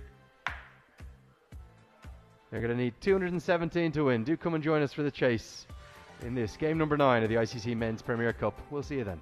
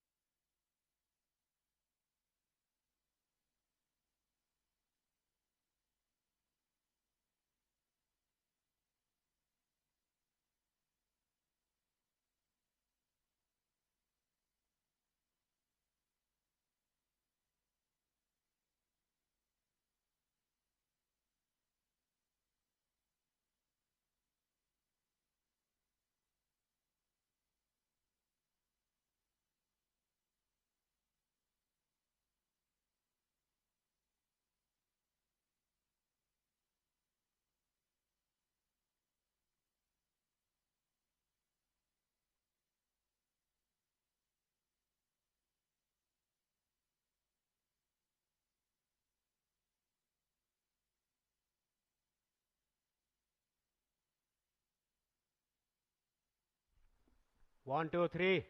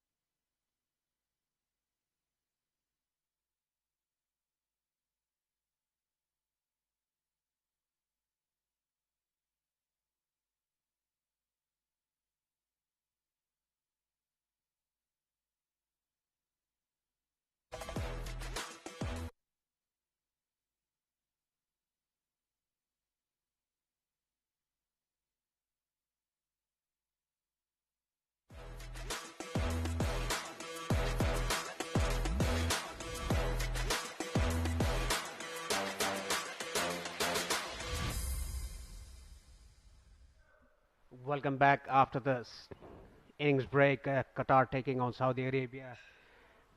You're watching live from the TU International Cricket Ground, Kirtipur.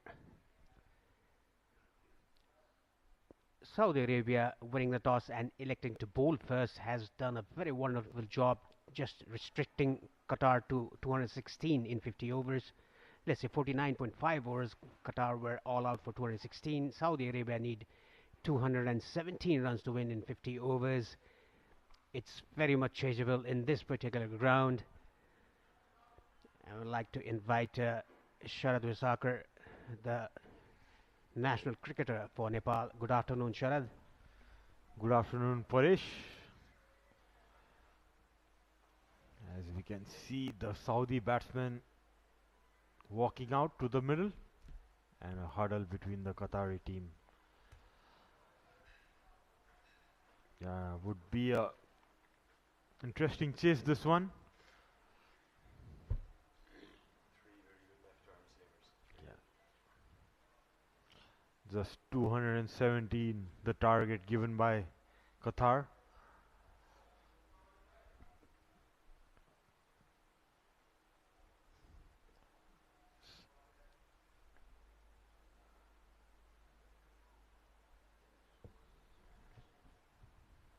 I presume it's quite a achievable target, 217 for Saudi,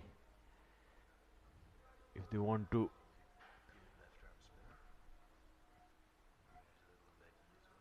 keep going in this tournament. They need to chase this down to get their first win in their belt. To start off things, right-handed batter Wahid Abdul Ghaffar will take strike.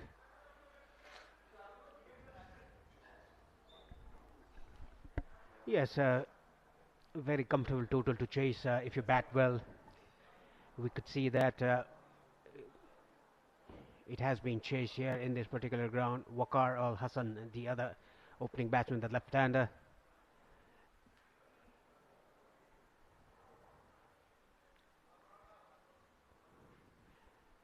There's a slip to start off with.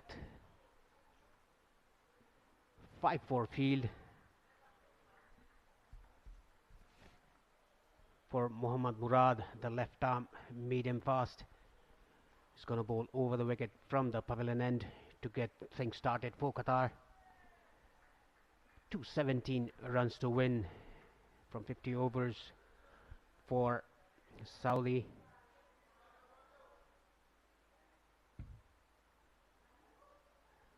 On the second game of this ACC Men's Premier Cup 2023, the game going on at Mulpani Cricket Ground, Bahrain, 255 for 7 in 50 overs. A good total there. It'll be very steep ask for Kuwait to chase the target. Whereas in this ground you can chase in excess of 250 if you bat well. The first ball. Nicely ball, the ball shaping into the right-hander. A good start to Qatar. Yeah, you could see that hint of swing there by Murad. As a side on slingy action. Even though there won't be much help in this afternoon session with the new ball, with the action he's got, he will definitely get some movement.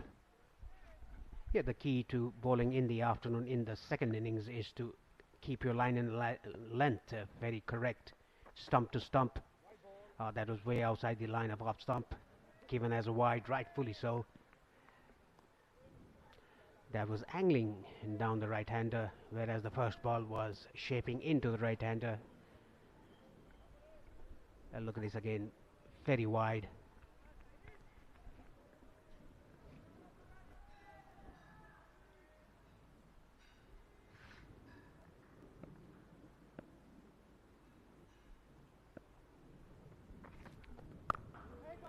Nicely bowled, good length. The ball slightly angling away from the right-hander. Well, we can see countable spectators here. It's a free entry today for this match. Nepal is taking on Saudi on the 24th of April at Multani Cricket Ground.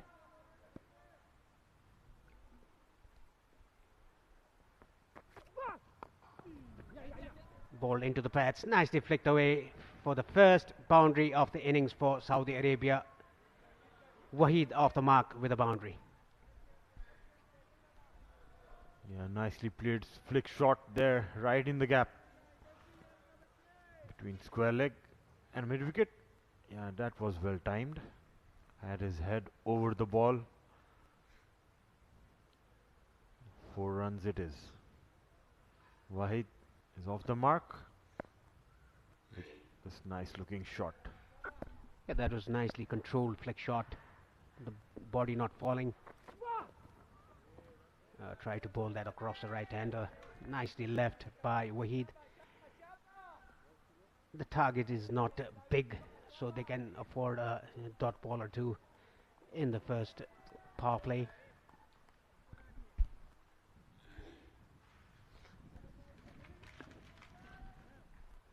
Yeah, Abdul Wahid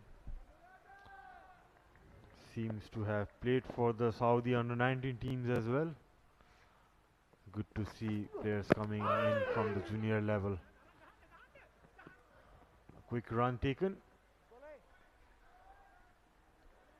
Yeah, bat involved there. Got the inside edge.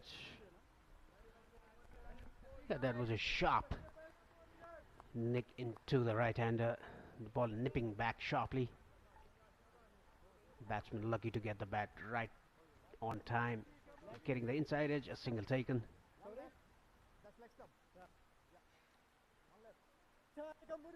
Wahid looks to be a very good batsman, like you said, Sarath. He's coming from the under-19 side. It's good to see the young players coming up and representing the senior side from the age group level.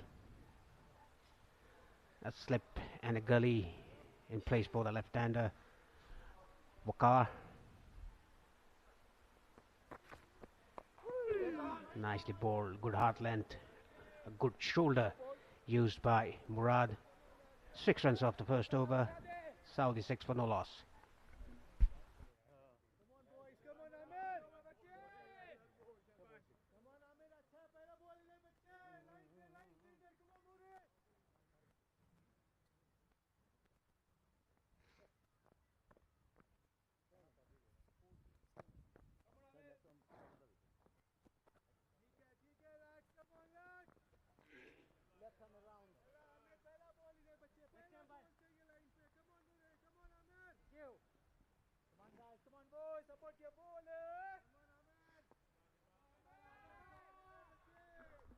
Amir Farooq is the new bowler from the Chovar end.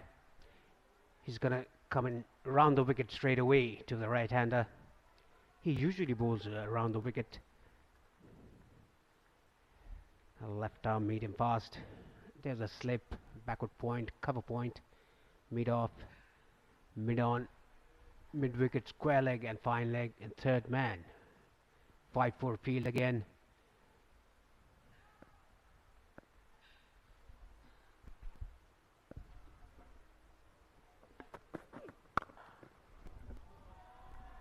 Full toss and equally well timed by Wahid for a boundary at deep extra cover. Didn't try to hit it hard, just timed it into perfection.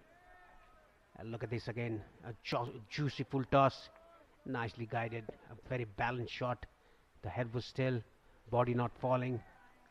The technique was right. Absolutely. Got it what it deserved. A rare full toss.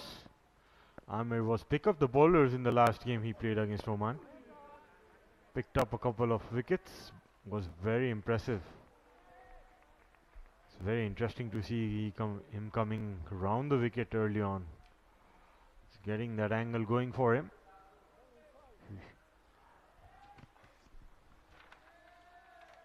Qatar does have a good bowling attack as well. 3 left arm seam up with Ikram Mullah to follow. You see the drone sponsored by Afan News, bringing you beautiful pictures of the valley. Nice weather today, Paresh. Nice clean weather. You could see the hills just behind us, behind the Ayurvedic hospital that's situated. Nice to see clear weather in Kathmandu back again. Yeah, it's very pleasant, just 24 degrees Celsius. A cool breeze coming across. That's again nicely played. Running down to the boundary, second boundary of the over, the third one to Wahid. He looks to be a very compact player, Wahid. 35 fours in total in this match so far. Look at that ball coming sharply in the air, but nicely driven down to extra cover for 4 runs. A good start for Saudi, chasing the mere total of 217.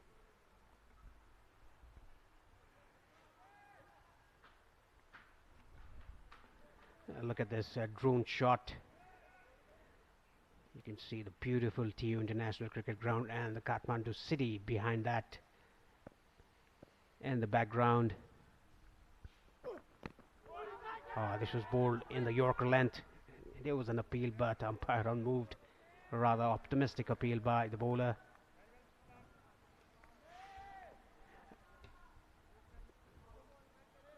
Nicely curved into the right hand. The ball going under the bat. I think the batsman was a bit slow there to play that shot. It's just early stages here in the chase. A good start for Saudi Arabia.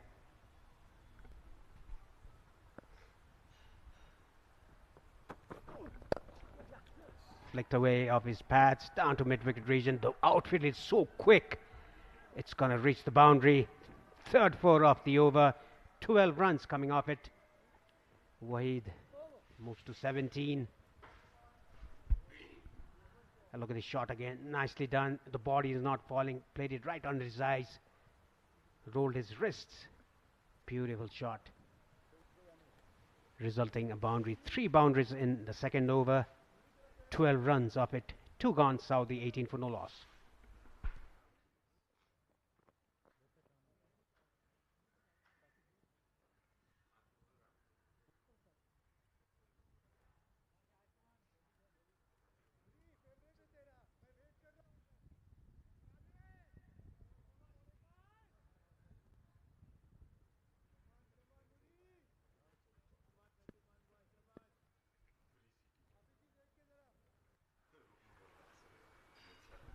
Murad to continue. Good length, good hard length, using his shoulder and his hips. That's good to see in a fast bowler. Absolutely hitting the right spots, Murad. They'll be looking for early wickets for sure, Qatar, as the gully fielder comes out to short mid-wicket. Yes, Qatar need to pick up those early wickets if they want to restrict Saudi to chase this total of 217. Very well bowled in the right channel, the ball moving away after pitching. He's exploiting the pitch even though it's the afternoon. Almost 1:30 now. In this time around, it's very much easy to bat on. The ball will nicely come onto the bat. But in this occasion, Murad bowling that a good length area, the ball moving away from the left-hander after pitching. Absolutely. The good thing what he did, Paresh, was he was pitching the ball up. That's why he got that swing. You could see that movement going away from the bat. That's good what he has afternoon, to do. all the viewers. Nicely pulled down. Wide mid on for a single. Yeah, I would like to say good afternoon to all the viewers from here, the TU International Cricket Ground, the match between Qatar and Saudi Arabia. Saudi Arabia need 217 in 50 overs in the start of the innings. They have off to a very good start, 90 for no loss in the third over.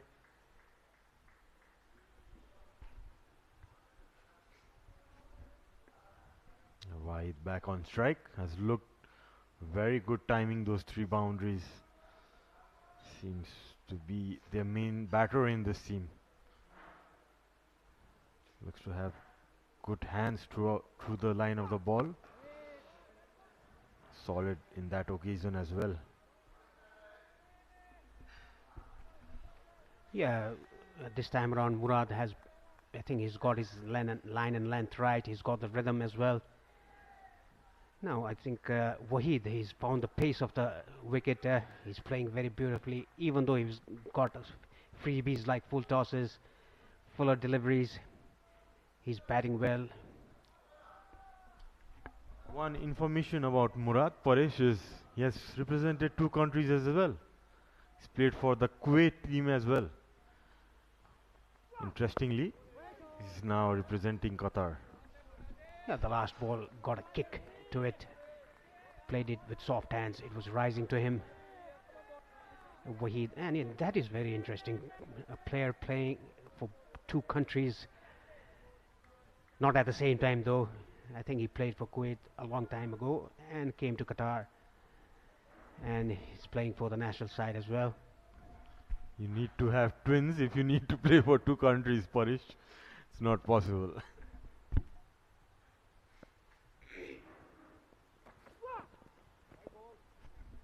Down the leg side, signal the wide. Nice take by the keeper down the leg side, tumbling away.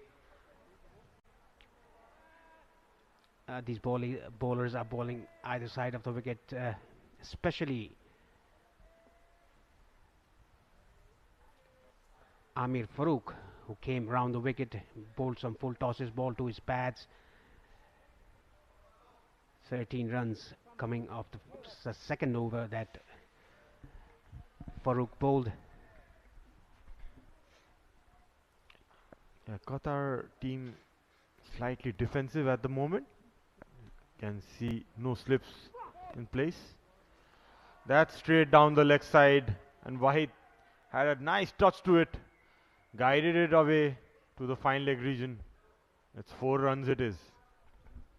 Yeah, it's a very good start. Look at that, nicely flicked away. Got the slight bat. The ball running fine down to fine leg for 4 runs. After 3 Saudi, a very good start, 24 for no loss.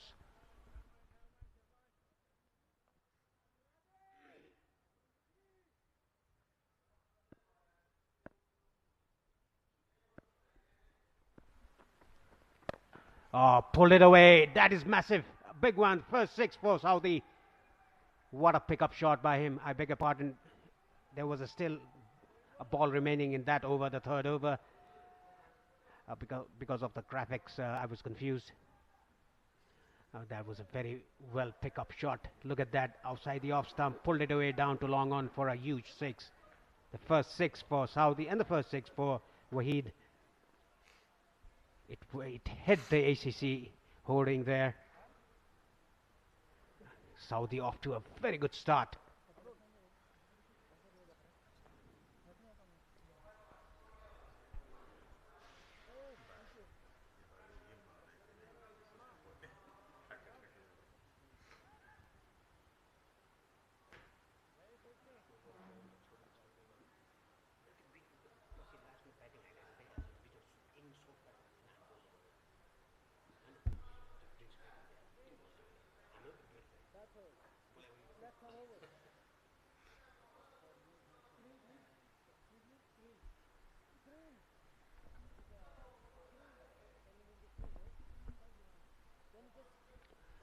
bit of a cloud covering on exactly right on top of the ground here, but not a threatening cloud, white clouds, just passing clouds, I think.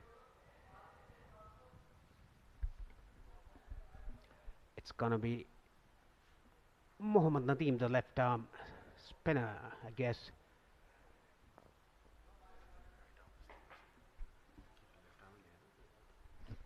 I beg your pardon, he's a left arm orthodox spinner, an off spinner. I think he's brought in because the left-hander is on strike.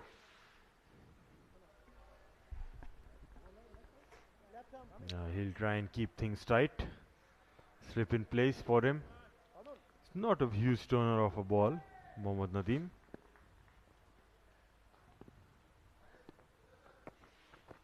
Left arm orthodox bowler. Flatter in the air.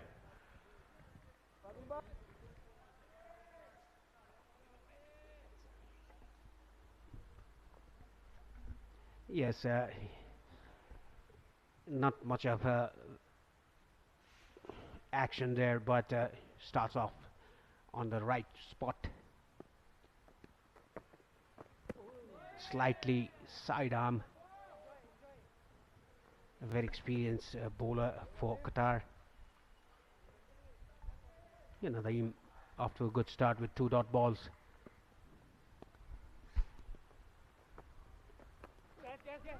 Nicely guided down to third man.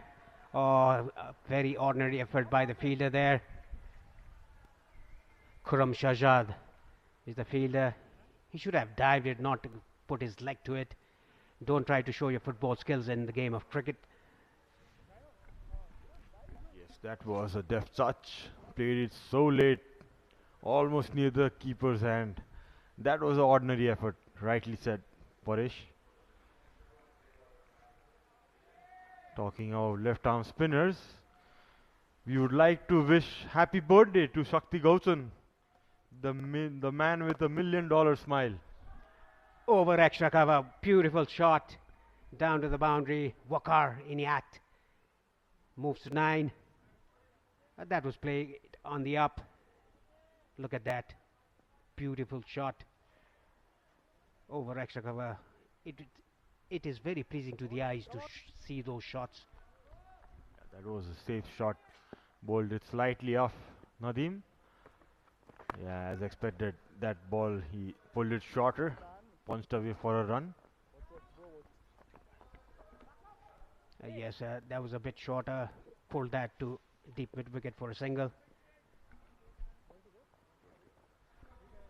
Yeah, I would also like to wish the legend of cricket for Nepal, Shakti Gautam, a very happy birthday to you, Shakti.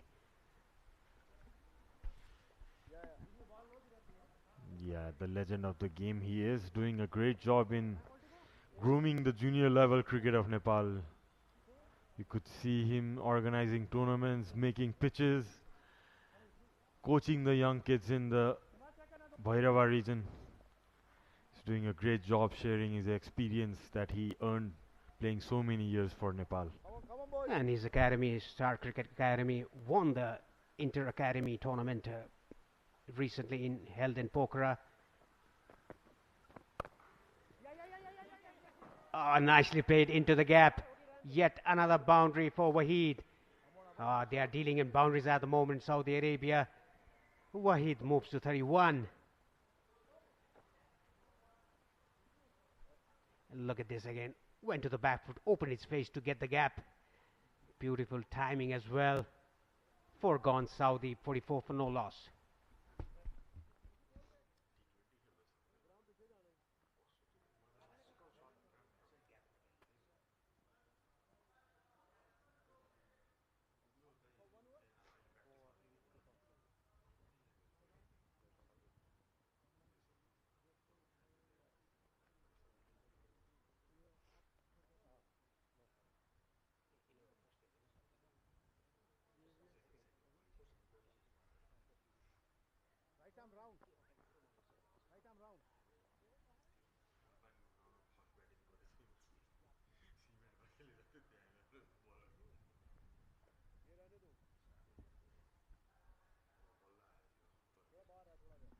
Mohammad Tanveer is the new bowler from the pavilion end. The fourth change of bowling by the captain of Qatar, Mohammad Rizlan, the captain of Qatar. Yeah, fourth bowling change in 5 overs. That's interesting to see. He would like to pick up a wicket for sure. Nicely punched that down the ground. Nicely fielded there by Kramula. Kept it for a run. Yes, immediately played it over the bowler's head, but there's protection in the deep at long off for the left-hander. Bowled it a bit flatter, was nicely got onto the ball. Saudi Arabia off to a very good start, 45 in 4.1, almost 10 runs per over.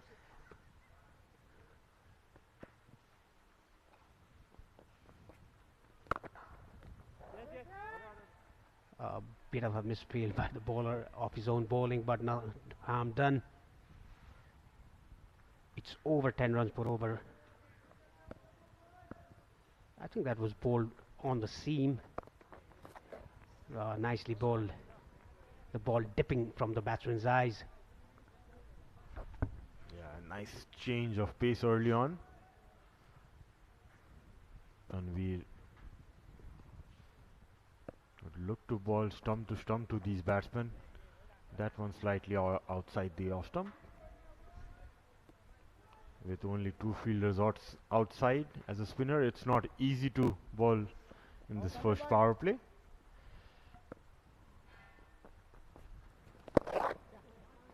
Flicking that nicely towards square leg. Wahid looks a good bat. They have a flying start here, Saudi Arabia. Scoring almost 10 runs per over, Paresh. Yeah, he looks to be good in the offside and on the leg side. Wahid, a complete batsman who plays on both the sides.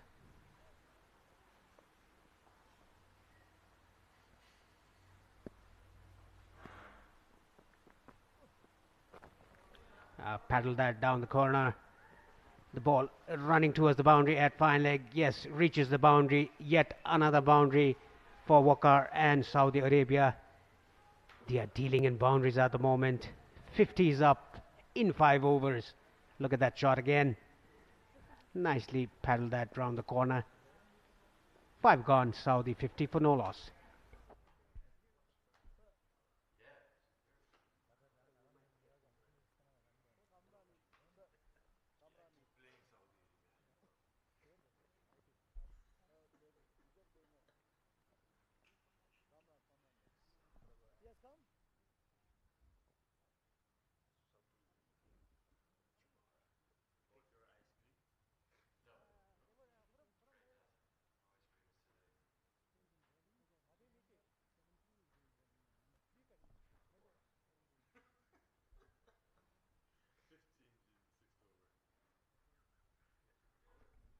Well, there's another bowling change from the Chobar, and Sadun Chamara is the new bowler, the 5th bowler to be bowling inside 6 overs, courtesy of the Saudi Arabian batsmen who got off the team to a very good start.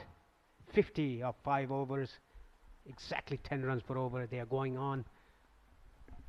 Captain Rizlan trying everything. Medium pace, right arm off spin, right arm leg spin, left arm spin. Still the wickets column reads you 0. See what Sandun can do here. Starts off right on the money, but he'll have to bowl that consistently to Wahid. Wahid looks a very good batsman.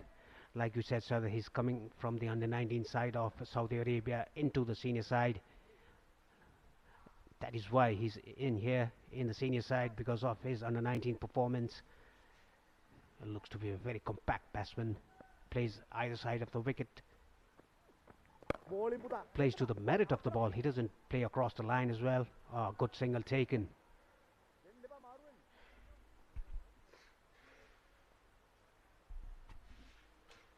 Can we see shades of Hasaranga there by Sandun?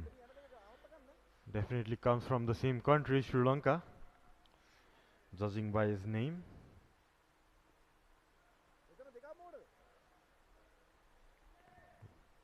Yeah, definitely needs some wickets from him. If he can do something like what Hasaranga does for Sri Lanka, he'll surely get a few wickets here. Yeah, the name Sandun Chamara is an Sri Lankan origin name. Drag back, nicely put away, but there's a fielder down to deep mid wicket. Only single. I think Sandun was lucky there. That was not hit for a 6 or a 4. That was dragged back. Yeah, the Saudi batsmen definitely not hanging back here to play their shots. Playing their shots to the balls that it deserves hitting. You can see a similar action like Hasaranga from Sandun. That's nicely cut away. Yeah, I think Saudi Arabia wants to do good to their net run rate. That will definitely come into play if the three teams end up in the same points. They have a flying start, chasing just 217. Now Sandun coming around the wicket to the left-hander. The 4 volley bowled were all 4 leg spinners. Does he have the googly in with him? Nicely slapped that down to in front of square by Walker for a boundary. Moves to 20. Yeah, that looked like a slider. He just pushed it straight from his fingers. Was a very wide one. That was an earlier shot pulled away just for a single.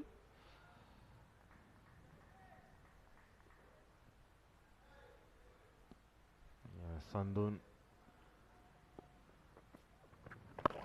That one was shot too. Fielder just about stopping it before the boundary. Yes, that was a good effort by the fielder down to mid wicket. Another half tracker bowled by Sandun. 6 gone. Saudi 58 for no loss.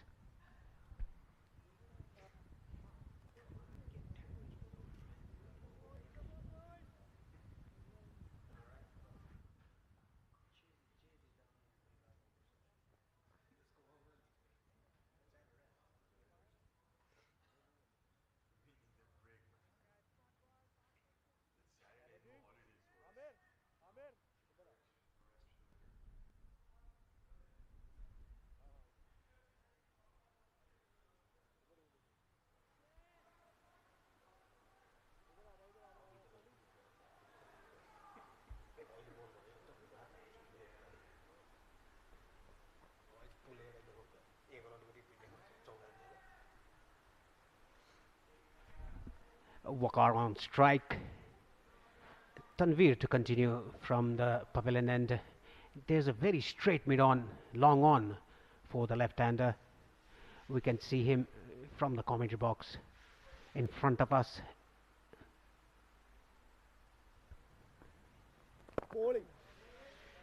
Nicely bowled, a very good loop given by the bowler Tanveer. Yes, a long on and long mid wicket in place. Rest all fielders you can see in the screen are kept inside, pushed away for a single. Couldn't reach himself, Tanveer. Really impressed by these opening batters from Saudi Arabia.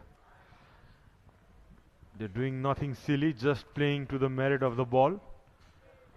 Shown some good maturity in their batting. Yes, we can call maturity. They are not going over the top. If the ball there is to hit, they are hitting it over the infield, playing all along the ground as well. That was played very easily off the back foot. It seems like he has ample of time to play his shots. Yes, he looks a very good timer of the ball, Wahid.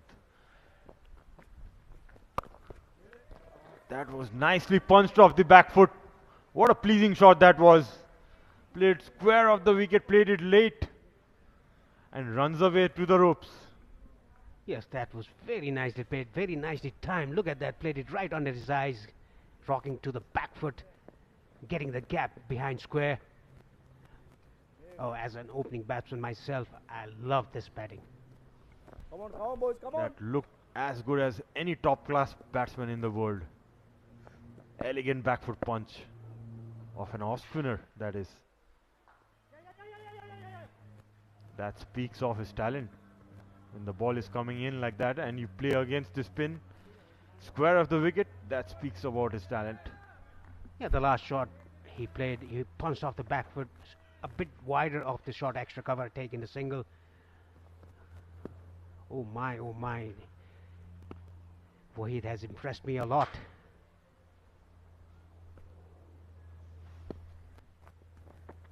You know what, Paresh, when I was looking about his profile, he was one of the most searched players from the Saudi team, Abdul Wahid. And it's the overdone. Saudi are 64 for no loss.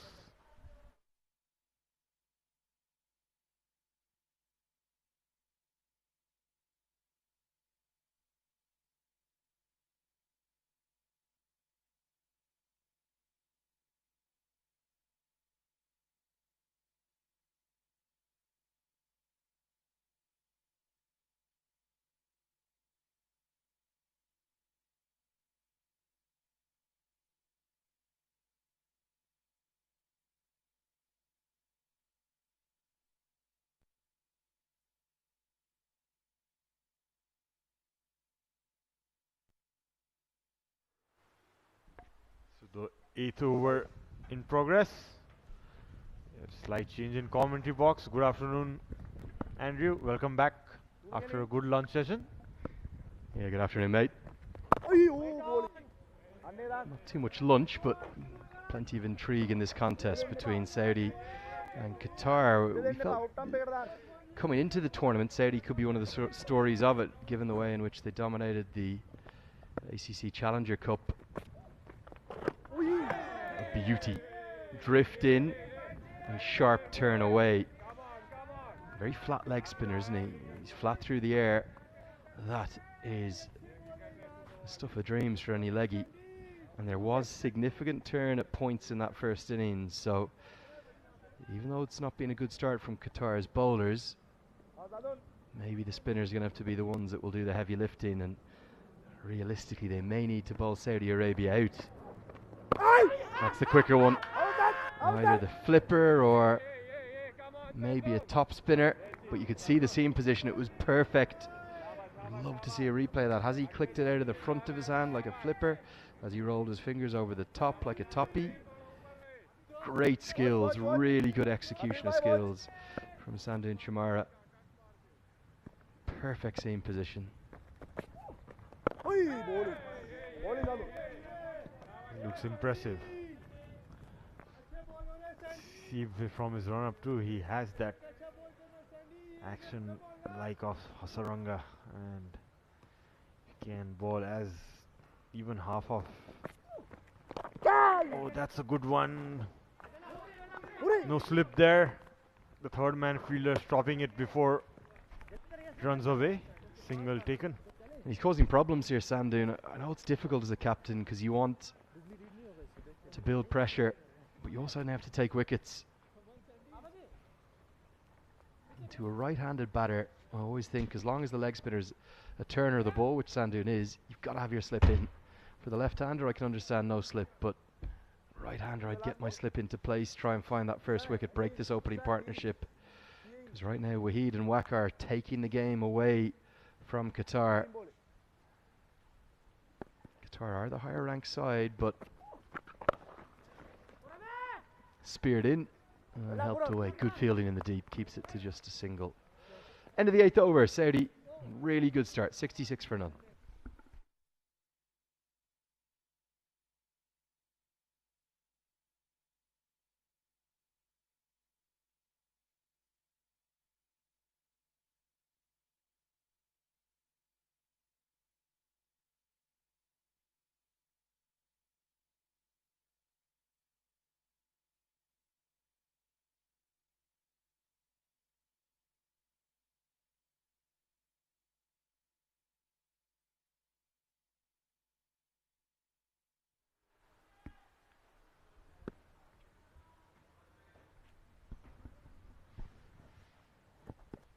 Spinners operating in tandem already. Nicely punched down the ground, and there's protection out at long on, but a fumble nearly allows the second. Still look back at that first innings from Qatar, and you just feel that they, particularly in the last third of the first innings, they were a bit cautious. Absolutely. Midway through the innings, we were thinking they would reach that mark of 250, but they are well short actually. Courtesy of very good depth and middle overs bowling by Saudi Arabia, that you would expect from them. They have that reputation for good bowling side. It's fresh to see them bat this well as well. And maybe Kabir Khan, the head coach, has found a way to get across to his team how they need to approach a 50-over innings better. For all their brilliance in the Challenger Cup, they weren't needed with the bat too much. It's because their bowling attack kept blitzing sides away. They're so impressive in Thailand.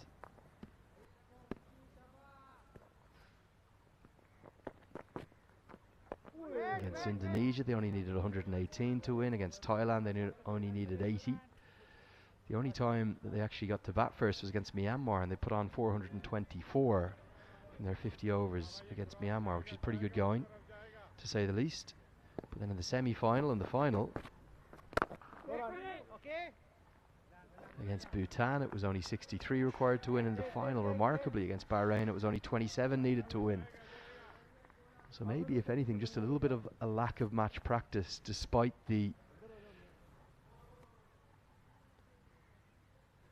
Challenger Cup being only over a month ago, 6 weeks ago or so, there in Thailand, held in Bangkok, across 2 venues.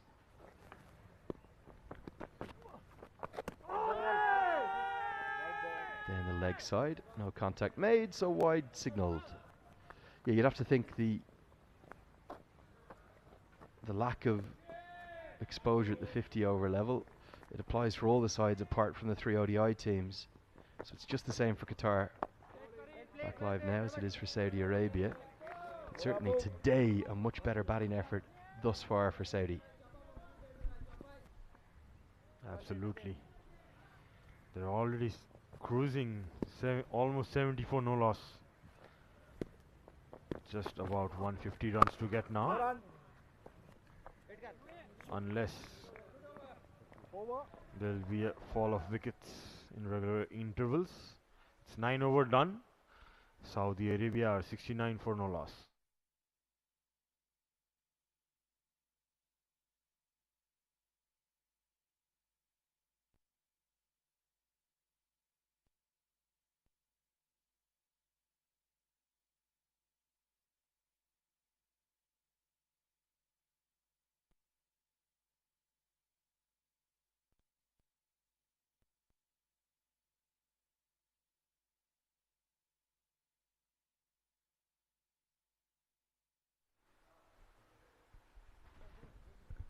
The slip coming into play now. Good move from Mohammad Rizlan. He's picked up that Sandoon is landing them nicely and generating good turn and variation as well. Very nicely bowled.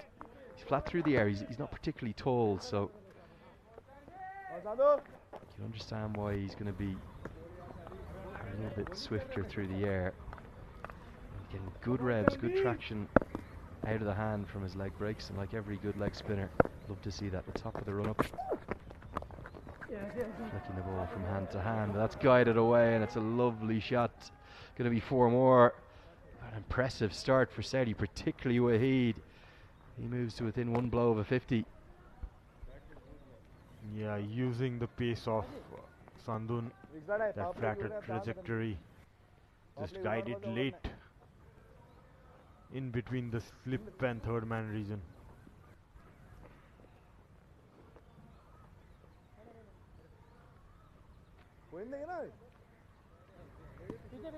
Waheed looking really well. Moves on to 45, just a hit away. to his 50.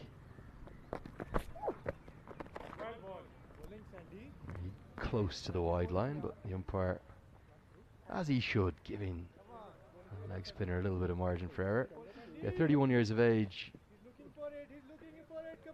Waqas Hassan, and 29 Abdul Wahid. They're your kind of best batting years, in between 28 and 32 is what they reckon. Wahid born in Riyadh in Saudi Arabia.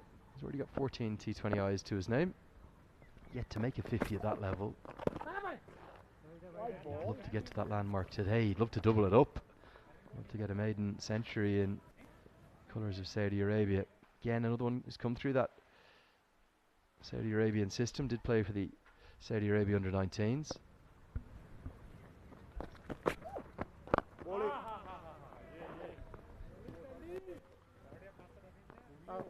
Yeah, the only way Qatar can come back to this game is by picking up a wicket. They need to build upon these dot balls, put some pressure. Beauty.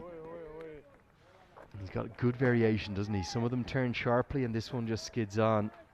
And all that is a subtle change of the wrist position. And as Shane Warne always said, some natural variation which happens to right on the money. Even the boundary was a good delivery. That's the end of the first power play. It's big advantage to Saudi Arabia. They're on top, needing 218 to win it. 74 for none.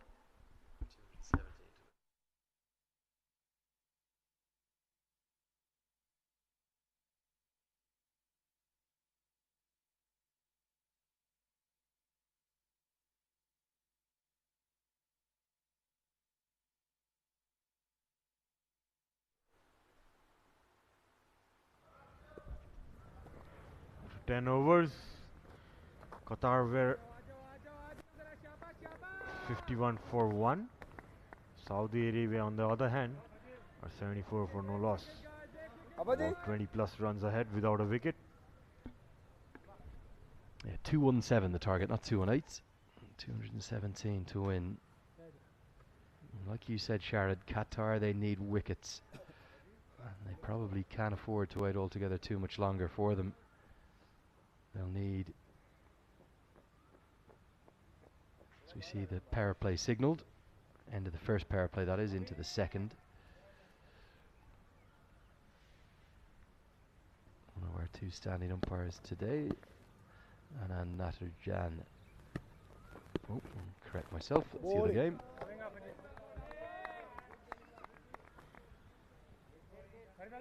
We'll get there eventually, Sharad, bit by bit, step by step. That's the way we're going. Asif Iqbal it is, apologies, joined by John Prakash out there. TV umpire Naresh Desauza, and the reserve umpire Narayan Sivan, and Buddy Pradhan, the great man, ACC match referee, overseeing everything. He played with a lot of good umpires. I know Buddy is here in his role as a match referee, but he's a brilliant umpire, probably one of the very best from the associate circuit. No doubt about it. It's been 20 plus years I've seen him officiating international tournaments. What an umpire, what a servant for Nepali cricket. An ambassador he has been. Amazing, brilliant, proud of him, actually, the whole of Nepal. I think a good move as well from the ACC in terms of, he easily could be umpiring here, couldn't he? But actually use his expertise as a match ref too, and help bring on that next generation of good associate umpires. Every umpire, every match official here, all from associate countries. And the umpiring on the whole has been very good thus far. All in all, the umpires have done a brilliant job till now throughout this tournament. Yes, there will be some human errors here and there, but overall, it's been really, really good. Guided away, risky with the slip in place. There'll also be times where the players think they're wrong, but the umpires are not wrong too often. And often at the time the player will be like, oh, that's not out, and then he watches it back and he realizes. Nice day, nice weather today as well, really pleasant for cricket. As this one's chipped into the leg side. End of the 11th, Saudi going like the clappers, going at 7 and over. 77 for none.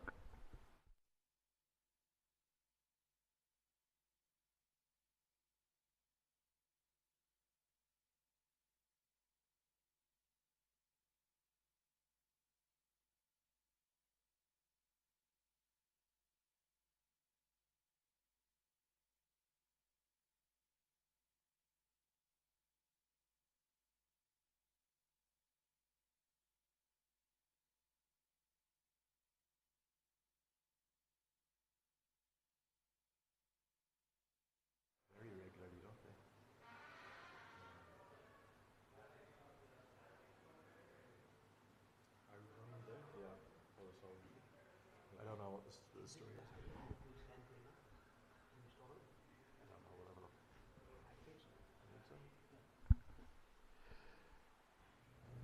Sandon Shamara to continue.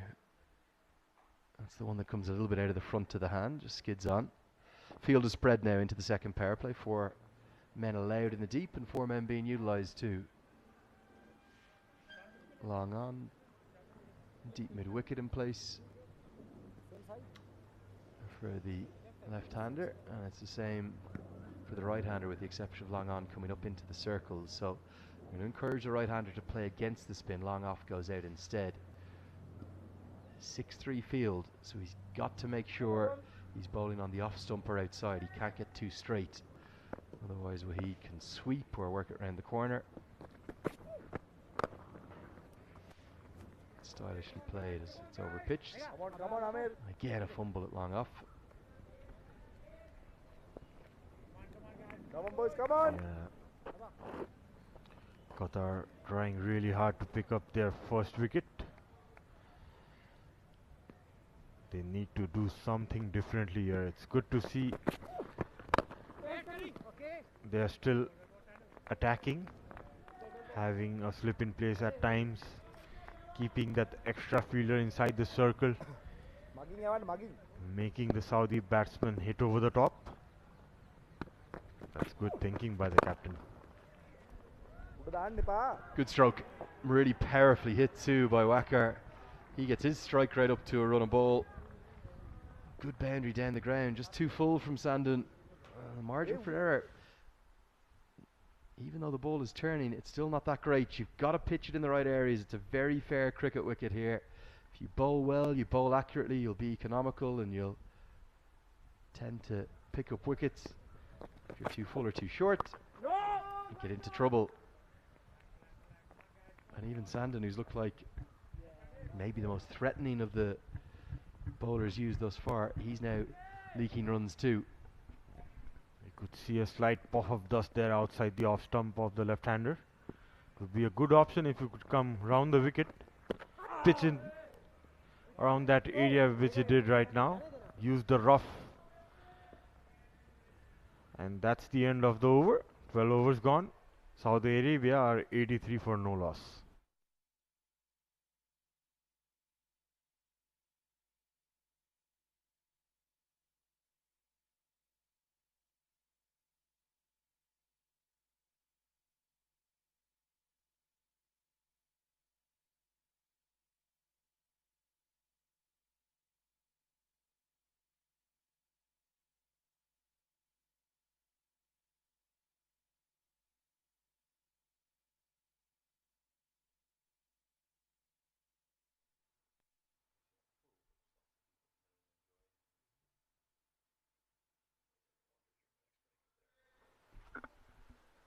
Five bowlers used so far. And we may be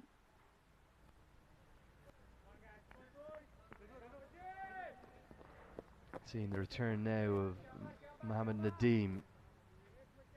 Looks a really good left arm spinner to me. Tall, accurate. Gets very good turn as well. But after an expensive first over, he'll need to turn things around. There's a slip in place, very wide angle, sort of almost 1.5 slips in the slot. As that's cut to the deep for a single. Saudi have definitely slowed down a touch, but they can afford to. The required run rate is not really even a factor, particularly at this ground. Their runs can come quickly. 3.5 and over is all they need because of this flying start. Yeah. Aren't they going so well? They're going very well actually. I can assure you one thing, Lenny. Nepal would be glued to their televisions watching this game. They would like to have a look how the Saudi players play, as we haven't faced them that much till yet. I'm sure the team analyst Raman Shivakoti would be watching this live and recording some videos of these players. Yeah, I think you're spot on.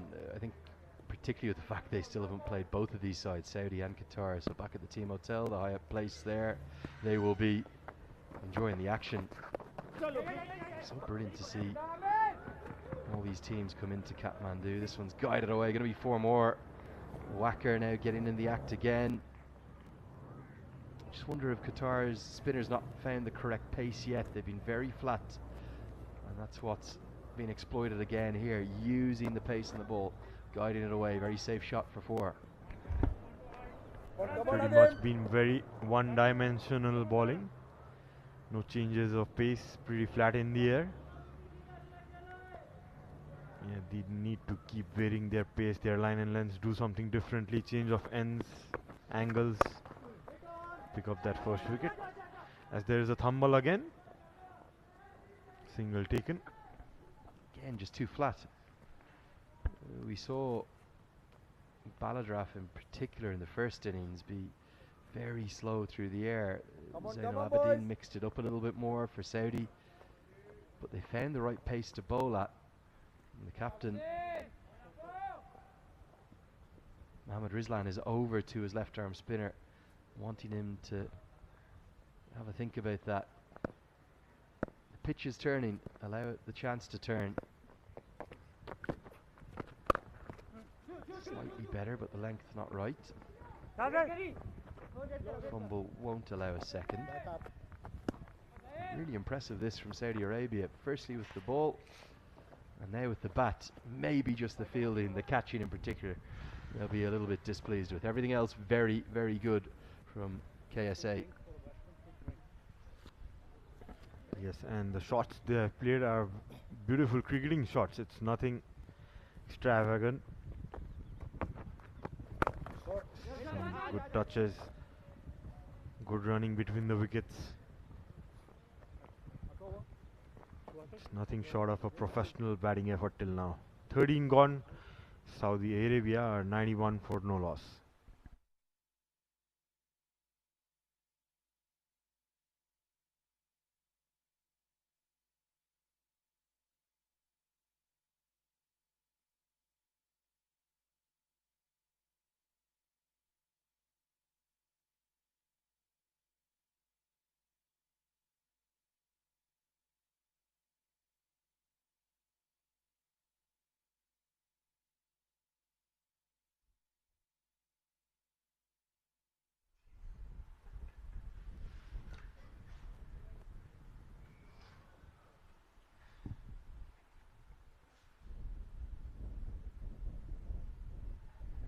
Nice to see lots of fans coming in and enjoying the action. Perfect Saturday afternoon to watch cricket. Definitely not as hot as it was. It's been pretty stiflingly warm for the first 3 days of this tournament. Then we saw the mini cyclone. See a change in bowling.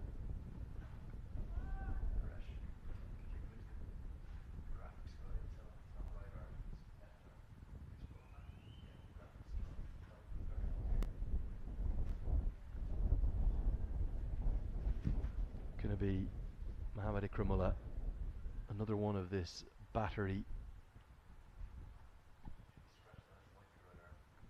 of quick bowlers that Qatar have at their disposal.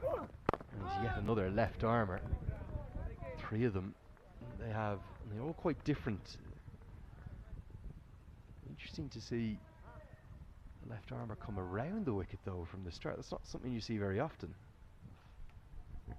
Yes, it was a bit difficult tactic for me to understand as well in the last game too. They were bowling around the wicket in all the games. That's uppish, flying away and safely between the three fielders. Good effort in the field or on the point region, but runs away to the ropes for another 4 runs. Well, that's the first moment of real fortune, isn't it, for Saudi? No control over that shot at all. Wakar could have gone anywhere. I thought the deep third fielder was going to be in play, but it just went over the head of the backward point fielder instead, and the man out at cover sweeper got there, but couldn't knock it back in, so it gets to the rope and 4 more to the total.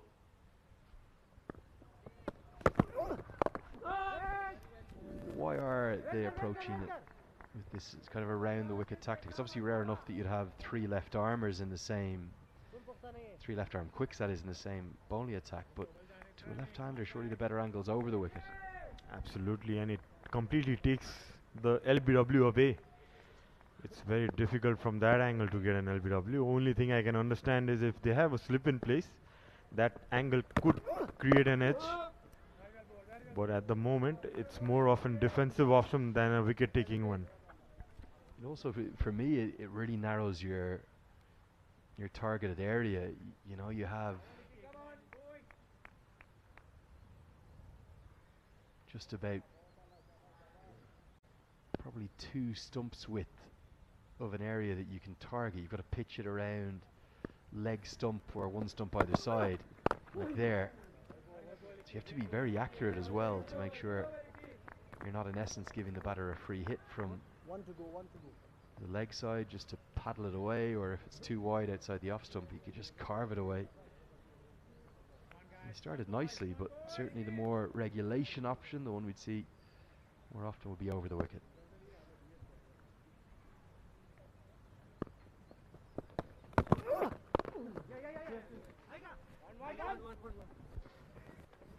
Yeah, only thing going from that angle would be the angle he gets, the curve that you get from wide of the crease.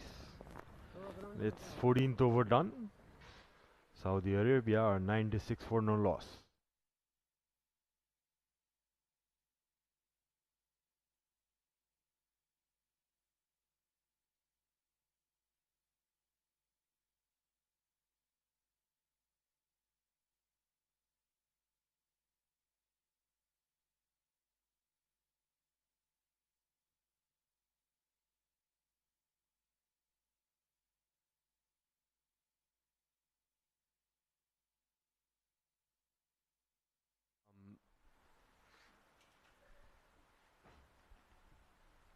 Saudi Arabia.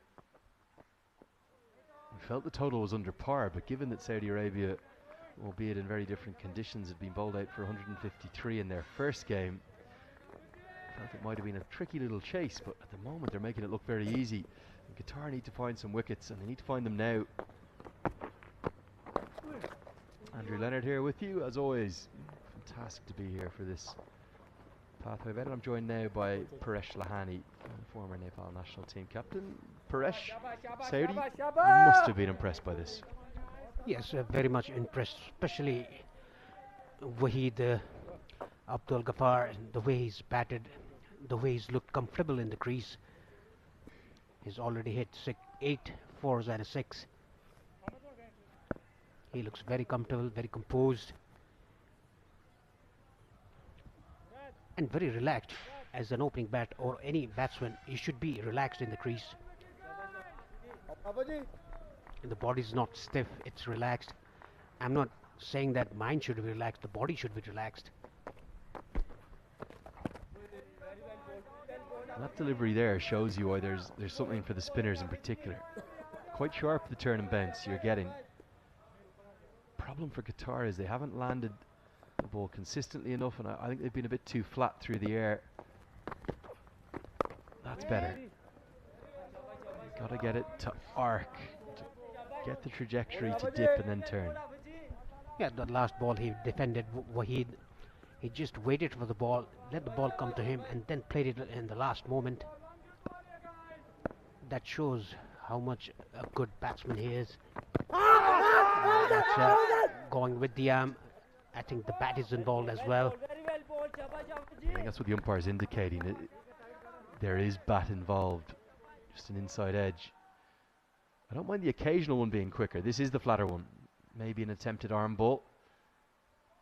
That's fine, but not your stock ball. A little bit slower. Give the ball a chance to turn. Definite inside edge saves him. Back live now, cut away, but straight to the man out at cover sweeper. 15 overs have now been bowled. It's 98 for none.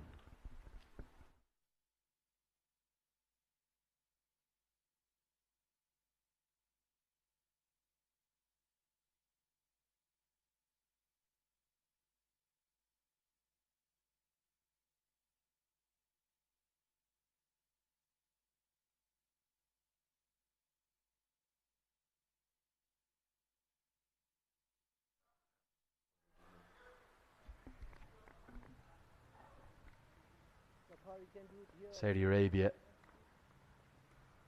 right on top right now. It's also the highest opening partnership of the tournament thus far on game day 5. There's tended to be early wickets, there's tended to be a bit of drama here and there. These two openers have made it look easy. They've batted very impressively.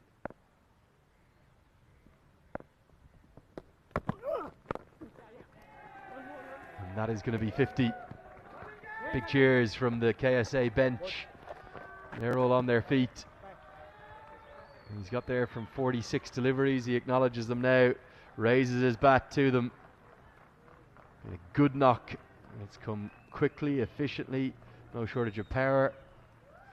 He's batted really, really well. He's deserved that. Yeah, no shortage of death touch as well.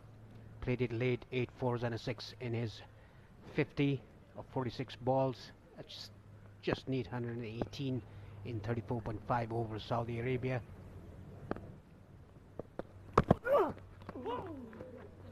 That will be the 100-run partnership between these two openers. They're cheering again, aren't they? 100 comes up, unbroken, the first century partnership of this competition for the first wicket. And that's the dream start. It's arguably the most difficult time to bat, but it's possibly the most rewarding if you can get through any of those tough early patches. If there is movement, you'll score quickly, you'll get good reward.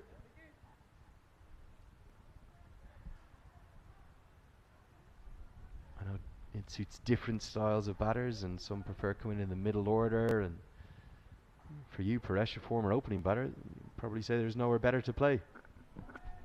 Yes, that is why I've been very impressed with Wahid, the way he batted from the start. Punished the loose balls. If it was a good ball, he just played with the soft hands, played a neat shot down to third man for a boundary. He looks very relaxed. Another edge, running down to third man. Another football skills. This time attempted by the Qatari fielder, couldn't stop it. Another boundary for Wahid. And that was a beauty, and the first moment of real fortune for either of these two. If first slip was in place, that would have been the first wicket. But because Saudi have had such a good start, Mohammad Rizlan from Qatar hasn't felt that he's been able to have a slip in there. And as a consequence, it's a streaky boundary for Wahid. Sun just beating down again now. Gorgeous day, it really is. After it being far too hot for the last couple of days, it feels just right, feels lovely. Perfect cricketing weather. Yes, very pleasant weather after the first 3 days was extremely warm in the middle and in the commentary box as well. It all started yesterday with a gloomy morning. Sun didn't come up in the afternoon, very windy conditions in the afternoon as well. I think because of that, some part of the valley saw rain as well. Even Munpali cricket ground was affected by the wind and the rain. Luckily, there was no rain here in the TU International Cricket Ground, but was very, very windy like a cyclone. And because of that, the temperature went down. It's very pleasant today. And it's very pleasant to see these openers bat. 16 gone, Saudi Arabia 104 for no loss.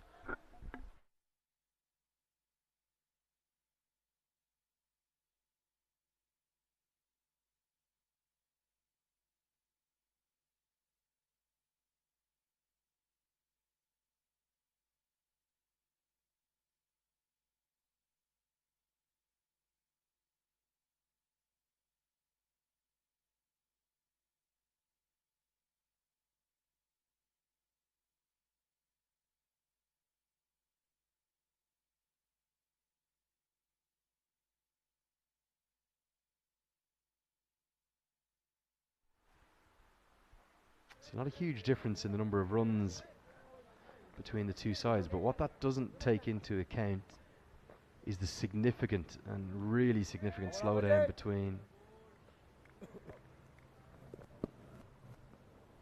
brilliant Saudi Arabian bowling and maybe just a little bit of lack of positive intent with the batting for Qatar in the last, particularly last 15 or 20 overs. Yes, only 6 or 7 boundaries and a 6 scored in the last 15 to 20 overs.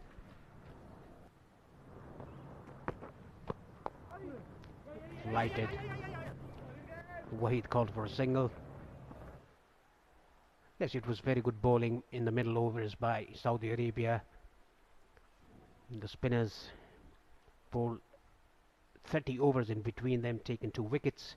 The 3 spinners for 4 wickets in between them. The 3 spinners given away only 103 or something runs like that. That was incredible by the spinners. Yeah, it was that middle period, wasn't it, in the second power play. Just 103 runs off 30 overs. Runs came at a real premium, difficult to get them. Beauty. That's the right pace. Finally, I think Nadeem has found the arc. Get it just up, just above the aisle line, and then get it to dip down and turn. That's why the slip's in place. They need their star left armour to find the breakthrough, get themselves into this contest. If not, if these two openers keep going, this game could be over in a hurry. They can just bat for another 10 overs.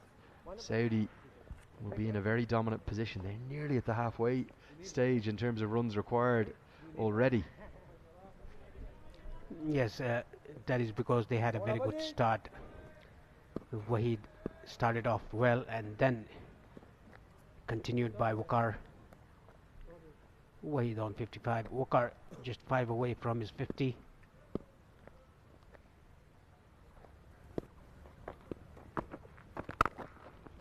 Nicely slashed down to offside. There's a cover in the deep. Just a single.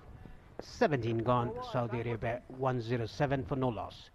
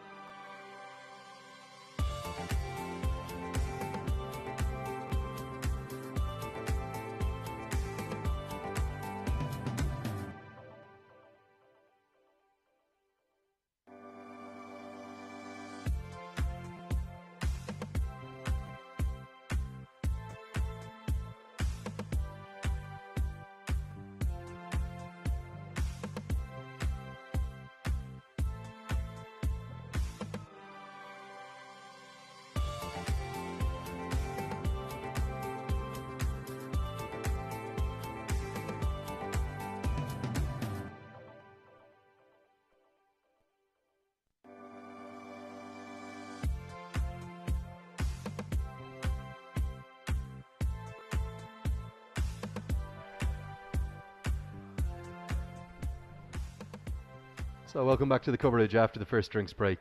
We are a third of the way through the chase in terms of number of overs bowled, but Saudi Arabia are nearly at half of the total number of runs required already. They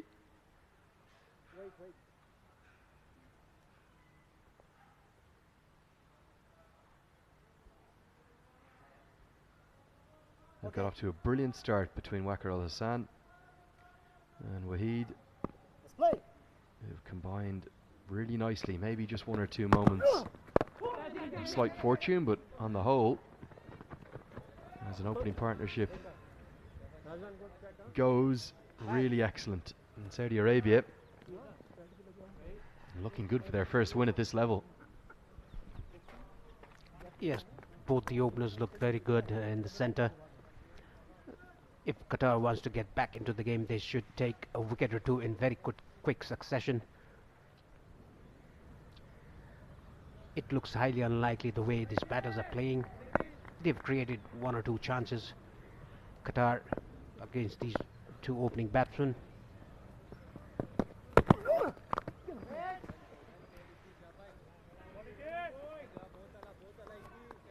Talking about the openers, look at this, the ball slipped, the last ball, the fielder tried to pick it and throw down the stumps, missed the ball came out of his hand, slipped from his hand.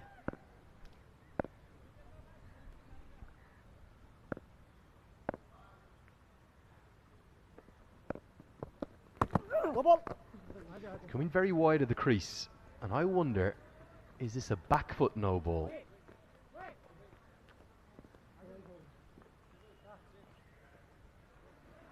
You're going to see a free hit either way, but he really is right out towards that return crease. And the way the back foot law works, I'm probably not going to be able to see from this angle,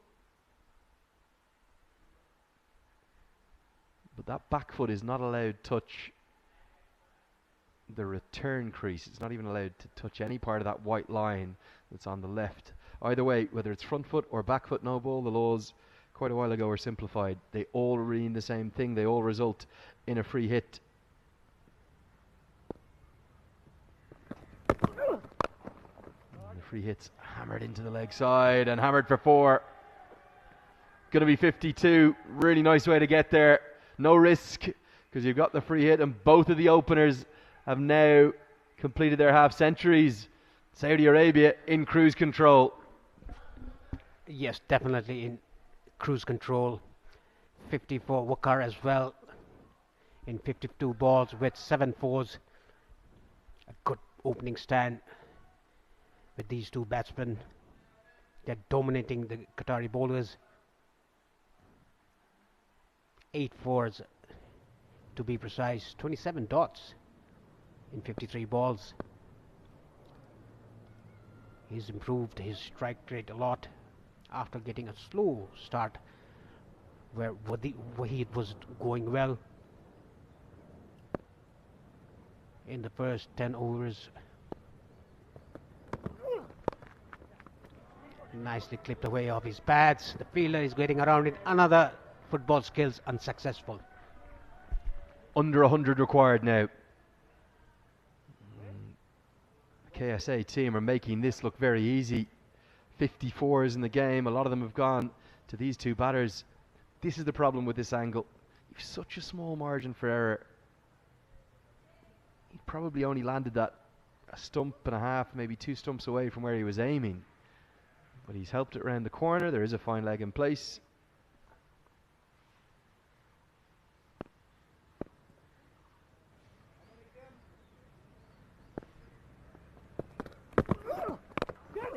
This time the short ball banged in. Is this the first wicket? It is. Captain gleefully takes the catch. Double checks his socks while he's doing it. Good bouncer, too sharp. Yes, that was a very accurate bouncer by the bowler. Very sharp, couldn't get hold of it, got the top edge. It didn't even get out of the 30-yard circle. Waqar has to depart. Saudi Arabia now 118 for 1.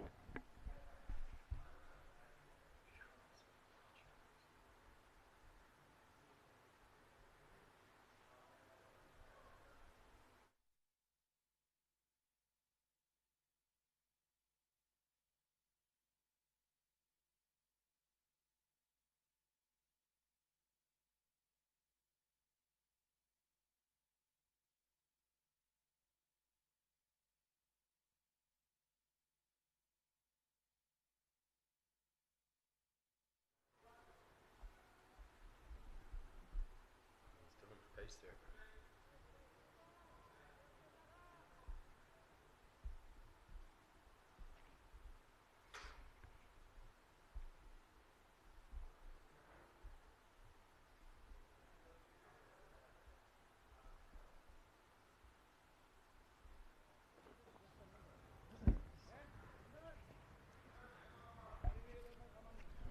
That's the breakthrough that Qatar desperately needed. Brings a new man to the crease. In comes Saad Khan.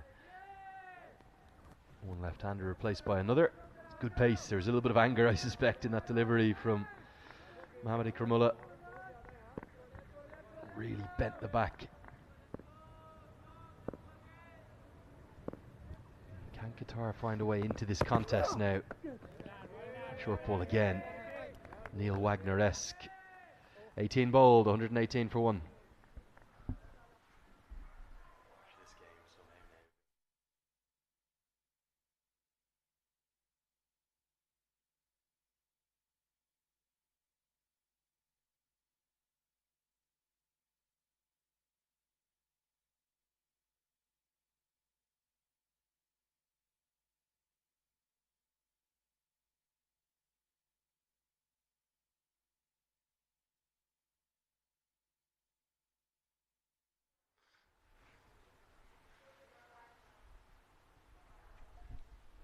Muhammad Nadeem to continue. Waheed on strike. Saad Khan is the new batsman in at number 3. A good opening stand comes to an end with a good sharp short ball by Ikramullah.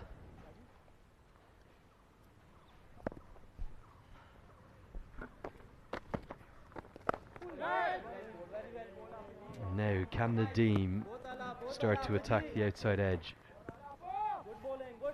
Start to try and find one to turn and bounce and take the edge.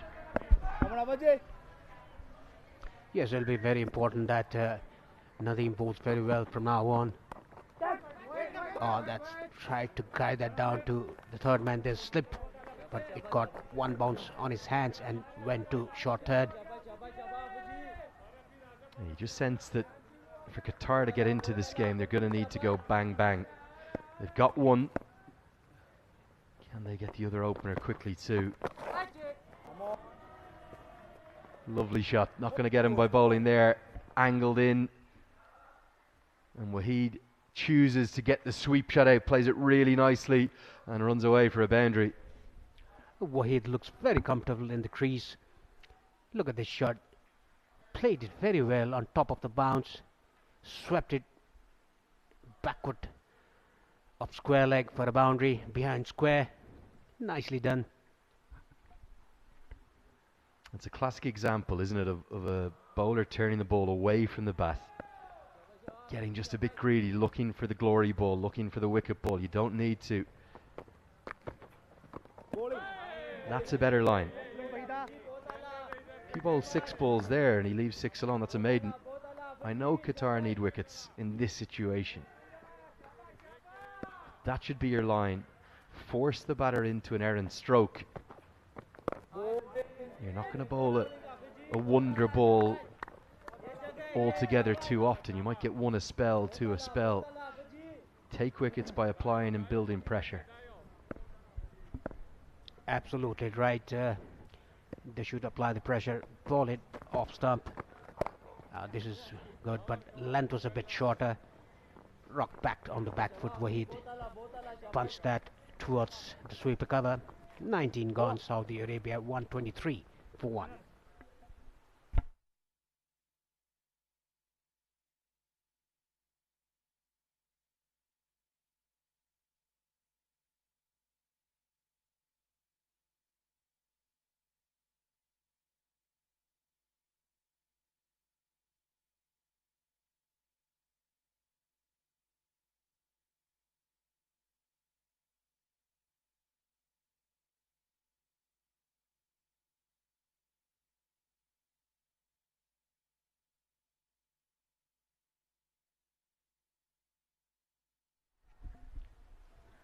Ikramullah to continue from the Chobar end. Wahid is on strike. It's really the first time he's bowled to the right-hander. This angle I don't mind. This angle I quite like, actually. Around the wicket, angling in, bowling at a good pace. Comes very wide of the crease, so he's going to threaten the LBW, threaten the stumps. And he does have a yard of pace as well. Yes, he prefers bowling around the wicket, the left-hander. Both two left-handers and the right-handers. Pulled away, that was a short ball. Straight to the fielder. Just a run, one bounce to the fielder. That was nicely picked by Wahid.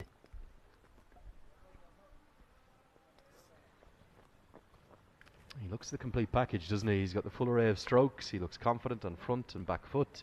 Been tested out there by the short ball.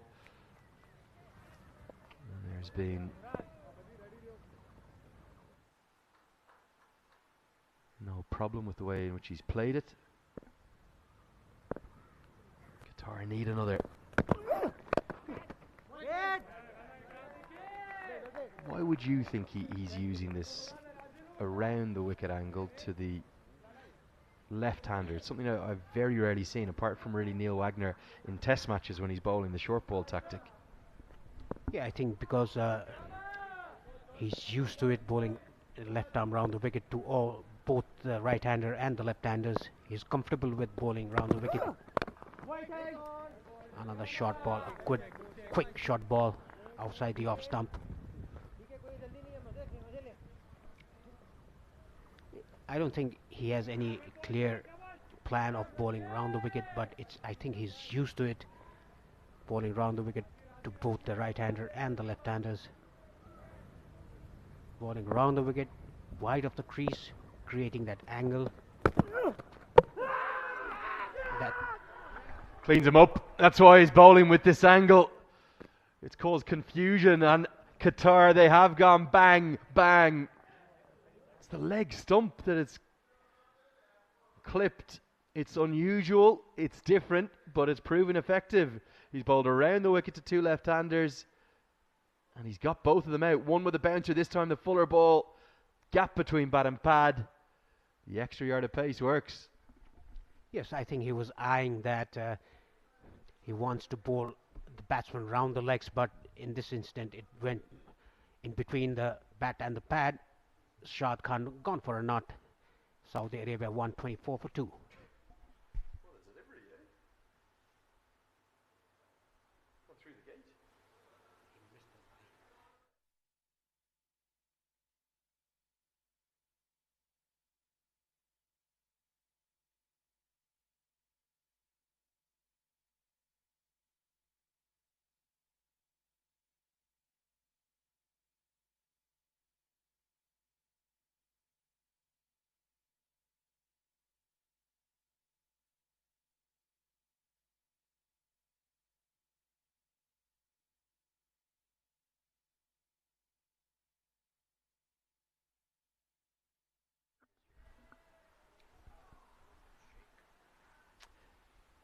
Here comes the skipper.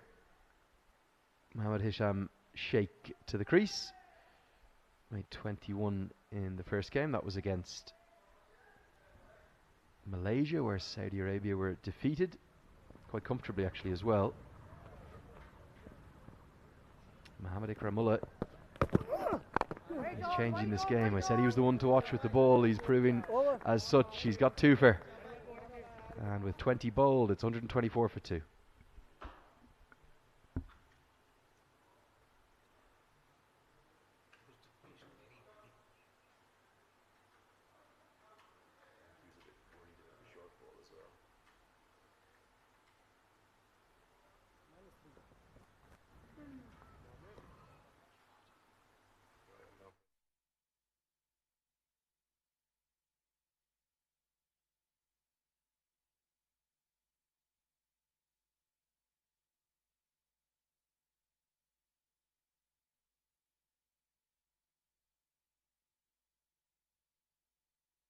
Have lost quick flurry of wickets, 2 in consecutive overs from Ikramullah at the far end of the ground. Now, can Nadeem get into the act? Can he really start a wobble?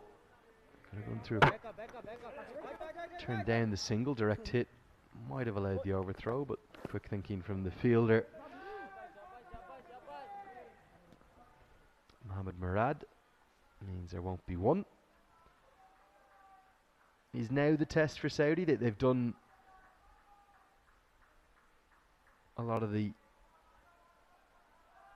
first part of winning this game, but when upsets come into play, it becomes harder and harder as the finishing line appears. Is this really now the litmus test, the acid test for Saudi Arabia if they can pick up their first win in this competition?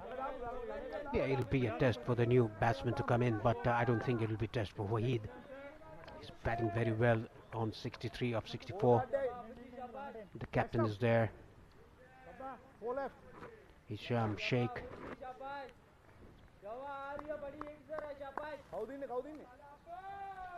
Only 92 required, just above 3 runs per over required from now on for Saudi Arabia to register their first win in this tournament.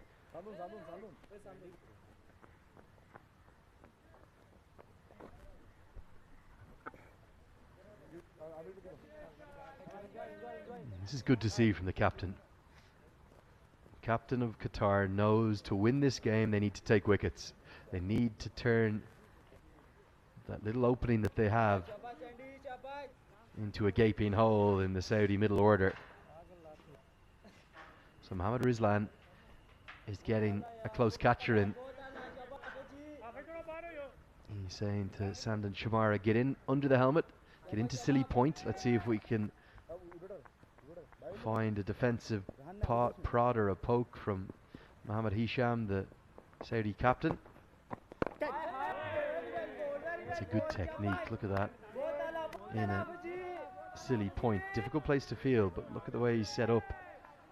Arms extended, he's ready to take one in there. And he's on the right side of the wicket with the ball turning away. Will hopefully encourage Mohammad Nadeem's line as well to be more there. Oh, nearly inspired captaincy, almost half a chance. Yes, a good technique shown by the silly point fielder, very close to the bat.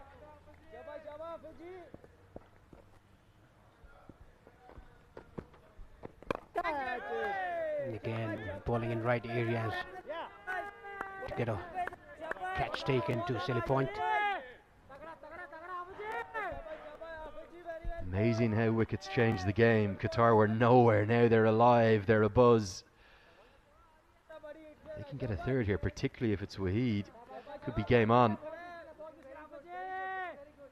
Gripping viewing again at the ACC Men's Premier Cup. This is good stuff, a good contest. But he bowls a full toss just to release that pressure. Only going to be a single though, even though the captain wants the second, rightly sent back. And we'll close out the 21st over. We'll have a shuffle up here. Welcome back Shard Vasakar in a moment. It's 126 for 2.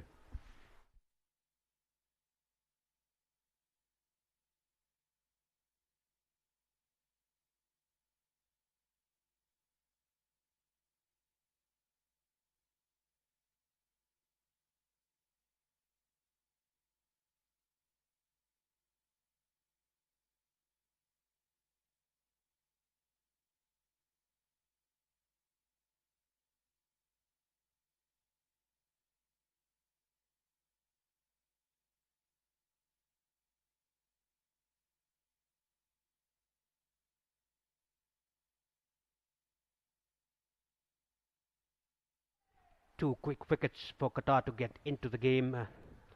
I have Sharad Veswakar here with me in the commentary box. Andrew Leonard has a breather now for the next 6 to 7 overs.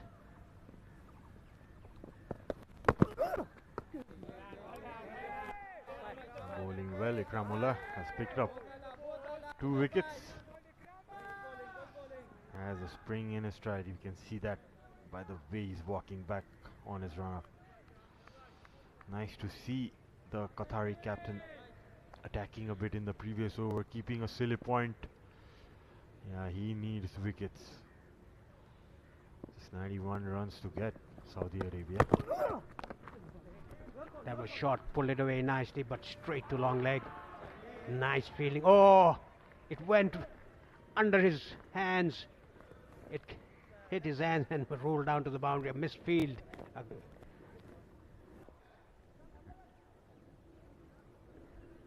Very poor effort by the fielder there in the down fine leg region. Nicely swiveled off his back foot, pulled it nicely. Short ball presented and it went through the legs. That was a regulation stop, I believe. It's very hard for the bowler to bowl dot balls to create a pressure, and the pressure has been taken off by the fielder, missing the ball and the ball rolling down to the boundary. That was bowled very well by Ikramullah. He's the only wicket taker for Qatar. 2 wickets for him. 2 quick wickets, said batsman. Nicely guided that. Now, if Qatar wants to get into the game again, they need a couple of wickets early. Get Waheed out and then try to exploit the new batsman. All these armbands about Paresh. I see the fielders wearing it normally, and we are very comfortable inside this commentary box. No sunshine. Why do you have this protection? I just had some chills in my arms, that is why. We don't need a fan, the fan is blowing. Here again, a short ball. Nicely controlled shot by the captain, Hisham. He's testing the batsman with the short ball. He got a wicket with the short ball. Well said, Waqar. And the delivery that he got rid of another left-hander was a beautiful delivery coming around the wicket and way outside from the crease. The ball getting in between the bat and pad and the leg stump, getting abrupted.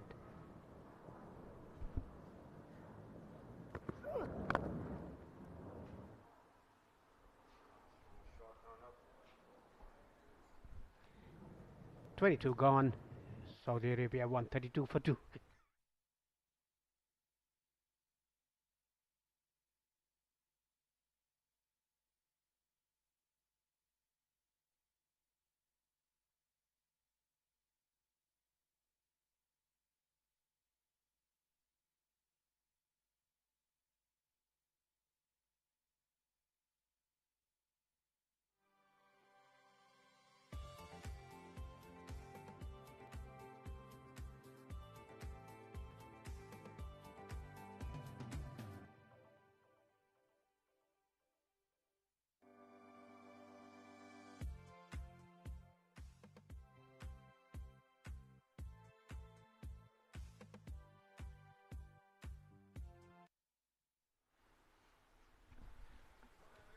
Nadeem to continue from the pavilion end.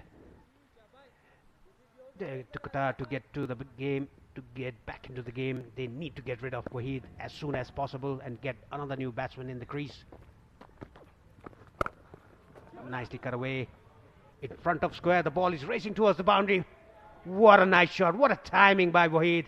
This guy has impressed me a lot. Waited for that Waheed. On his back foot. Slightly short presented to him. And he waited and just put it in front of square. Runs away to the rope. Fielder running hard would have been better if he would have gone round to the ball. Wouldn't reach to it. Waheed moves to 68. Yeah, that was hit very nicely. Waited for the ball. It was a bit slower through the air. He waited for it and hit it in the gap in front of square on the offside. Oh, nice bowling. Good comeback. Look at him. He looks so comfortable in the crease. Playing on the merit of the ball. Waiting for the ball to play his shots. He's not committing to the shot. Again, lets it go. Good batting. shown some good temperament, Wahid. Batting from the first over. It's been 23 overs that he has already batted for his team. Needs to carry on till the end if Saudi Arabia wants to win this. Needs to carry his bat till the end, and you can see the Qatar dugout. Yeah, Wahid is a perfect opening batsman in the 50 over format. We haven't seen him in the T20 format. Nicely bowled outside the optional ball, turning away from the right-hander. Everything happening in this over. 23 gone, Saudi Arabia 136 for 2.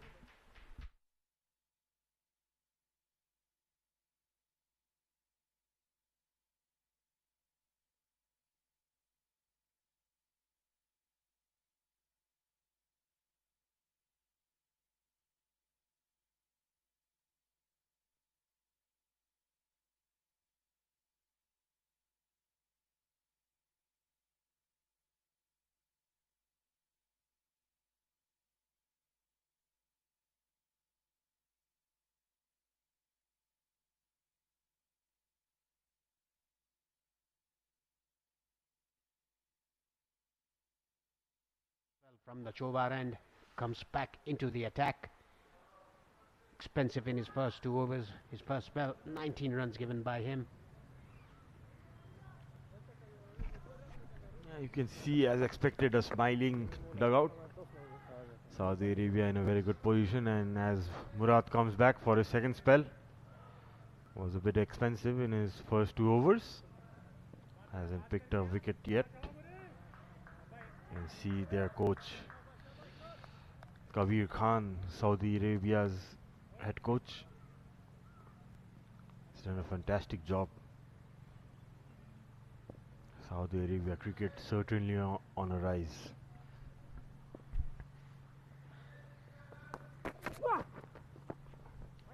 This kind of a slingy action given as wide, rightfully so. Bowling down to the leg stump. This kind of ball doesn't help their cause. Qatar, they need a wicket or two in quick time to get back into the game. 2 quick wickets taken by Ikramullah. Good short ball to Waqar to get rid of him, to break the opening partnership.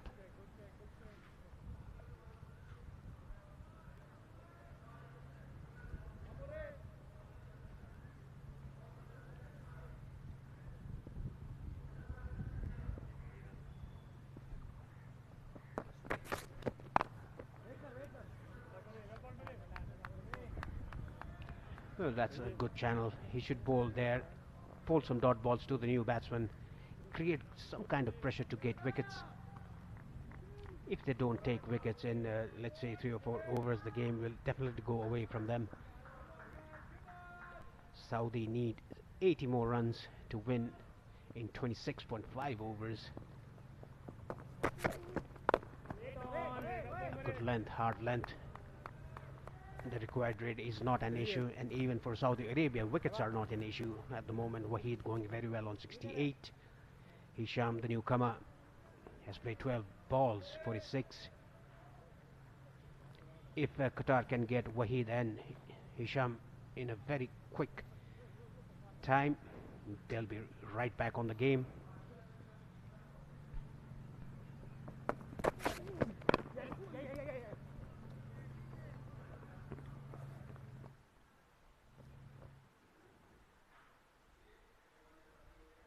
They should attack the new batsman, keep a slip or a short cover in catching position or a short mid. Just attack, just don't give away easy singles like that.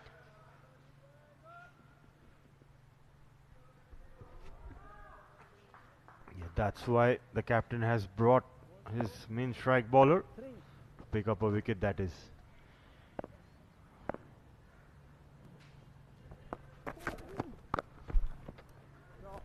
That is slashed down to backward point region for a boundary. The ball went like a trace of bullet. What a timing, what a batsman he is. Moves to 72. A runner ball, his strike rate. 54 fours in this match already. Look at this again. Wide outside the off stump. Opened his face to get the gap. Nicely punched that behind square. Yeah, nice width provided there for the informed Wahid. Just use the pace of the bowler and just punch it square.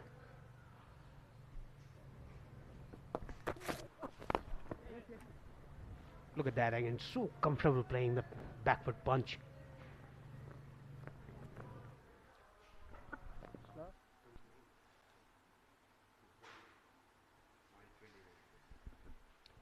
Just 29 years of age, Wahid came from the age group under 19 national team of Saudi Arabia, now in the senior team. We can see some countable spectators in the grass banks.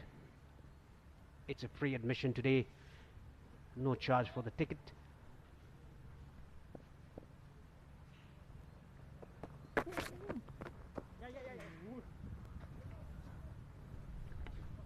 Yeah, quick update from the other ground between Bahrain and Kuwait.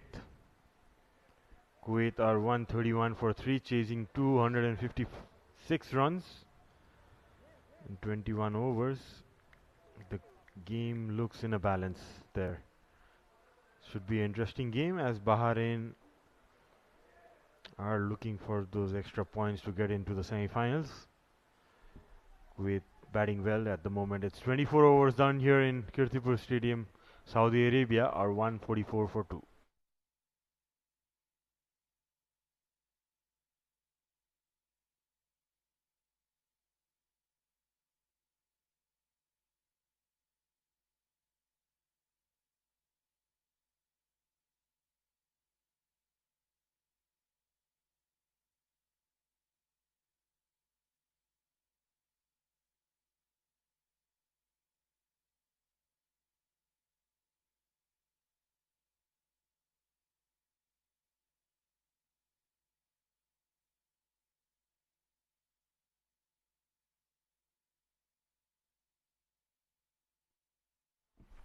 Yeah, I think Wahid is getting some treatment there. He was struck on the thigh pad on the last ball of the last over by Murad.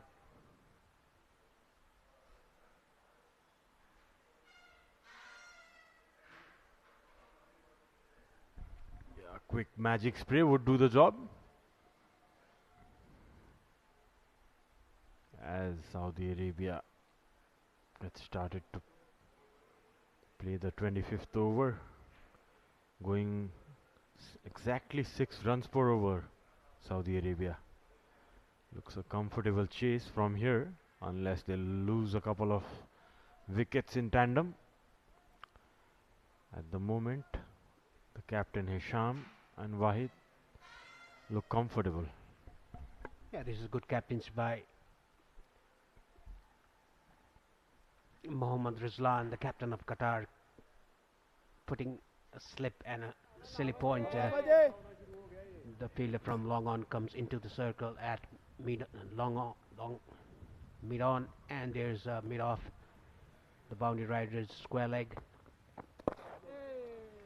Nicely played off his pads. Very happy to see this kind of field setting by Captain Rizlan. He's looking for that wicket, inviting the batsman to go over the top. Call the mid-on, mid-off fielder, the cover fielder inside to stop that single. That's the cricket we want to see. As Wahid comes back on strike, he's looked good for a 73.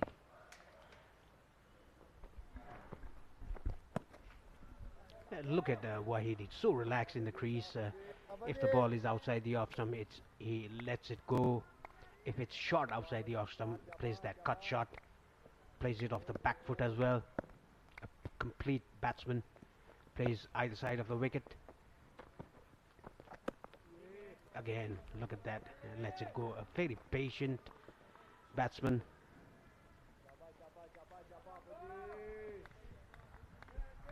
I've been bowling a good line here.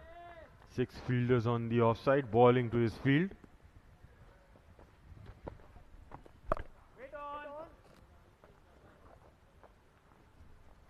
straight to point. Look at that. If it's a bit closer to his body, he plays his shot. And if it's outside the off stump, he just lets it go. Patience. He's playing a very patience innings. He hasn't played any more dot balls, 73 of 76. Strike rate is pretty good. Straight to backward point.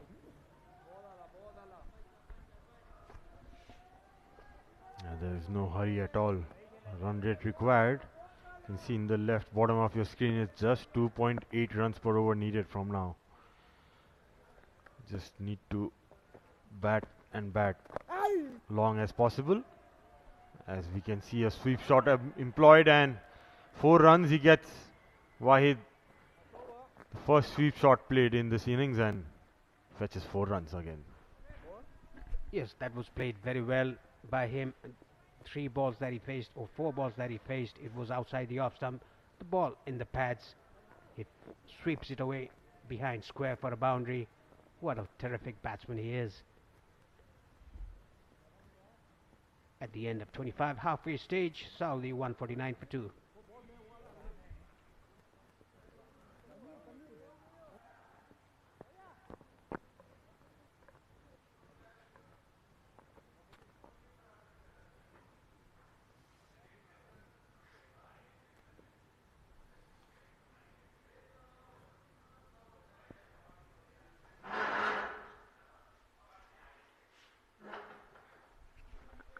Muhammad Murad to continue from the Chobar end. What a knocker Wahid has played today, 77 of 78. A good running, quick running between the wickets. Hisham, the captain, he wants to give the strike to Wahid.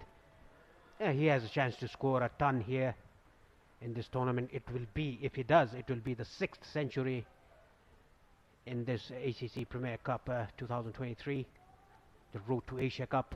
Whoever wins the tournament, they qualify for the Asia Cup, and the first, second and third, they qualify for the emerging Asia Cup. That is the A team of the guest sides.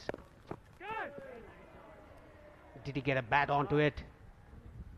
No, it's a leg by signal by the umpire. Nevertheless, it's 4 runs for Saudi Arabia, and 150 comes up with that boundary.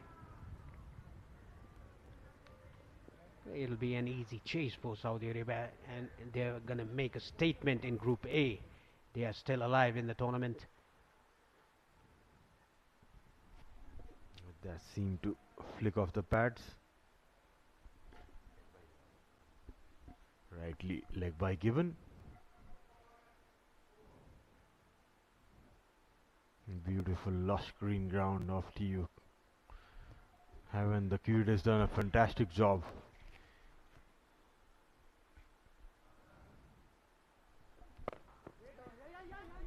He tried to pull that ball but went in the offside.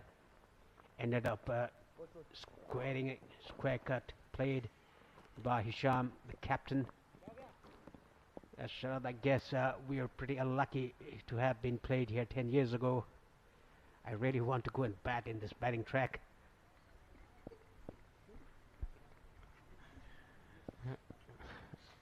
Yeah, unlucky that your ace is not in your side, Parish.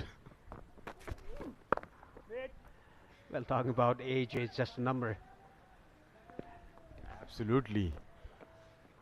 Players from the Gulf region, you can see in this game, Tanveer is almost your age, is still playing. The medical staff there have done a good job till now, taking care of the players.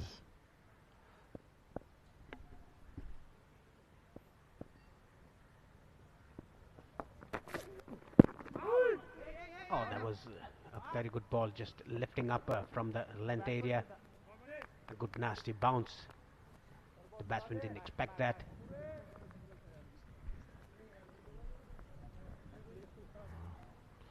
It's live pictures. Thanks to our director and his crew are working hard bringing you this live telecast. Mr. Yopesh Pradhan, who's been doing a great job from a couple of years.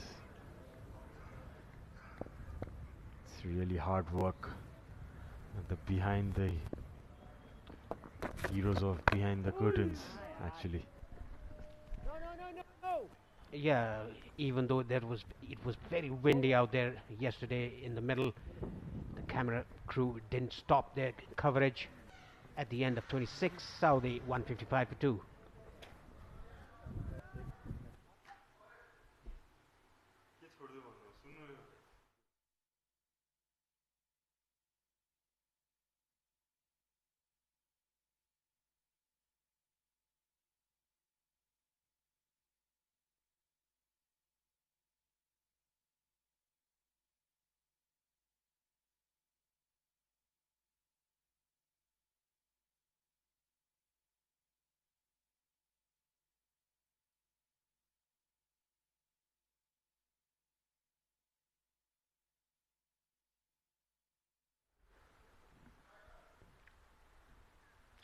He's bowled some decent overs, gone for 5 runs per over.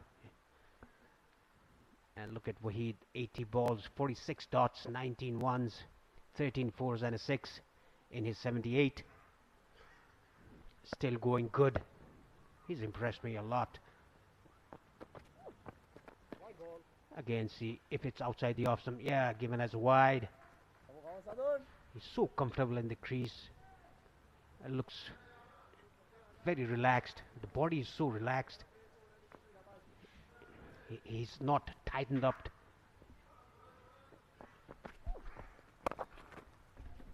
That's a good sign of a good batsman, Paris. As you know, yourselves being opener. A well run, 2 run. It seems a big shout there. Umpires finally give the third umpire review. Send it upstairs. Yeah, after taking a long time, he went to the TV umpire upstairs. This will be interesting. 2 runs taken by Waheed. He was struggling to get to the end. Let's see.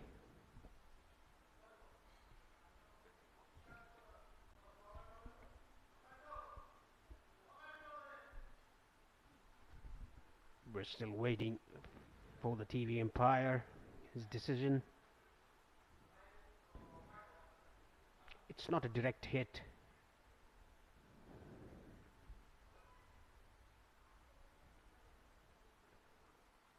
Still waiting for the TV umpire to make the decision. This is a clear view. I think he's in.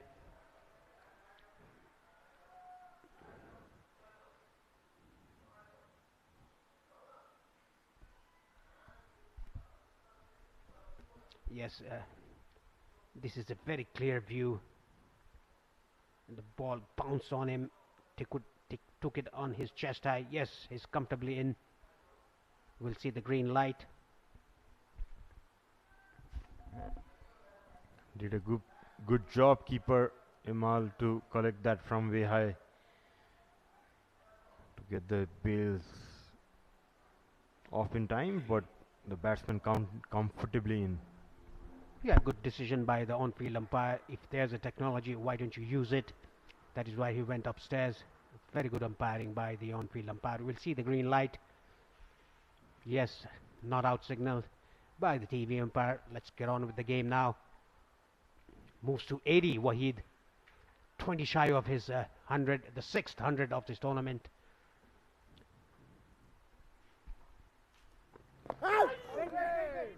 Swept that, but straight to 45. That was a close one. If that had missed the bat, could have been a close one.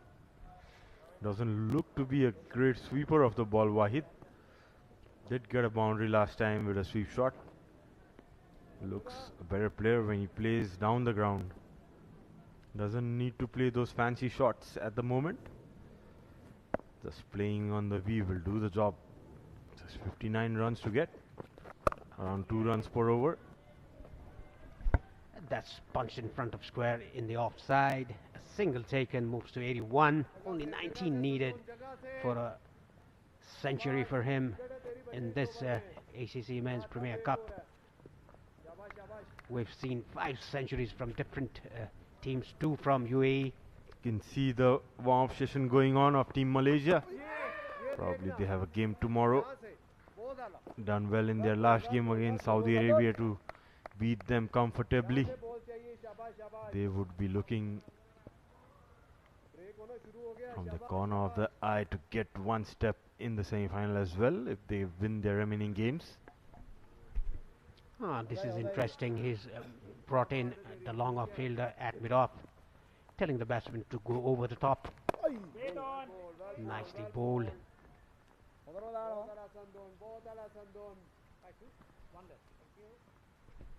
Hisham, the captain of Saudi Arabia, a very proactive captain. He's maneuvered his bowlers very nicely in the first innings.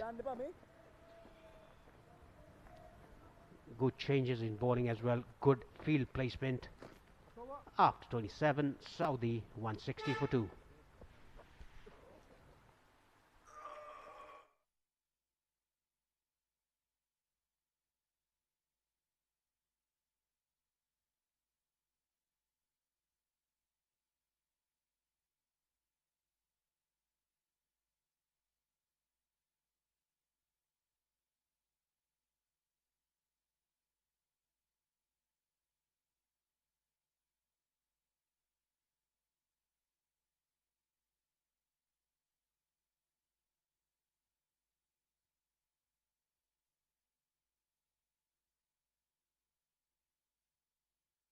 Expensive. Oh, that was cracked away on the offside, but what a shot, what a timing by Hisham, the captain. Yet another boundary. Yeah, that was a fantastic shot by Hisham. That made a sweet sound of the bat. Glorious through the covers. Flat batted it. The batsman enjoying Murad's pace as it's coming onto the bat. Would be better off Murad to bowl some change of pace, come round the wicket, try something different. Parish? Yes, he should try something different to get back into the game. Only 52 required of 22.4 overs. The last ball was played very nicely by Hisham after hitting a 4. Just played it late, down to third man for a single. Good cricket shown by these two batsmen.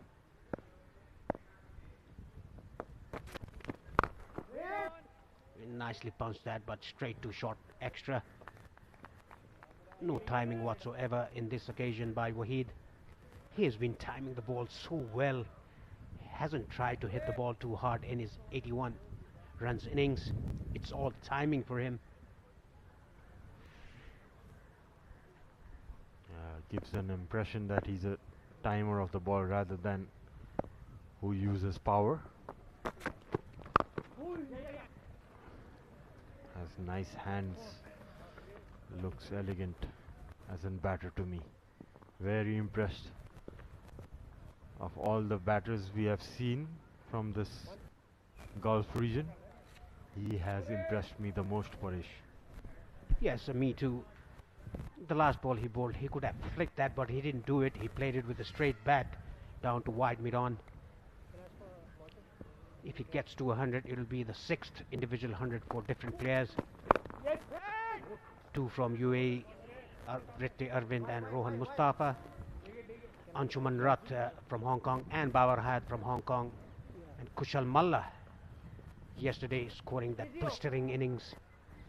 108 quick fire innings. Changed the course of the game.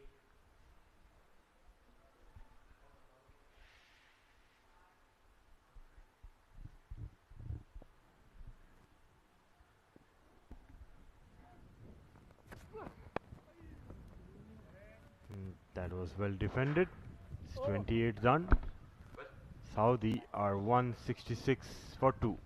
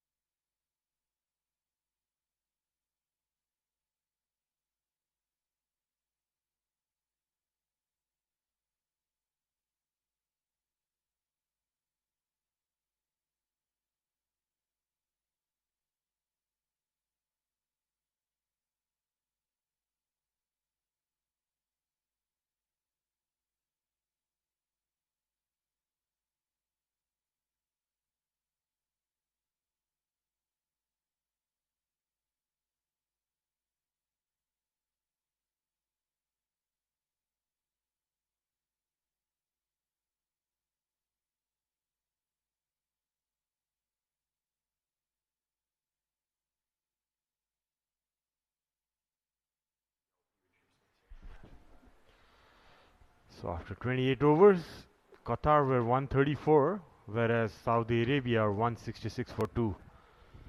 So 30 runs apart. And makes. Welcome back, Lenny, after a short break. Yeah, thank you, Sherrod. Just had a nice lap of the ground. I do adore this place, I have to say.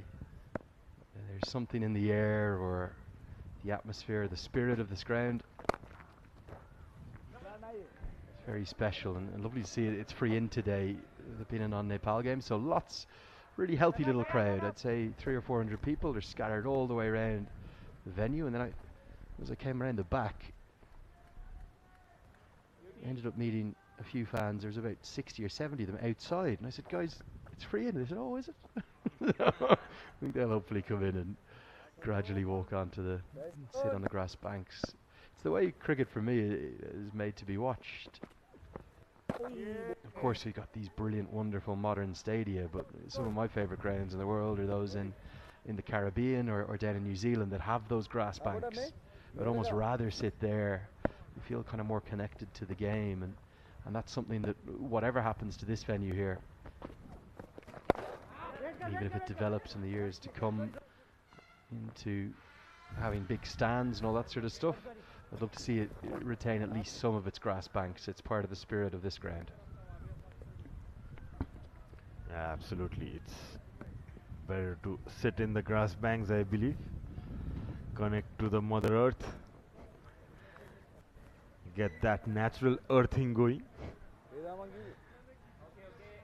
Yeah. Any thoughts on moving to Nepal, Lenny?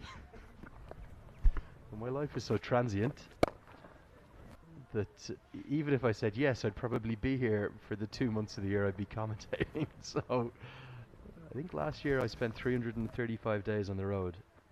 So I'm very lucky to do what I do full time at the moment. I love doing it. Long may it continue. Long may I continue to pick up gigs here and there. This country, though, will always have an incredibly large place in my heart. It's something that's indescribable. I'll be honest, Sherrod, last night I was finding it all difficult to process and take in. Very emotional last night. And there's something about this national team under Monty Desai, the way he mentors those young men. And it makes being the smallest part of this journey a real privilege, a real honour. And long may it continue, and I think it's only the start of it. End of the 29th over, it's 171 for 2.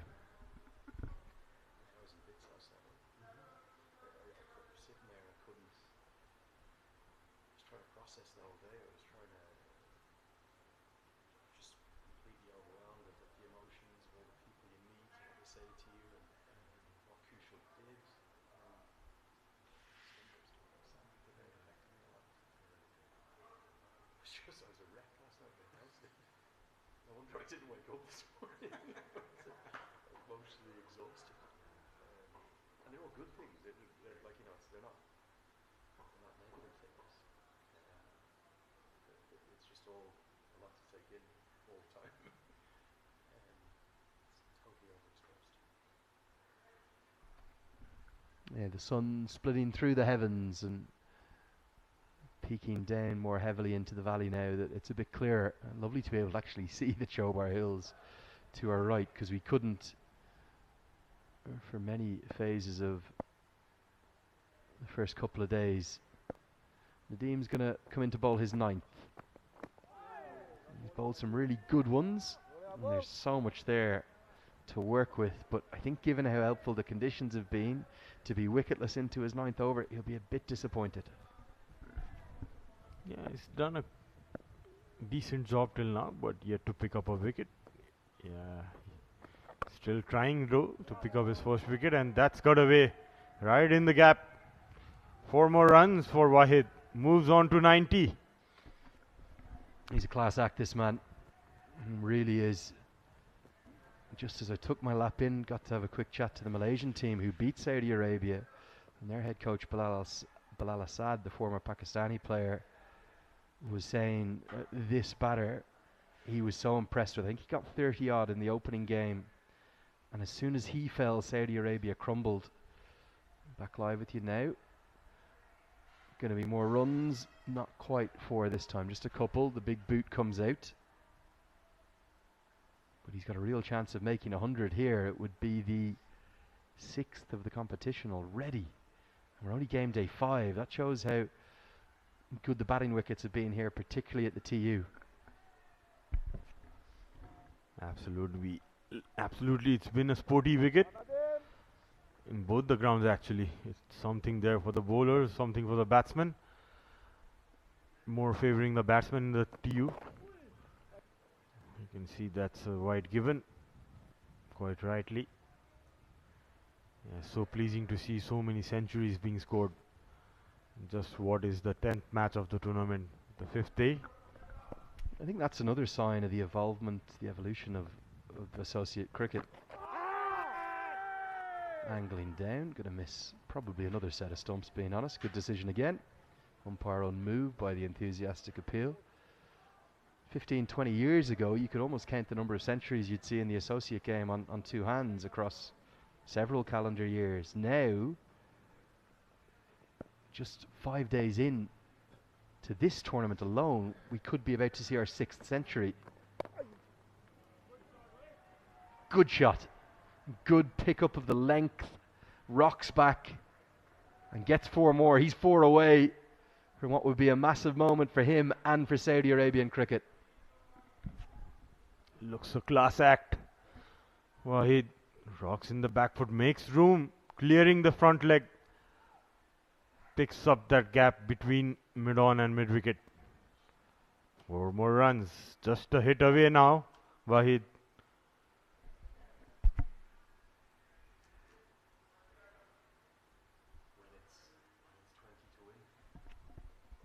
Scored 15 fours and a 6 till now.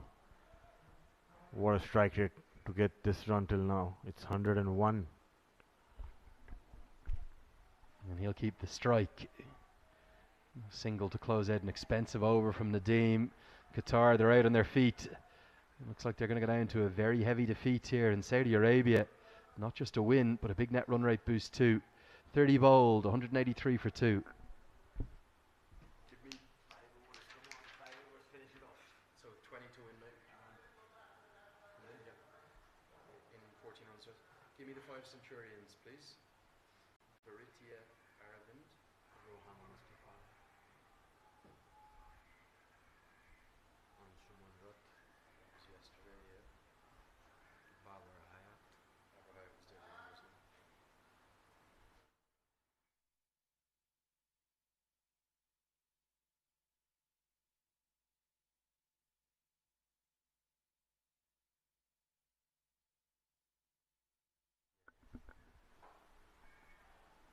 Hit back to the bowler. Just a one-handed stop. 5 Centurions already in this competition. Are we about to see our 6th? Saudi Arabia have been outstanding. They've been excellent, and they've been a great advert for the knowledge and the coaching and the passion of Kabir Khan, their head coach. I think he's the perfect fit for Saudi Arabia with where they're at now. Look at the role he played in Afghanistan's journey to the top table. And he's come in at a good time now to assist KSA on to the next level.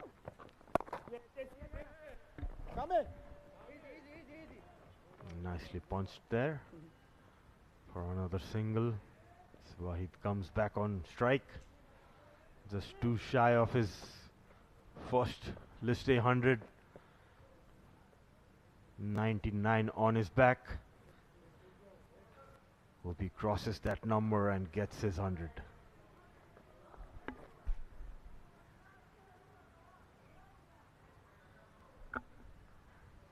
Now Qatar have just brought a few fielders into the circle, almost challenging Wahid to hit over the top down the ground. Looks for the googly, that's the moment. It's century number 6, and it belongs to the Saudi Arabian opener, who's played maybe the best innings in his country's history. Wahid Abdul Ghaffar, he gets down to thank the heavens. 102 not out. It's come off 98 balls. Great joy for his teammates as well. He joins Babar Hayat Varitia Aravind, Rohan Mustafa, Ansuman Rath and Kushal Malla. 6 entries in just 5 days. What a tournament we're having and what a knock this has been. Rank full toss down the leg and made full use of it, Wahid. What a way to bring up his 100. So pleasing to see this guy bat. Look at the smile on his face and the team cheering for him. Yeah, really excellent innings. Maybe just that one moment just after he got to 50 where Mohammad Ikramullah found the outside edge, but outside of that, pretty flawless. Going to be more runs. I think now he's got to that landmark. He is going to say, let's try and make up that net run rate differential, because they were badly beaten by Malaysia, chased in about 22 overs. So if they could get it done and get it done here quickly, they'll get their net run rate back towards parity, as well as pick up their first win. This group is going to get very interesting. Nepal, they may be in the box seat. They may be close to certain to progress to the semis. But after that, anything could happen. Oman could be in real trouble. Saudi Arabia will challenge them. Malaysia will challenge them. 3 consecutive boundaries. 2 into the leg side, 1 now into the off. This is an exhibition of batting from Wahid, and he's showing us how good the wicket is. Fantastic stuff. Some of the front foot, some of the back foot. That one he played late. He knows exactly where the fielders are. Look at that. Right in the gap. Backward of point for handsome runs.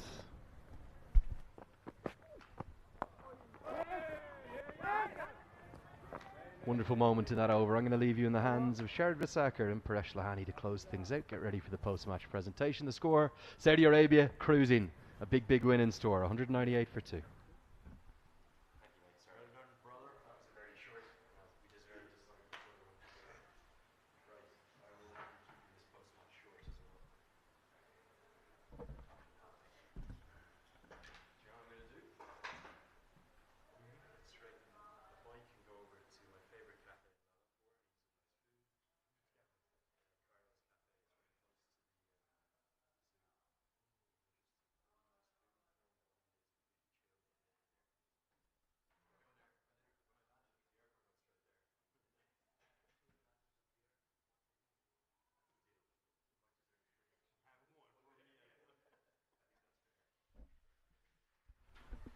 What a knock by Wahid. It's me, Paresh Lohani, replacing Andrew Leonard. He's preparing for the post-match presentation. I'll guide you through the end of this innings with Sharad Visakar. What a knock we've witnessed. Wahid playing a brilliant knock of 110 of just 101 deliveries.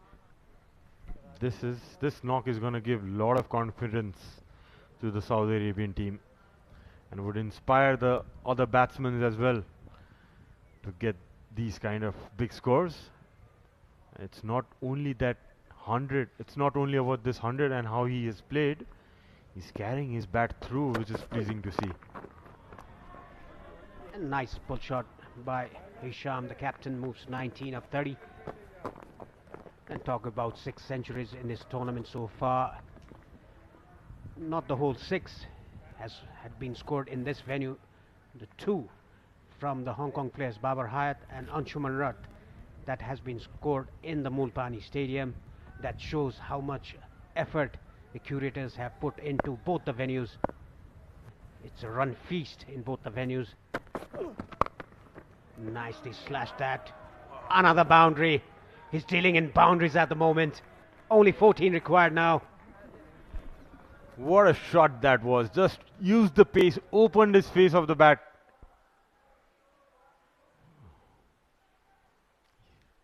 Look at that shot.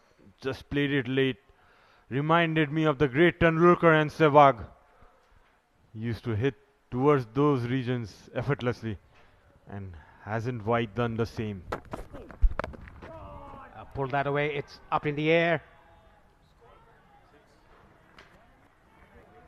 It's one bounce over the rope.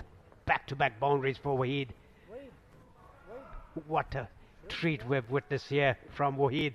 I'm very, very impressed with this 29-year-old boy. What a pull shot. No fielders out there. Vacant area.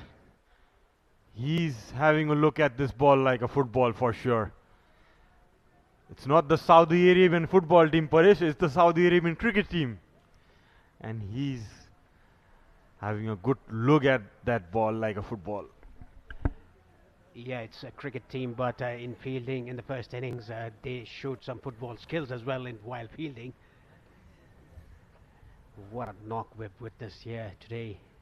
Let's remember the date, 22nd of April 2023. Remember this name.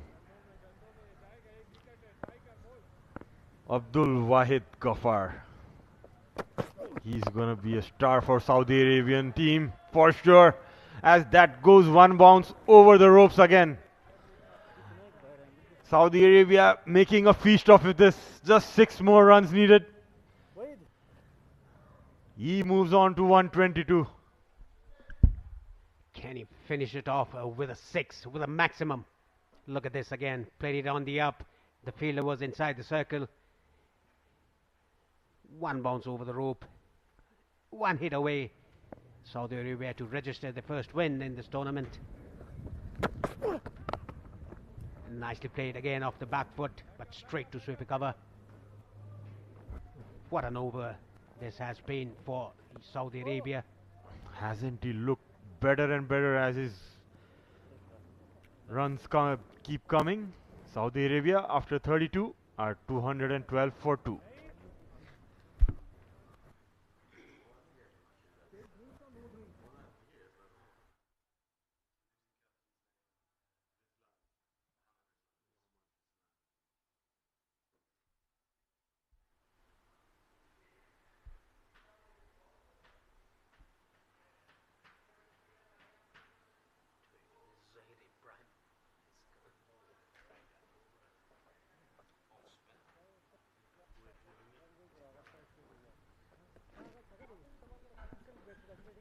Zahir Ibrahim is going to bowl from the pavilion and only 5 required.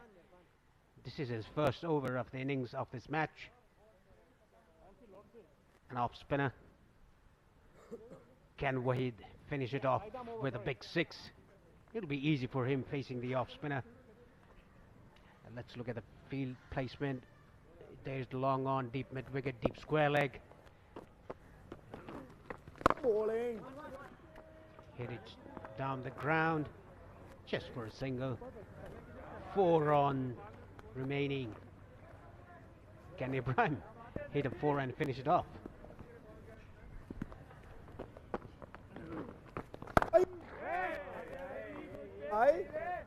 Yeah, Saudi would look to finish as soon as possible to get their net run rate up for sure. They are at -4 at the moment with no points. With this convincing win, it will make their run rate a lot good if they can finish it off early. Yeah, still 17.2 overs remaining. It'll be a very big difference to win. That will do a world of good to their net run rate.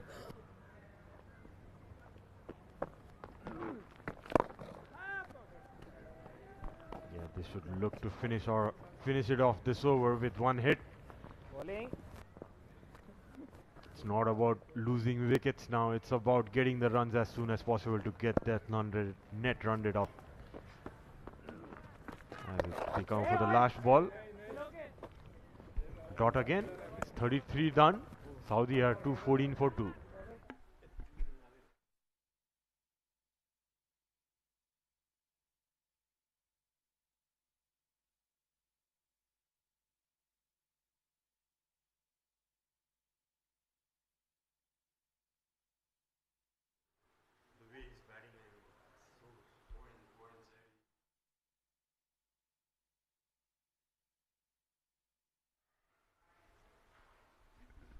Just 3 runs required now from 17 overs.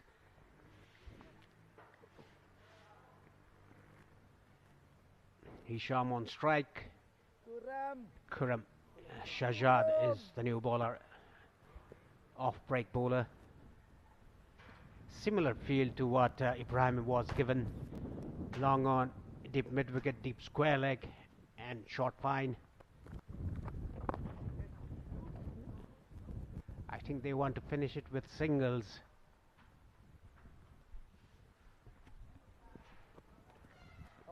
Just 2 runs to get now. As the informed Wahid comes back on strike.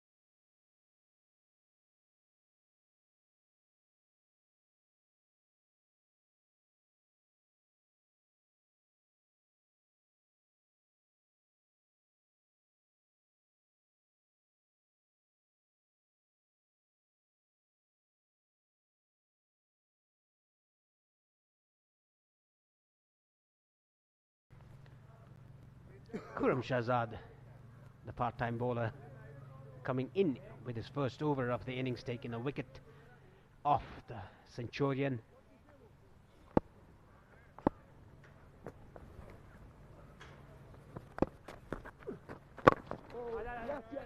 That's nicely driven, a single taken. Can this be the ball to end it off? The scores are level.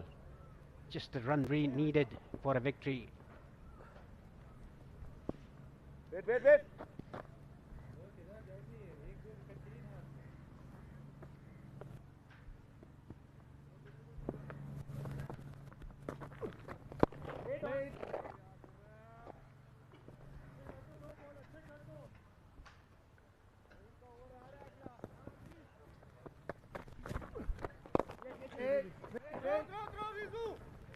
Straight to the fielder.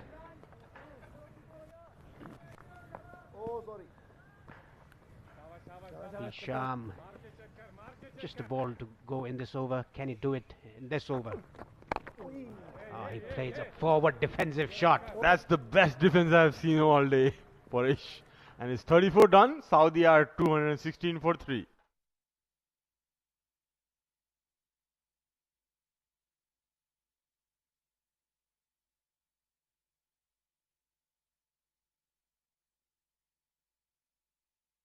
This is tomorrow's match here in TU International Cricket Ground. UAE taking on Singapore.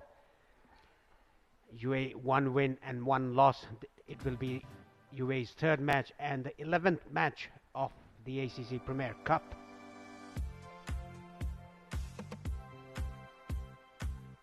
The 6th day of the tournament.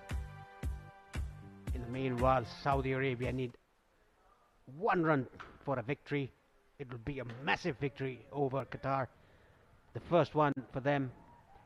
They've played 1 and lost 1. This is the second one they're playing, whereas Qatar, they've played 1 and lost 1.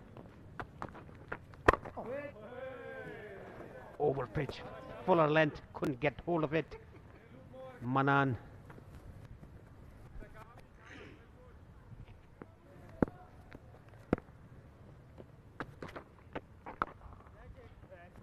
And that's the winning runs for Saudi Arabia. Comes with a 4 from Manan's bat. They cross over the line and a happy dugout. First win for Saudi Arabia in this tournament. And they haven't they brought it in fantastic style. chased in 34.2 overs.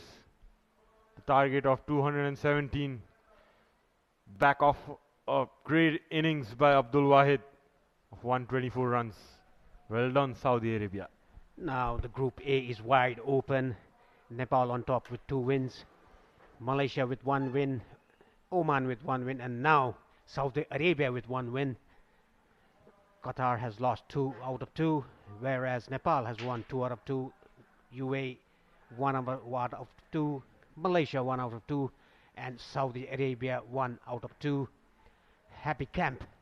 Therefore, Saudi Arabia, what a knock we've witnessed here by Wahid. 124. Handshakes all around after end of the match.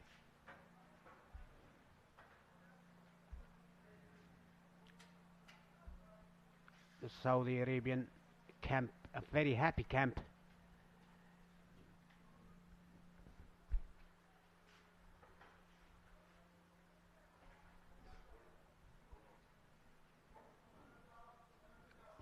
Yeah, you can see the handshakes all around with the 2 teams. The red, the Qatar team, and the green, the Saudi Arabia. Nice jersey for both the teams, and the umpires as well. They have been good in the center.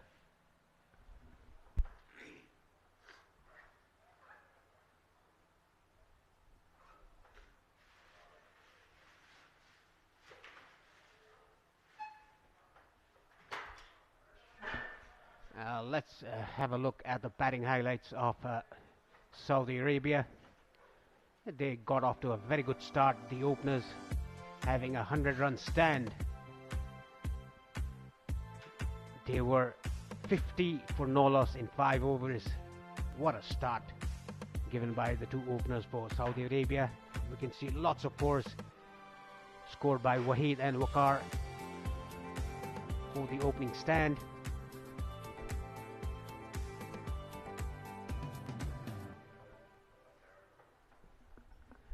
There's a neat touch by Waqar, running down to the 3rd man. Another sliced shot down to 3rd man for a boundary. Edge taken.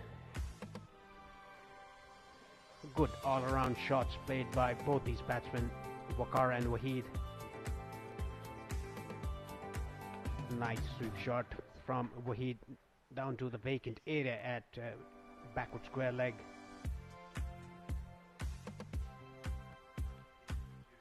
Qatar trying to show some football skills in the field, but was not able to do so. Another sweep by Wahid into the vacant area. A flick that was off the thigh pad. A good cut shot by the captain of Saudi Arabia.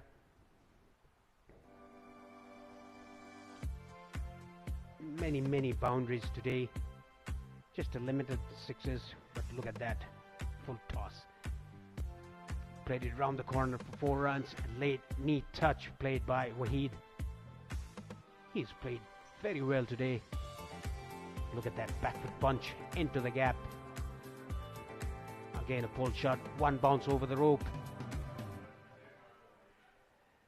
This one even better over extra cover. 1 bounce over the rope. A late cut. And a pull shot in straight 6.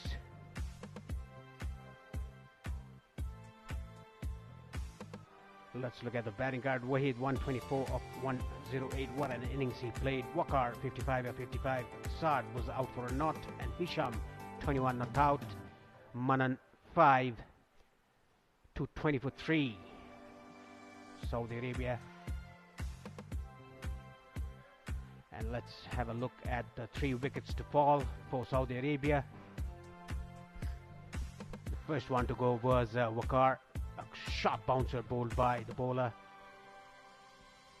Ikramullah, and again getting the leg stump by Ikramullah. 2 wickets taken by him, and Khurram Shahzad a wicket off Wahid, And let's look at the bowling card for Qatar. Not a good reading bowling card. Murad, 5 overs 35, very expensive. Amir, very much expensive, 13 runs per over. Nadeem, 9 overs 54 for no wicket. Tanveer, 4 overs for 18 runs. Sandun, 7 overs 46. Ikramullah, 5 overs 28 for 2. The pick of the bowlers. Zahir, 1 overs 2 runs. And Kuram Shahzad, 1 overs 2 runs and a wicket for him. The wicket of Waheed, the Centurion. And look at the match summary here. Tanveer, 46. Kamran, 36. And Imal, 31. And bowling from Saudi Arabia. Ahmad, the pick of the bowlers, 4 for 46 and 9.5. Baladraf, 2 for 38, the youngster, bowling 10 overs. And Abidin, 2 for 39 in 10, chasing a very low total of 217. Waheed, 124 of 108. Waqar, 55 of 55. And Hisham, 21 of 38 in bowling. Ikraman, 2 for 28. And Andrew Leonard will be back with you with the post-match presentation in a short while. Stay tuned. Here's the tomorrow's match. UAE taking on Singapore in the TU International Cricket Ground. Andrew will be back with you very soon.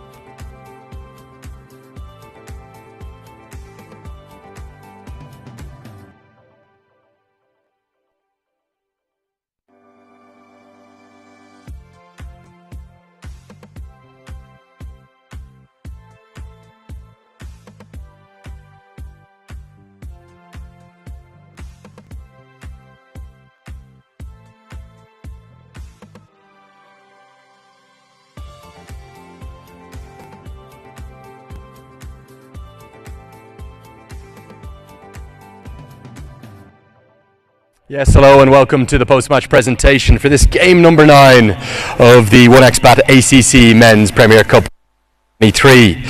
The Asian Cricket Council would like to thank all of the hosts involved, both grounds, the Mopani ground and here at the TU International Cricket Ground, as well as the Cricket Association of Nepal, the rights holder, which are the IPG Group, and all of the commercial partners for their support of this brilliant event. We've had a really good match, and it's been a big win for Saudi Arabia. They've taken their first victory of the tournament, cruising to victory by 7 wickets with plenty of time to spare. We'll speak with both captains and we'll find out who the player of the match is. We'll speak first to the losing captain. That's the captain of Qatar, Mohammed Rizlan. Mohammed, up you come. Hard luck today, my friend. Where do you think it went wrong? I think, as I said in the morning itself, the toss played a part. We would have bowled first. I think morning there was bit for bowlers, and I think honestly we could have put a good total on the board to defend. And having said that, there was not enough runs on the board to defend. Where did the batting innings go wrong? Because you were really nicely placed. You were 130 odd for 3. You looked set for maybe 260, 270. That could have maybe been enough.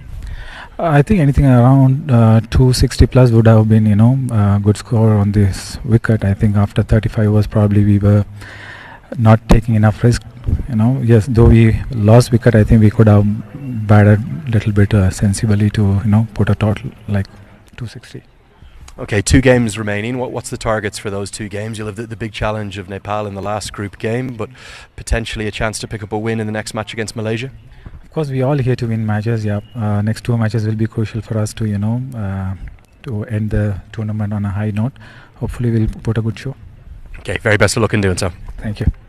That's the captain of Qatar, understandably very disappointed. We'll speak now to a delighted winning captain. That's the captain of Saudi Arabia, Mohammed Hisham Sheikh.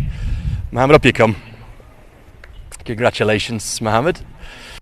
Big day for Saudi Arabian cricket. Is this one of the biggest in your history? Massive victory, broadcast all over the world, and a really emphatic one, winning by 7 wickets.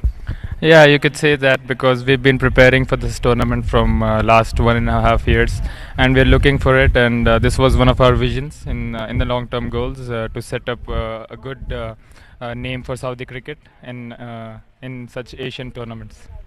I have to say the bowling attack looks really, really impressive. I know Ishtiaq Ahmed will get the headlines with that 4-wicket haul, but the 3 spinners kept things so tight outside of that first power play. Yeah, actually, I think Qatar had a great start in the power play, but as soon as we introduced spin, I think it was a different story altogether. And my spinners proved a point. I added another spinner, and it really proved well for us. What about the batting? How did you turn it around? 153 all out in game 1, but today your openers got things off to the perfect start. The first opening century partnership of the tournament, and then a quite brilliant 100 for Abdul Wahid. Yes, I think we went back, analysed our game, and we knew our mistakes, and we just held on to playing with a straighter bat in the early on, and then going on with our shots. So we always had the skill set. It was just about the mindset, and alhamdulillah, it paid off this time. Okay, finally, do you think this puts you right in the mix of qualification for the semi-finals? Is that the goal now? It's not going to be easy, but a big win today gets you back into contention. Yeah, if we all agree that cricket is a funny game, so we will give our 100%, and we will go for the win for the next 2 games, and we'll leave the rest to the Lord. I'm delighted for you and your team today. Very well captained, well done. Thank you, sir. Okay, delight for the captain of Saudi Arabia. Big win for them, maybe the biggest in their history. Time now for the Player of the Match award. Let's speak first with her. Let's call first upon our presenter. That's Mr. Tusith Pereira, who is the General Manager of Finance for the Asian Cricket Council. Tusith, great to have you with us. Your team are doing a brilliant job in this tournament. It's been fantastic all the way around. 3 contenders as always. The umpires decide this. In 3rd place today, Waqar Ul Hassan. He made 55 with the bat. In 2nd place, a really impressive bowling spell, 4 for 46, Ishtiaq Ahmed, but really it could only be one person. It's the 6th century of the tournament already on game day 5. It came off 108 balls, and his innings of 124 contained 21 4s and 1 6. The player of the match today is Abdul Wahid. So Abdul's going to receive his award from Mr. Tusith Pereira and pose for a few photos. Thank you, Tusith. Abdul, come in here. How special an innings was that for you? How much did you enjoy it out there? Yeah, definitely, and we have really enjoyed it because the wicket was friendly, and we came up with a plan and we execute our plan. So alhamdulillah, we got our target, but we are coming here. How good were your bowlers today? They did the business with the ball to restrict a good Qatari lineup to less than 220, a huge achievement. Yeah, definitely. As Qatar have started really well at the beginning, but our bowlers they have come back really well.